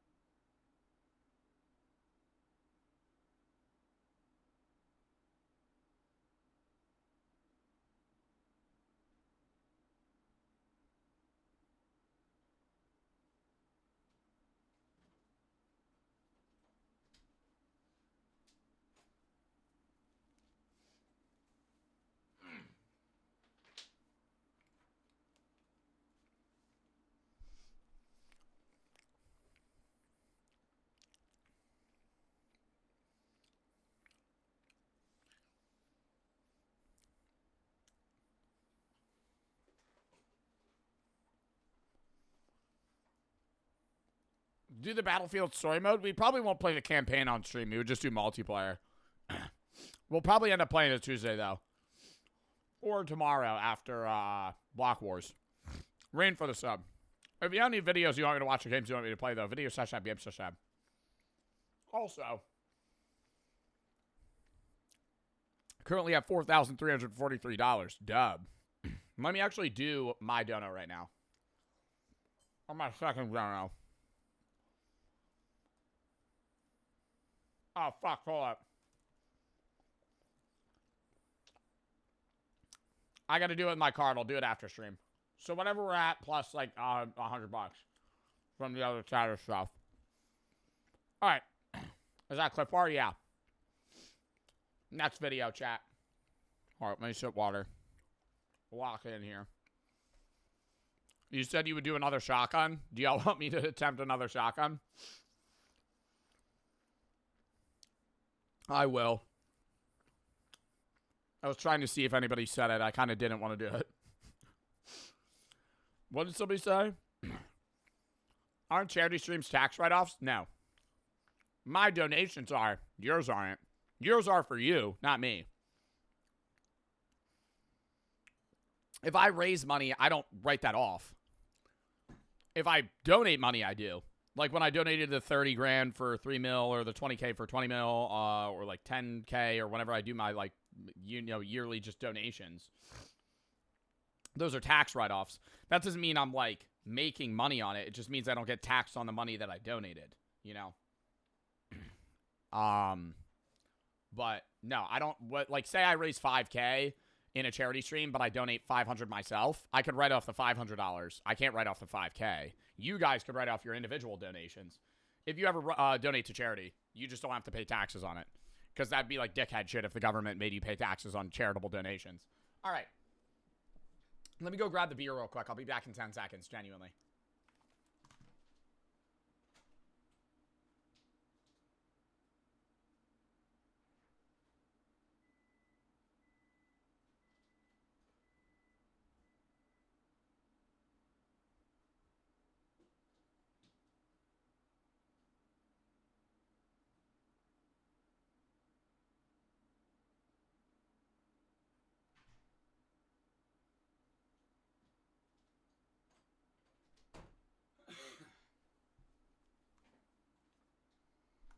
We're back.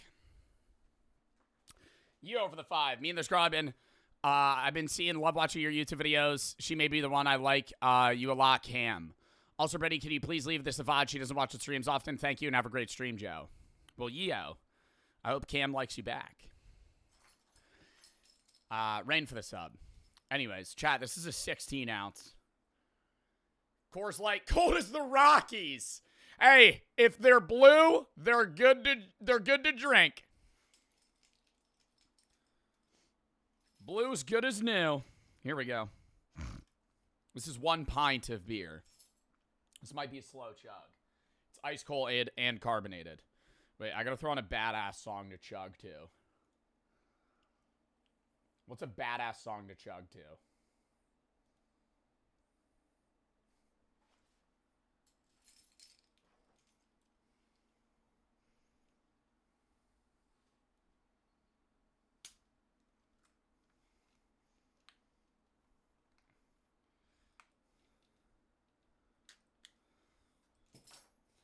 Hold up.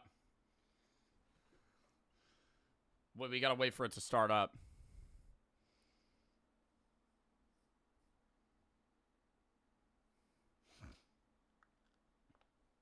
Fuck. Cheers.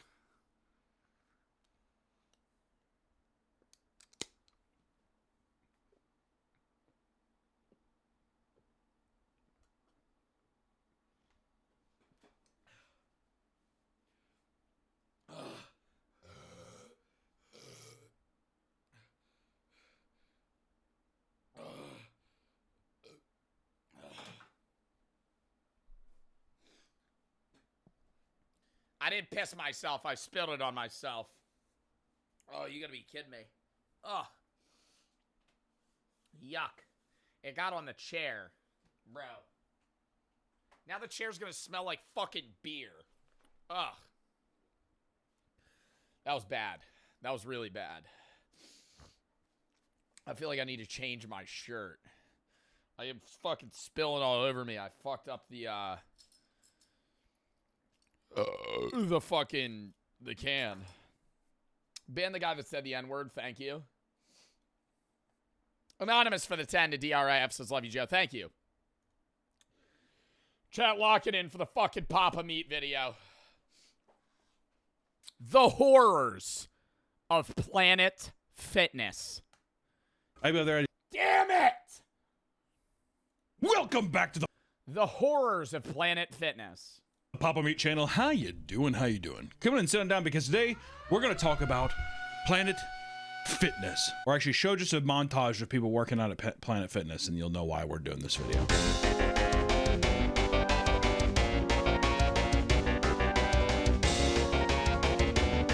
Bro, there was a guy at my gym today that literally was one of these people. I'm on the phone with Brooke while I'm working out, okay? And I know gyms are loud. You're going to slam your weight sometimes. He was re-racking like 185 on the bench so hard, it was shaking the rack. Like, he would rep it and then go like this. And fucking slam it back. And I was like, bro. And he did it every 4 seconds. Like, he would rack. Dude, it was the dumbest thing ever. He would rep, rack, rep, rack, rep, rack, rep, rack. Just fucking rep it out, you idiot. He was wearing fucking orange Crocs, flaming blue shorts, and a fucking tight, small t-shirt. Bro had to be 230 pounds. I have never in my life seen somebody wear that combo of fucking outfit. Like fluffy orange Crocs, flaming blue shorts, and then a fucking like small tee. Bro, he literally looked like the one baby like turned man from Cloudy with a Chance of Meatballs. And he was acting like that. And I was like, God damn, dude. I was like, it's so fucking loud. Sorry. I was like, somebody's being loud. And I walk out. And she's like, does that guy hear you? And I'm like, I don't give a fuck if he hears me. He's not going to say anything to me. And I fucking walk back down, start working out. He just slams the weights the rest of the time. It got so bad. One time he was repping 225. He re-racks the weights, and all the weights on the side falls off, and he stands up like this. Like he had just killed somebody. like stumbled. He was so confused. I'm like, dude, there's just like two. That's not just Planet Fitness, okay? I don't like, that's what I want to say. I hate Planet Fitness, not because the people there are stupid, right? There's people that work out at every gym that are just idiots, and they don't know how to fucking work out. But like, that's just NPC shit, right? But Planet Fitness blows because it just, like, encourages the dumbasses. Like, it just encourages you to go to the gym with no experience and never learn. And I understand it's supposed to be inclusive, but it's not inclusive, hey, this is how you work out. It's inclusive, it's just like, hey, here's gym equipment. We're not going to tell you how it works. Just figure it out. I always thought it was the hunk alarm. Hunk alarm. Pretty sure it's lunk. It is lunk. Because I think hunk would be like too positive. But what that's, a hunk. That's what I thought it was, like big hunk. Ooh, we're wet behind the counter. I got a stiffy behind.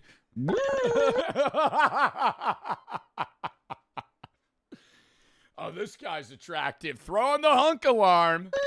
Picking out the right gym for you is an important decision. After all, you're likely going to be spending lots of time there every week. I know I do. As much as people... Well, people go to Planet because Planet's cheap. That is the appeal of Planet Fitness, is that it's very cheap to go there, especially if, like, you're young. They have a lot of deals in the summer for, like, students and stuff. Where it's like, dude, you're paying like anywhere between, if you get a deal, you might be paying like $1 for the fucking first 2 months that you go, and then it's like 10 or 20 bucks. Most bigger chain gyms or like nice local gyms could be anywhere between like $30 and $100 a month. Like most average gyms, I would say, are like $45 a month. Like you're paying $500 a year more to go there, and that's like hard for people to commit to. You want to play Battlefield after this? Maybe. It depends how long it takes me to fucking do this video. People may want to go to... I may be down. ...the fancy gym like Equinox. Yeah, Equinox is a scam. It's a rich people gym. That's the appeal of that. They're like, that's just the opposite end of the spectrum. Like, what's that one Erewhon? It's like the grocery store. Equinox is Erewhon of the gym business, right? And...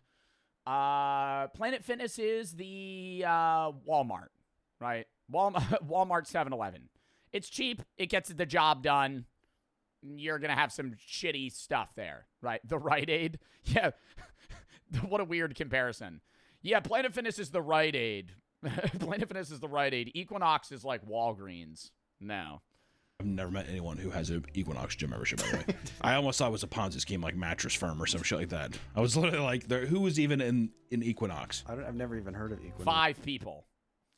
But that's also the appeal of gyms. Planet Fitness has a really bad model that everyone that, but like, the model of every gym is get members that won't show up. I had my gym owner tell me this to my face. The manager, he ended up getting fired later, so maybe that has to do with it. But he was like, all gyms need to do is get memberships from people that'll keep paying but never show up. Because people hate crowded gyms, but they need members to make money. So they want you to pay to go, but they never want you to go. Planet Fitness signs up so many people that it's always packed. You will never go to a Planet Fitness that's dead. Maybe in like a really local area, but like any Planet Fitness I've ever been to, slammed, right? Even on like a 2 p.m. on a Wednesday, there's fucking 85 people in the gym. Koya for the 25. I'm just the chat who recommended this. Thank you so much. Username's Koya, if you want to hear my story. Katrina for the 5. Thank you for donating, Joe, to the charity. You really put a smile on my face. You're great. Thank you, Dad, for the 1,100 pennies to the 1,000 pennies. My roommate works at a Planet Fitness for the past month. They've been getting this guy arrested for jerking it in the parking lot. Turtle for the sub, Wetson for the 3. See, you got the course. My grandpa actually designed the course logo for the name mark. Anyways, I would share that. I'm going to say you're my favorite stream. I've been dealing with a lot of suicidal thoughts, and I feel like my friends don't care about me, and they never ask me to hang out. I don't know if I'm just overthinking. I wanted to get that out there. Anyways, I really do appreciate what you do. Well, I'm sorry that your friends don't ask you to hang out. I'd say maybe you could confront them about that. But outside of that, man, if you're ever feeling suicidal, please get the help you need. Suicide is never the answer, man. Average for the 3. Why did Nightbot tell me to shut up? You're probably spamming. Anonymous, thank you for the 10. Koya, thank you for the 25. Lock in, chat. We got to get through this video. It's like just a hoity-toity. It's just like a rich person gym. It's like all the old... Equinox is just the opposite of Planet Fitness. Everything's really fucking expensive, and nobody's there. People with like money go there, like a tons of Mercedes in the parking lot kind of thing. Watch, there's gonna be like one fucking bum. I got Equinox gym, whatever. It's simply unfeasible to spend hundreds of dollars a month for a gym membership. It's hard to justify. Why don't I just get a McDouble? And No, I think Equinox is a bit of a scam, but I think a gym membership costing like 40 to 50 bucks a month, it's expensive, but it's like, I get it, you know? Like, I don't think that's unreasonable for a gym to ask $50 a month. $600 a year, you basically get unlimited access to thousands of dollars worth of equipment. Like, gym equipment isn't cheap. And it depends on the gym. If the gym isn't upgrading the shit, yeah, it's a fucking scam. But if, like, the gym is constantly improving itself and they have programs and other things that you can take advantage of, it makes sense. a fitness membership. You know, Planet Fitness, I mean, they're probably going to talk about this, but if they have pizza day. What? Like every month they have a pizza day. Oh, I didn't know. They'll bring in pizza. Seems a bit counterintuitive. Pizza or donut days, or, you know, they want you. Well, they also want you to stay fat sometimes. I'm not saying Planet Fitness as a whole, but it's like you go to the gym less when you're more in shape. If you stay motivated, a lot of this, it depends on the person, but like motivation to get in shape is a big reason people go to Planet Fitness. It's not to get in better shape. Most people that go to Planet Fitness are starting out at the gym. They're new. And so it's like, hey, if we keep you out of shape, you'll just keep coming or you'll keep paying. And it brings you to the gym. It keeps you entertained. It keeps you interacted with the business. You don't want to cancel your membership ever, because that's the worst thing they want you to do. Once they sign you up, they never want you to leave. That's any gym, though. Intuitive, right? Maybe it's protein pizza. It's not. It's Pizza Hut. I've been there when the Pizza Hut guy shows up with like 12 pizzas, and you're like, what is this? What the hell is this? Luckily, there are tons of budget options. Perfect for people who just want a simple workout and aren't looking for anything fancy. We're not making the video to talk about the best gym for you. No. We're making this video to tell you which gym to avoid at all cost. And that's why we're talking about Planet Fitness. Once again, roll another B-roll thing.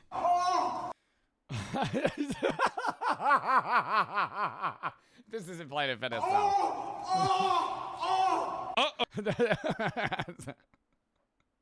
That's not Planet Fitness. The personal gym, that's just some random guy at a gym.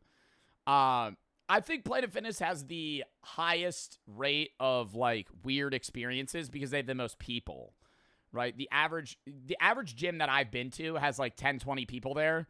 The average Planet Fitness is like 30 to 80. Like there's a lot of people at Planet Fitnesses. And there's a lot of people that sign up to them because it's the easiest gym membership to agree to sign up for because it's the cheapest. And so that's why you're going to have, I mean, genuinely, that's why you're going to have the worst clientele.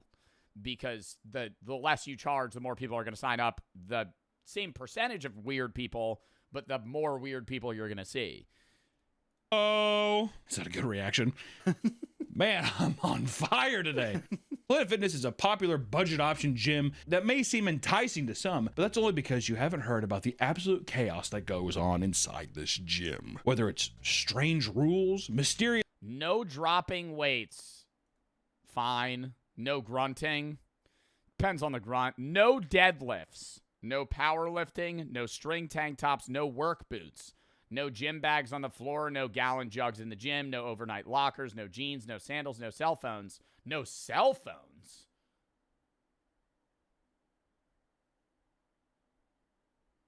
That's a little...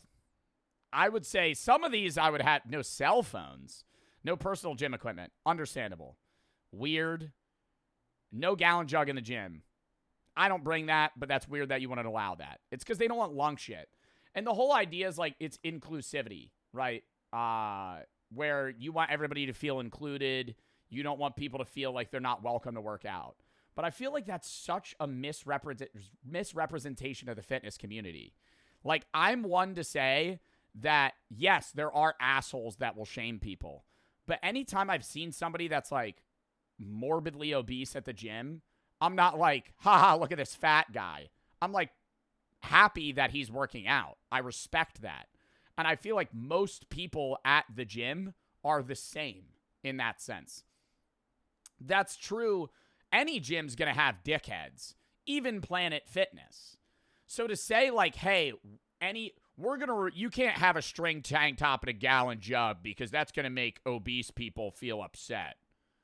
Like, bro, I feel like that's not how that works. Most people aren't like, yeah, you know, I can't go to other gyms because they'll make fun of me. Like they're strolling into a fucking LA Fitness and just getting scolded because they're fat. Like that's not what's happening. Yeah, also W fucking sub only there, Zod. Literally chat is talking about nothing related to the video. Do you want to read my chats of the video? Don't want to interrupt. I can't read them right now, Quays. I'm sorry.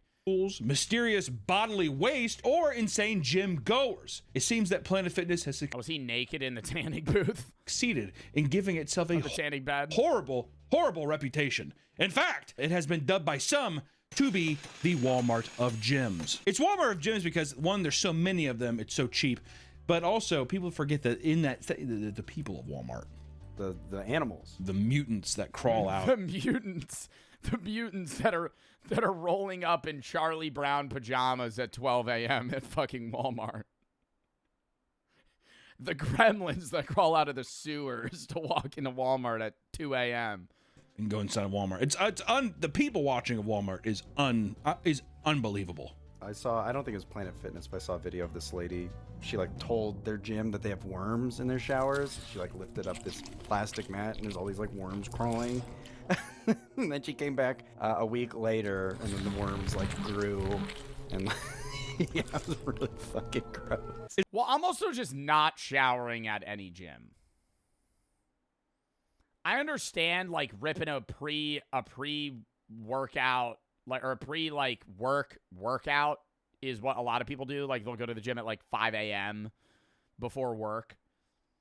I would do anything to not shower at a gym. Even a nice gym. Because you're showering in a shower that a million other people use. Like, that's just gross. Is that Planet? You said that's Planet Fitness? I don't know if it was Planet Can Fitness. we blindly say it is? Yeah, it's Planet Fitness. Ew, Planet Fitness. Yuck. Let's say you bit the bullet and you already coughed up 15 bones for your first month of membership at Planet Fitness, right? Well, first off, you better prepare to keep the noise down. Planet Fitness has become known for their lunk alarm. You ever see that online? Show a video of the lunk alarm going off. What did that say? Known for their... Rick is slamming his weights, wearing a bodybuilding tank top, and drinking out of a gallon water jug. What a lunk. What a lunk. What a jerk off, right? It's like so weird how they promote inclusivity, but then make fun of and actively berate and kick out people that are in shape and work out. Like, what a fucking weird... what... Hey, you really leveled up in Planet Fitness. You're actually 2 in shape now to work out here, so we're going to kick you out of the gym. It's just fucking stupid.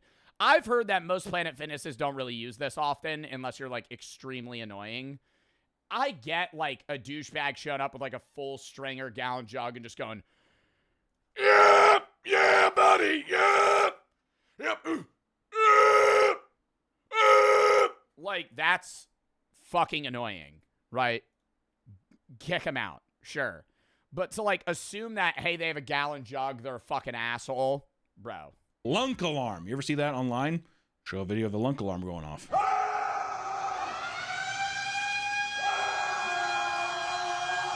And it's like now they're gonna shame you.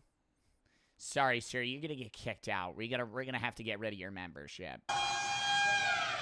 Which was a siren that would go off anytime someone made too much noise. And you know the employee hates hitting that button. You hear some guy grunting. Like, you have to be so obnoxious because there's a human there that has to willingly go, all right, now we're going to make this. Because it's not even like they discreetly tell this guy to leave. They make the entire gym know that they're actively kicking and banning this guy from Planet Fitness. Like... This guy just made a noise too loud.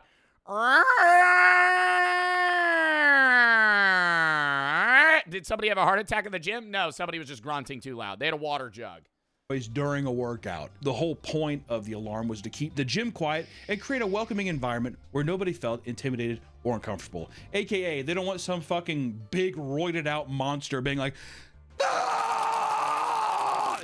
Which I get, because that is annoying. But, like, the lunk alarm isn't the solution to that. On the way down while the little fatty next to them is trying to, like, lift weights or they're on the treadmill because it makes people feel insecure. Makes them feel uncomfortable to work out there because they're like, well, I can't lift. Ego lift, right? If the fatties can't ego lift, are we going to turn a profit? The answer is no. I feel like the lunk alarm, for me, a person on the spectrum would dissuade me to go, because then my autism would, like, I would freeze when the lunk alarm starts going off. Yeah, stimulus is like a stimulant overload. I'm too stimulated. I'm watching Madagascar on like a fucking, I don't know, like a Kindle Fire on my treadmill, being like, yeah, woo! And just stimming somehow. Get my fidget spinner. Make sure, yeah. Oh my god, dude, like 9 people. Why are so many people getting banned for this? I'm not even going to say what they're getting banned for. It's obvious. Just typing slurs, but Jesus, dude. Out of nowhere. Black Cam, Hottest, Luca, and GD for the sub. Go get my pizza real quick and then get the fuck out of that motherfucker. Hoard like a raccoon out of a trash can. That's what I'd have to do, dude. Also, too, it became a weird thing online where, like, big buff YouTubers, like workout personalities, it would be like a challenge. Yeah, it was. Well, it wasn't even a challenge necessarily to get kicked out of Planet Fitness. I think the original challenge for a lot of fitness YouTubers, because I would watch these, Brian Shaw would go and try to do max weight at every machine at Planet Fitness, right? He would go and max out at every machine. So he would try and fill the Smith machine with max plates. He would do the chest press with the full rack to like see if he could do everything there, and he did it so easily because Planet Fitness doesn't have, like, their weights stop fairly early. They don't have a lot of stuff for like people that are as in shape or as strong as him. How long? And then he just coincidentally also got kicked out until they ring the lunk alarm on me. You know, that kind of thing. Or people would like slam weights down, the alarm go off, and they'd be like, okay, fucking pussies, man. Pussies everywhere, bro. Like, who here has a Planet Fitness membership? Simeon for the sub, Blair for the sub. Genuinely asking. If you go to Planet Fitness, have you type 1 if you have ever heard the lunk alarm go off at your gym? I feel like that's got to be rare. That's got to be rare. 2 if you never have. I'm getting a few ones. And I wonder if they give you a warning, or is it just an immediate ban? Like, if they throw the lunk alarm down, oh, you gotta go. Oh. Which also, too, you don't want, it's like the soy alarm at that point. You want to be mostly twos. The fucking soy alarm. You know what I mean? All right, man. Well, you see some muscle milk. Where's the Soylent for you pussies? Whatever. Just Rich Piana being like, ah! The soy alarm. I like that. That's when you're not lifting enough. Yeah. They call the soy alarm. It's just like, you've been on your phone too long. You've been taking 3-minute breaks in between each set. You're not working out, dude. You're just fucking loitering inside of Planet Fitness. Leave. Yeah, you're like this. Woo! Soy boy. That's what the alarm sounds like. 3 minutes is normal. You're taking a 3-minute set in between. You're taking a 3-minute break in between each set, dude. What are you fucking getting 4 sets in? You go work out for an hour. You're gonna get like 3 workouts in. 30 seconds. No, I might take like 30 seconds, then a minute, then 5 minutes, then 10 seconds, then 30 seconds. It's very random. Soy boy. I usually superset everything too. So when I work out, like today I had chest, triceps, shoulders. I did shoulder press, then I did shrugs, dumbbell flies, back to shoulder press. And I just do a circle of fatigue. Boy. Is it a coincidence, Nick, that Planet Fitness membership is the exact same as World of Warcraft? It's $28 a month now for Planet Fitness. Bro, why do people go to Planet Fitness? Why do people go to Planet Fitness? I thought Planet Fitness was like $10 a month. You're paying $28 a month to go to fucking Planet, bro. You could go to a better gym for like $40. I know that's $12, but I'm like, dude, $28 a month for Planet's whack. Whoa. They have deals. I do. It is. Gyms are really weird where it's like on the tag, it says 40, say 40 a month. But if you go and you go, I sign up for a year, he'll give you 30 a month. You know, he'll bump it down.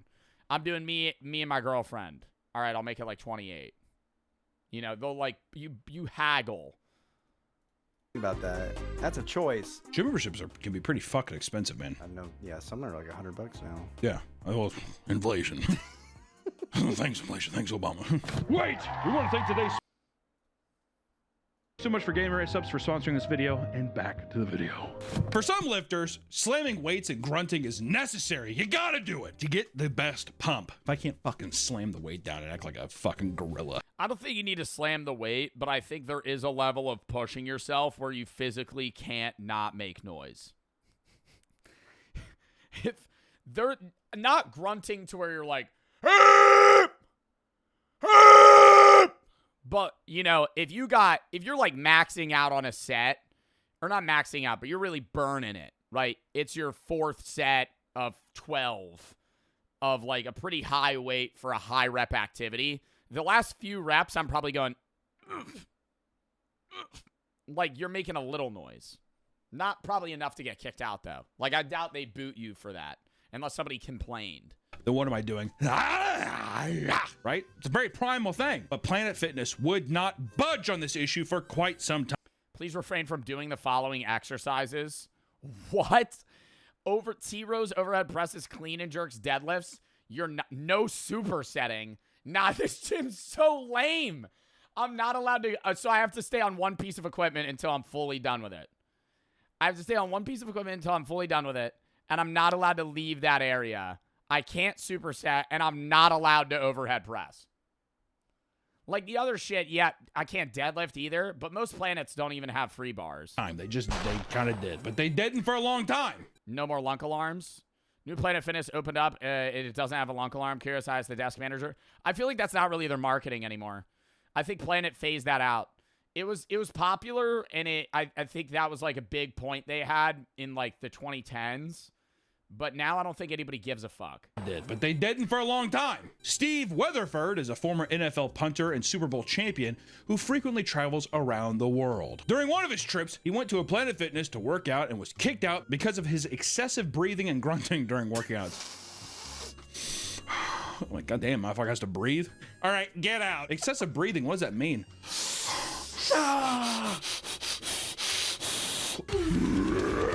That's what I sound like when I lift my weights. Is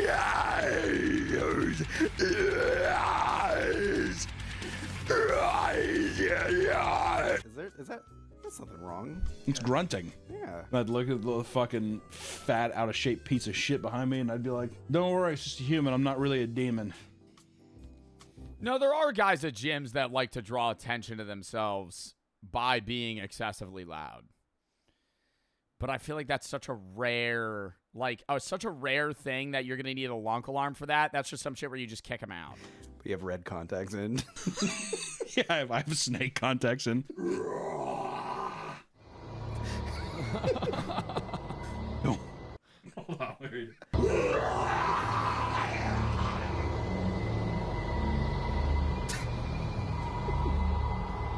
Don't worry, Pipsqueak. I'm just human. I'm human. I got 2 more sets and I'll be off this bench. I hate it when you just get on something and someone's like, "Hey, do you mind if we sub in every set?" No. Like, I just got here. Also, this isn't a collaborative effort. I hate whenever Yo, not even a sub in on every set. It gets really annoying when you're at a gym working out with somebody that's in your vicinity. You get on a piece of equipment and they're like, "Yo, bro, are you on this? How many more sets do you have?" I just sat down. And then because I'm fucking nice, you know, I only got 2 more. No matter how many sets I've left, I got like 1 more. And then I'll just go do something else. Because I don't want to be an asshole, right? I don't want to be like, actually, I'm going to be here for another fucking 15 minutes. Big gym bro guys, because like, they're coming up to me because I look like a fucking slug. Look like a melting candle. It really is. I think it's better, though. I'd rather have somebody go, hey, how many sets do you have left? Than them trying to breach this social barrier with me. Hey, bro, you mind if I hop in?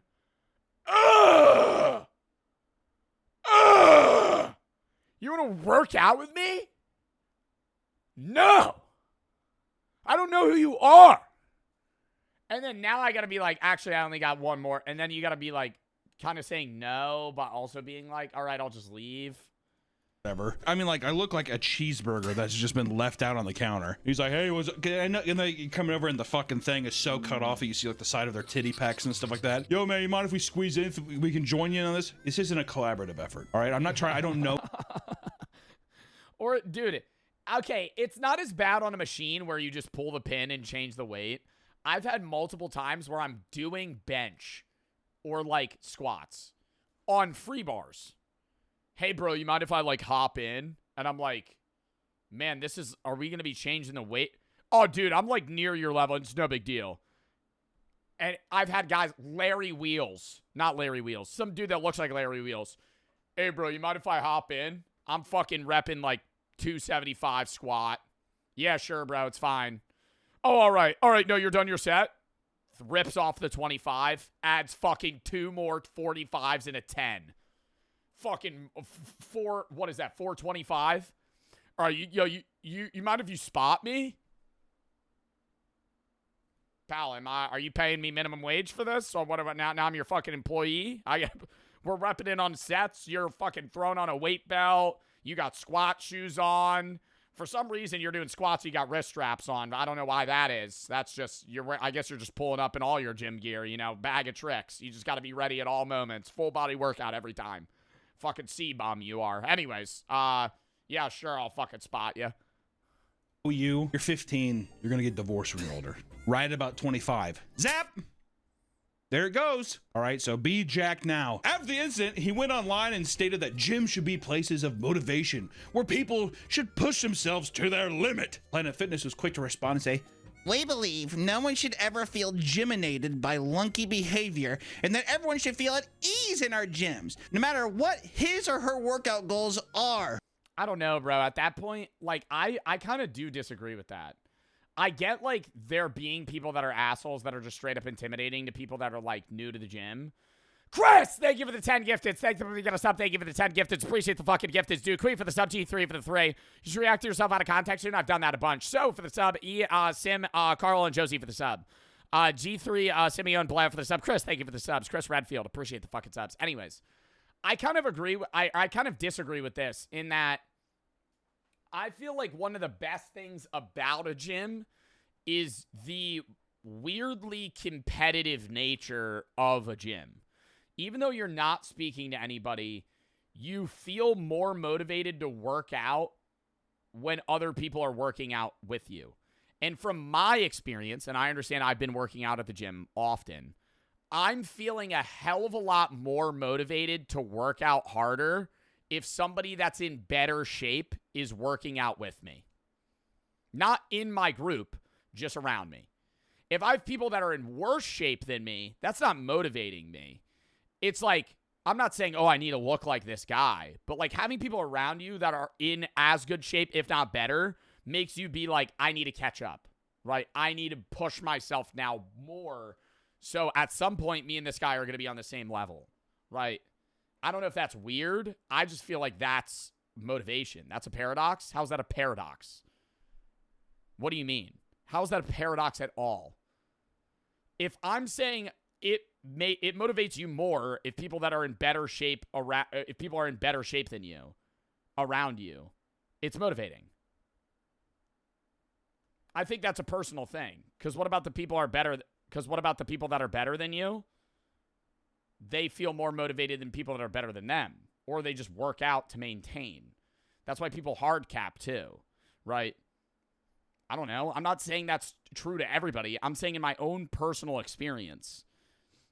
I think that anyone should be allowed to go into a gym and work out and try to better themselves. And no one should bigwig each other, you know? Yeah. There shouldn't be a buff guy. Yeah, I don't think it should be like a full competition. But in the back of your head, you're like, you feel more motivated when other people are around you that are lifting. And like, whoo, and shame somebody because they can't lift enough or whatever, right? But that tweet or that response, that person, they should be shot by like a firing squad. Because you have just lumped every out of shape person into being like, well, I don't like that because I'm gyminated. No, that lunky. I'm gym intimidated. I don't feel comfortable working around people like that. behavior. I don't like that. Soylent. You don't really hear a lot about Soylent anymore, do you? It was like a big meme, I feel like. Yeah. I drank Soylent for a while. I haven't had it in a bit, though. Kai 6, Dirty, Lay, and Scopes for the sub. Whatever happened to Soylent? They still around? Yeah, they're still around. All right. Expensive. It's like $5 a bottle now. You can get even cheaper ones that are like 80 cents. Yeah, your own brews. You can It's go- called eating grass. You can control your grunting and screaming at the gym, but some people can't. And Planet Fitness makes no exceptions. Josh planned on working out with his fiance and brother-in-law, but the exercise session was abruptly cut short after management told him he had to leave because he was making too much noise. When he first arrived at the gym, he told the front desk that he had Tourette's syndrome, so his outbursts were out of his control. Already so I already have to apologize for yourself for simply existing. You know that they were just sitting there. They're talking to him like, Hand inching towards the lunk alarm before he even works out. He sits down for the first set, and because he has Tourette's, he has like an outburst of sorts. Immediately presses the button. Dude, I just told you. Okay. And the camera pans down, and their hand is underneath the lunk alarm. Just waiting. They really do make their clientele seem like fat, just like skittish deer, don't they? Yeah. Be quiet. That fatty's been on the elliptical for 5 minutes.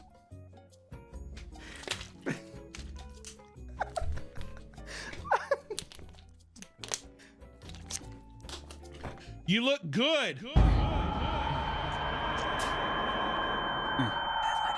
My inside voice. Despite this, management felt no sympathy and stuck to the rules, saying, Sir, I know you have Tourette's, and I know you can't. I know you have Tourette's. I know you can't control it, but we're gonna have to ask you to leave. That's fucking, bro. That's a lawsuit.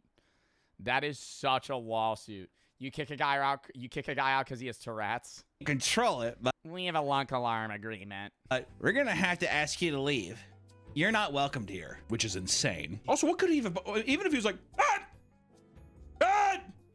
That's gonna mess me up though. Like I'm doing fly. Dude, my fucking flow. Please. Dude, my form's so fucked right now.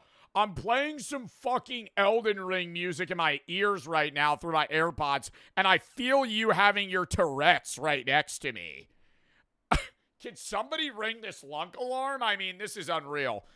Someone hit the alarm, please! Dude, I'm trying to look at this girl's fucking pussy from over here, but you keep distracting me. Like those machines where the girls do it. Sitting there and they do like that. I don't give a fuck who you The fucking thigh machine. are. There's no reason for anyone to be on that fucking machine. I've heard that well, number one, it does help with some athletic things. And it makes your ass bigger. Number two. That's kind of why, I do want to kind of plump up the butt a little bit.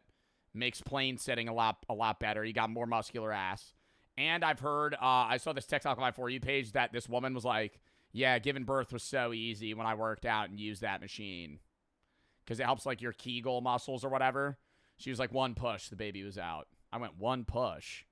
Like a, boom. Like a fucking 8-pound baby. Boom. Just fucking rockets out. Right? There's no reason that I should ever be like, one push, we're in and out. Actually, I don't even need you, Doc. I hear walk into the room. I feel like I'm about to give birth. Just plops right onto the floor. Doing like a fucking try. Joe, you're a guy? Yeah, so. All right, also, I gotta piss. That beer's fucking rushing through me. Count me down 30 fucking seconds. Not even.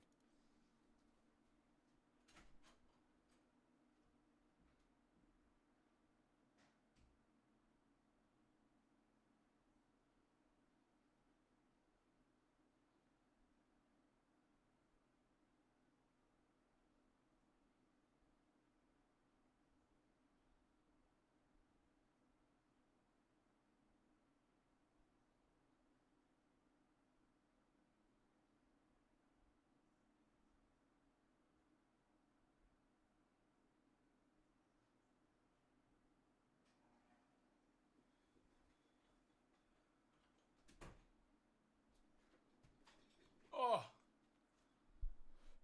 We're back.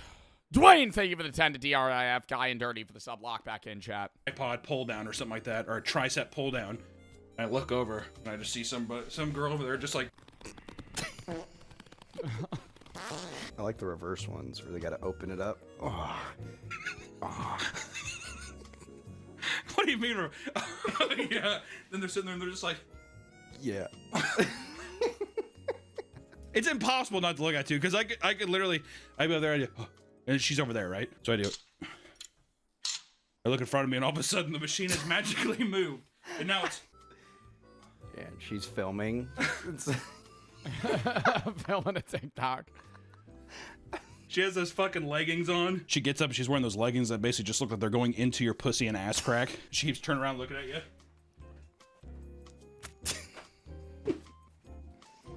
I have never had somebody extensively do that, though. I feel like usually they put those machines in the corner because they know they're, like, somewhat suggestive positions. Like, every gym, not every gym. Most gyms that I've been to, though, that machine is usually, like, not dead center of the gym. They're shoving that shit somewhere in the corner where it's, like, you're kind of facing a wall. It's also weird to use. Like, if you're somebody... It's like a machine that's needed for certain workouts, but if you want to use it, you're like, I know this is going to look weird. A picture will last longer. Have you ever done that? Have you ever gone because there's like people you don't want to interact with? All the time. All the time. I go at a certain time, let's see, I want to go at 3 p.m. People are there. I'm like, God, these people are annoying, right? So I decide I'll go at noon. There's twice as many of them there. Like, if I would change the time up next time, it'd be all over me. And I'd be like, when did you get so many of those machines? And all the girls are just like... Is there not another workout? Woo!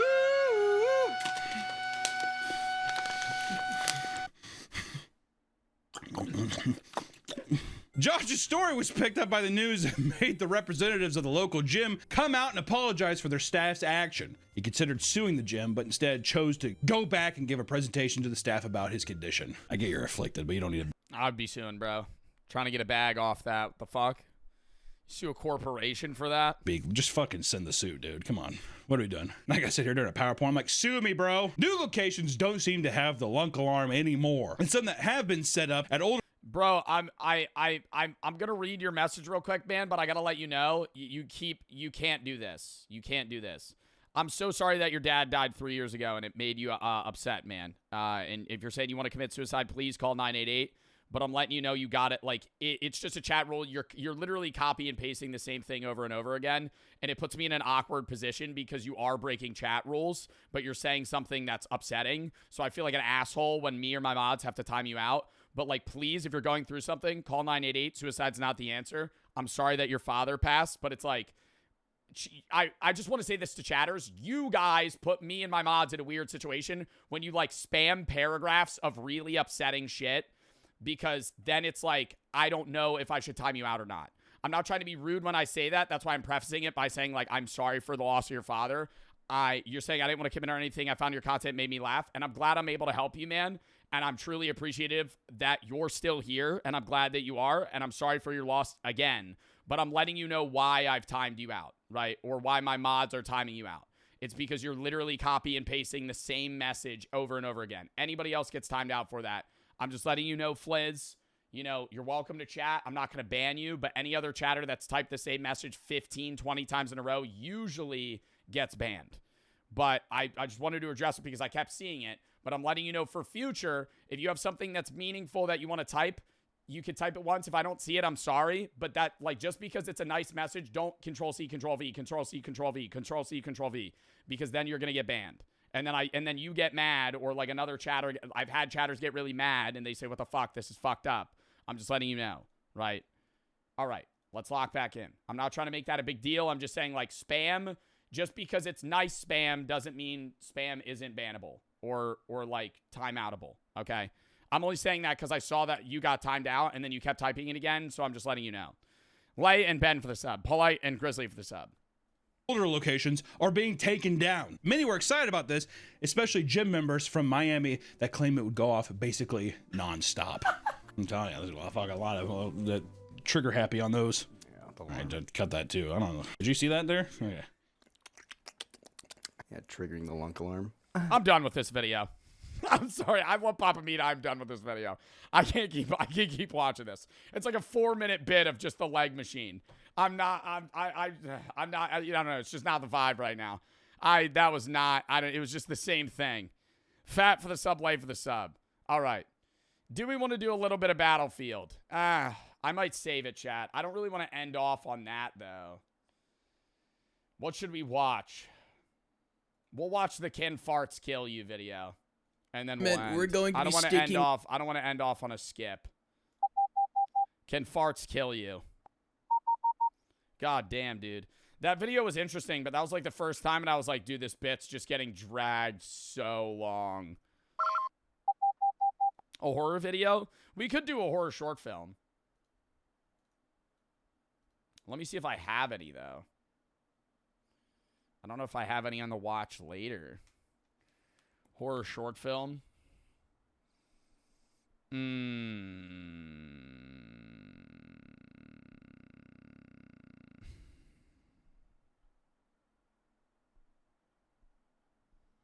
I don't think we do. Watch one from Alter. Body cam? I'm not watching a body cam video. Not today. Nah, we'll watch the... we can watch horror movies that are actually scary. I feel like that would also be lame. I don't want to end on some lame shit, bro.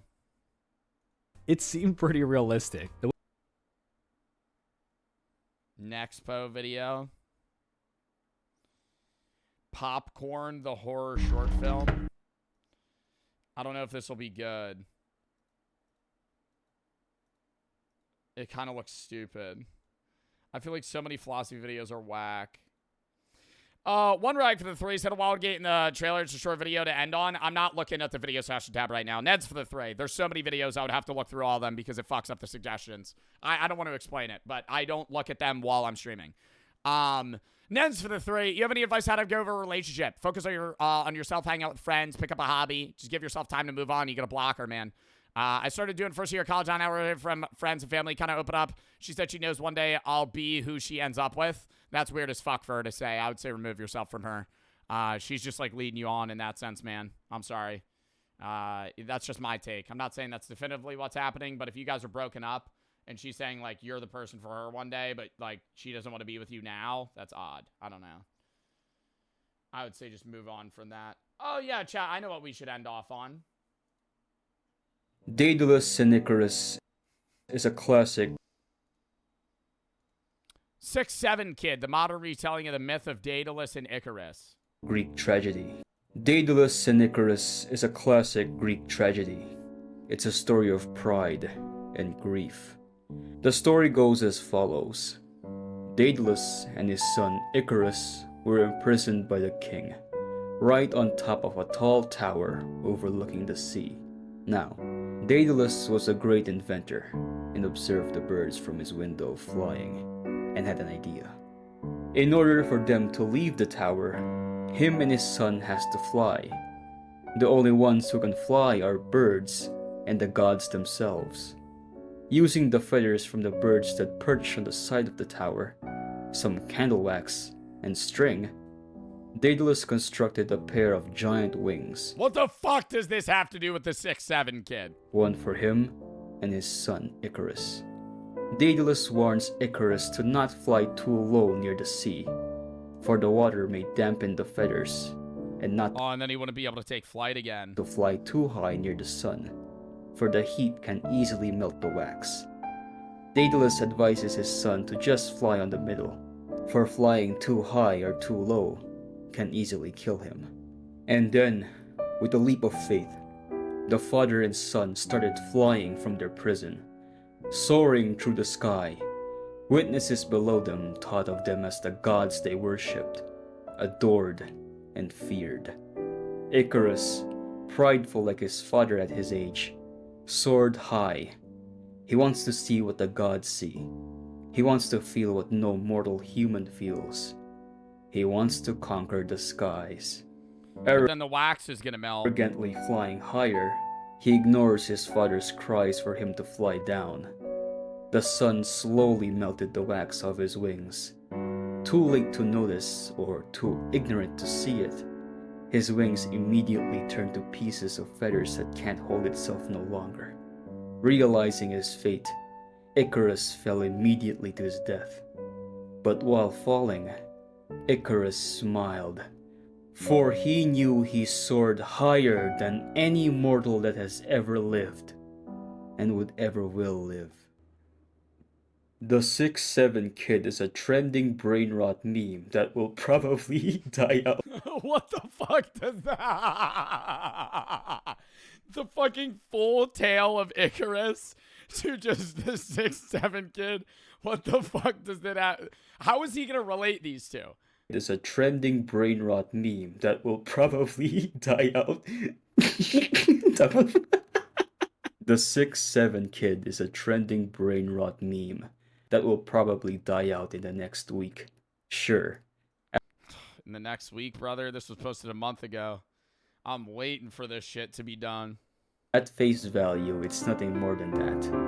But for me, its parallels with the tragic story of Icarus are so similar that it could... Bro, you see he started a crypto coin?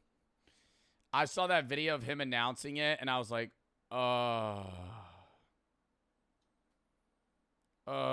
and some TikToker interviewed him, and I'm like, what are you going to interview the 6'7" kid about?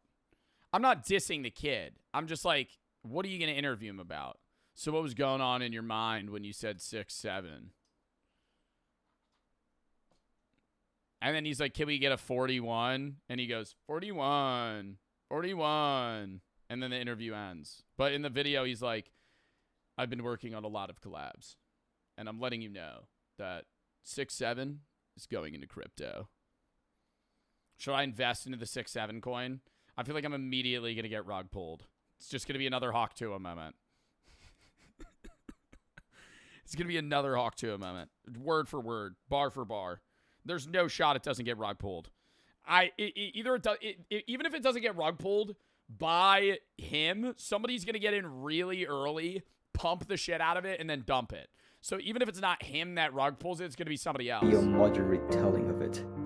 All from the original video's purpose, people, and the meme's virality. Our Icarus. Do you think when he like gets older and goes to a college at a fraternity, they're gonna like haze him by making him do the 6'7" meme? Like 5 years. I think he's like probably in high school. In like 5 years, he'll be like rushing a frat. Say it! 6'7", 6'7". Do it with the fucking emotion that you had in the video. Make it look like the video. The main character, the 6'7". Same thing with AJ and Big Justice. If Big Justice is it 8? No, it's Big Justice. If Big Justice goes to a frat, do the boom dance. I don't want to. 7 kid. His real do the boom dance. Name's Maverick. Do it. Trevelyan, but we'll call him Mason for video's sake. Mason, like Icarus, wants to soar to the video's his name's sake. Maverick. Mason. Oh, his name is not Maverick. Wait, why are we calling him Mason? Mason, like Icarus, wants to soar to the greatest lengths. And in Mason's point of view, internet virality is the greatest feat his age can accomplish in this day and age. Seeing the camera pan to him, like a bird about to stretch its wings, Mason stretches out the... Oh, Mason flew too high, though. Biggest grin on his face. His eyes... I don't want to say I hope the 6'7" meme gets rug pulled, because I don't. But, like, I feel like that's just going to be, like, word for word what happens, and people are going to act shocked. Like, you know if it gets rug pulled, people are going to be like, wow. Wow. Full of determination. Really? I put my fucking college money into that fucking coin. And with all his pride, all his might, he says the words. 6. What does rug pull mean? Okay, so imagine if I started a coin that I want you to invest in, and it's going to rise with price the more people buy it because the coin's going to get more expensive because the demand's higher. Hold up, I got this hangnail and it's making me anxious. Okay. So imagine I start a crypto coin, right? Or like a stock. And I own a shitload of shares, right? I'm the coin creator. I have a lot of the shares in the company. Or the coin, or whatever it is, the stock. And then I release it. And you all start investing. And it starts out at 20 cents and goes all the way to $4. I now dump all of the supply that I have immediately. I sell every last share. And it goes from $4 to $2, right? Then everyone else in a panic sells, and the majority of people lose all of their money. 7. Alongside the hand movements akin to that of birds flapping its wings. Mason, ever the overambitious person like Icarus, reached the peak within that moment, hoping to touch the sun, hoping to be seen by all, admired by all. And before he knew it, his hands felt the warmth of the sun. He has achieved it. Internet virality, all but with a cost. Like the wax on Icarus's wings melting, Mason becomes a laughingstock overnight, made fun of, ridiculed, and a disdain to be seen. The tragic parallels brings tears to my eyes. A classic Greek tragedy masked by a modern brainrot meme from TikTok. Our story doesn't end here, because our story just keeps getting sadder and sadder. Bro, when was the 6-7 meme started?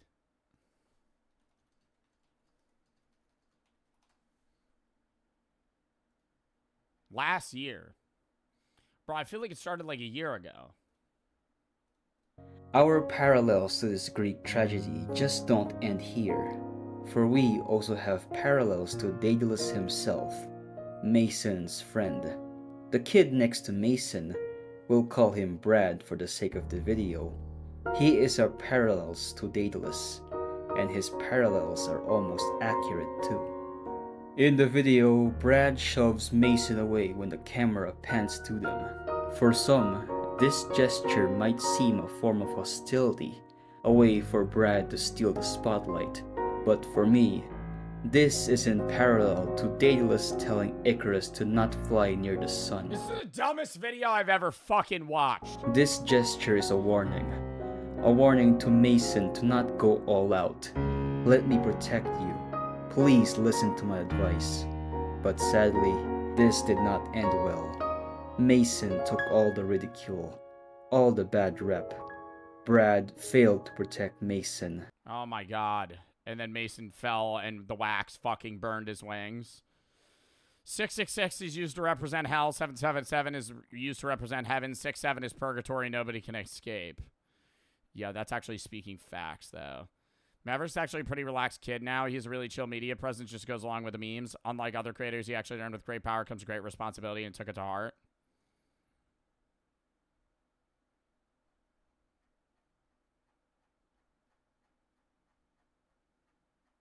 I want him to rug pull that.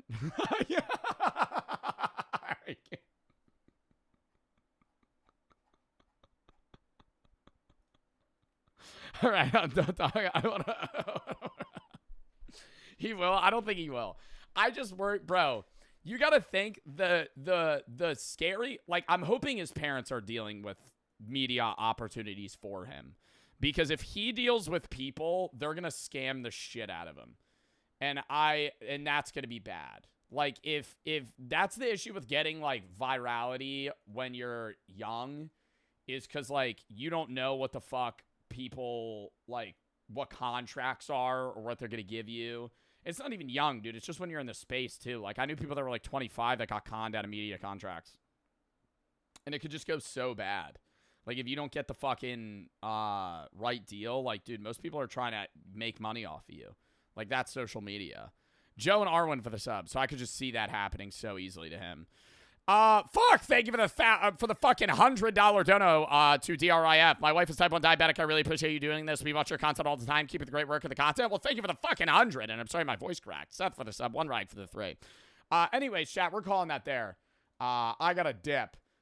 We got some shit I got to do later. We'll do Battlefield later.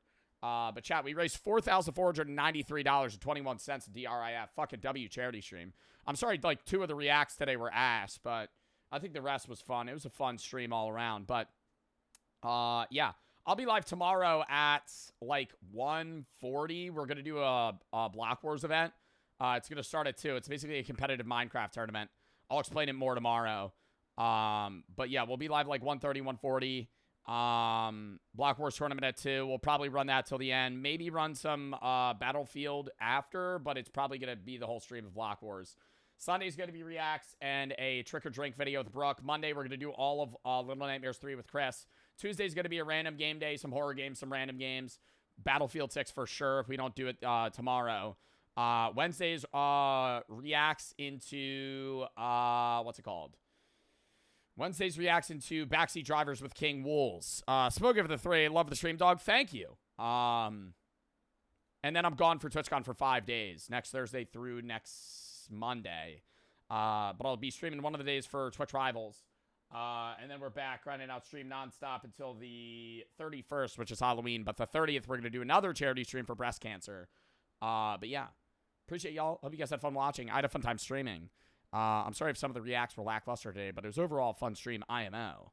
And yeah, I might be live a little early on Monday too, but we'll talk about that this weekend. I'll be live tomorrow at 1:30, 1:40 though, EST. So be there, be square. But anyways, chat, let's fucking call that there. And who do we want to raid?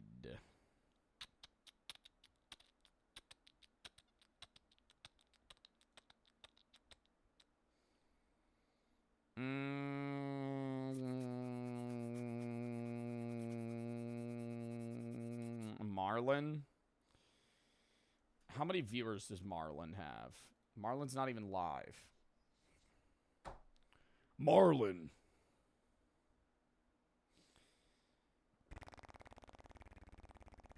Zeusy, what is Zeusy doing? Zeusy's playing Battlefield. We could raid Zeusy. All right. Brian, thank you for the raid. We're literally going to raid right now. Dustin still for the sub. I'm sorry. Brian, thank you for the raid, though. I appreciate it, boss. Now everybody's going to get redirected to Zeusys. Go watch the YouTube videos. Put some of the main in the gaming. See you guys tomorrow, 1:40 EST. Be there, be square. Goodbye, chat.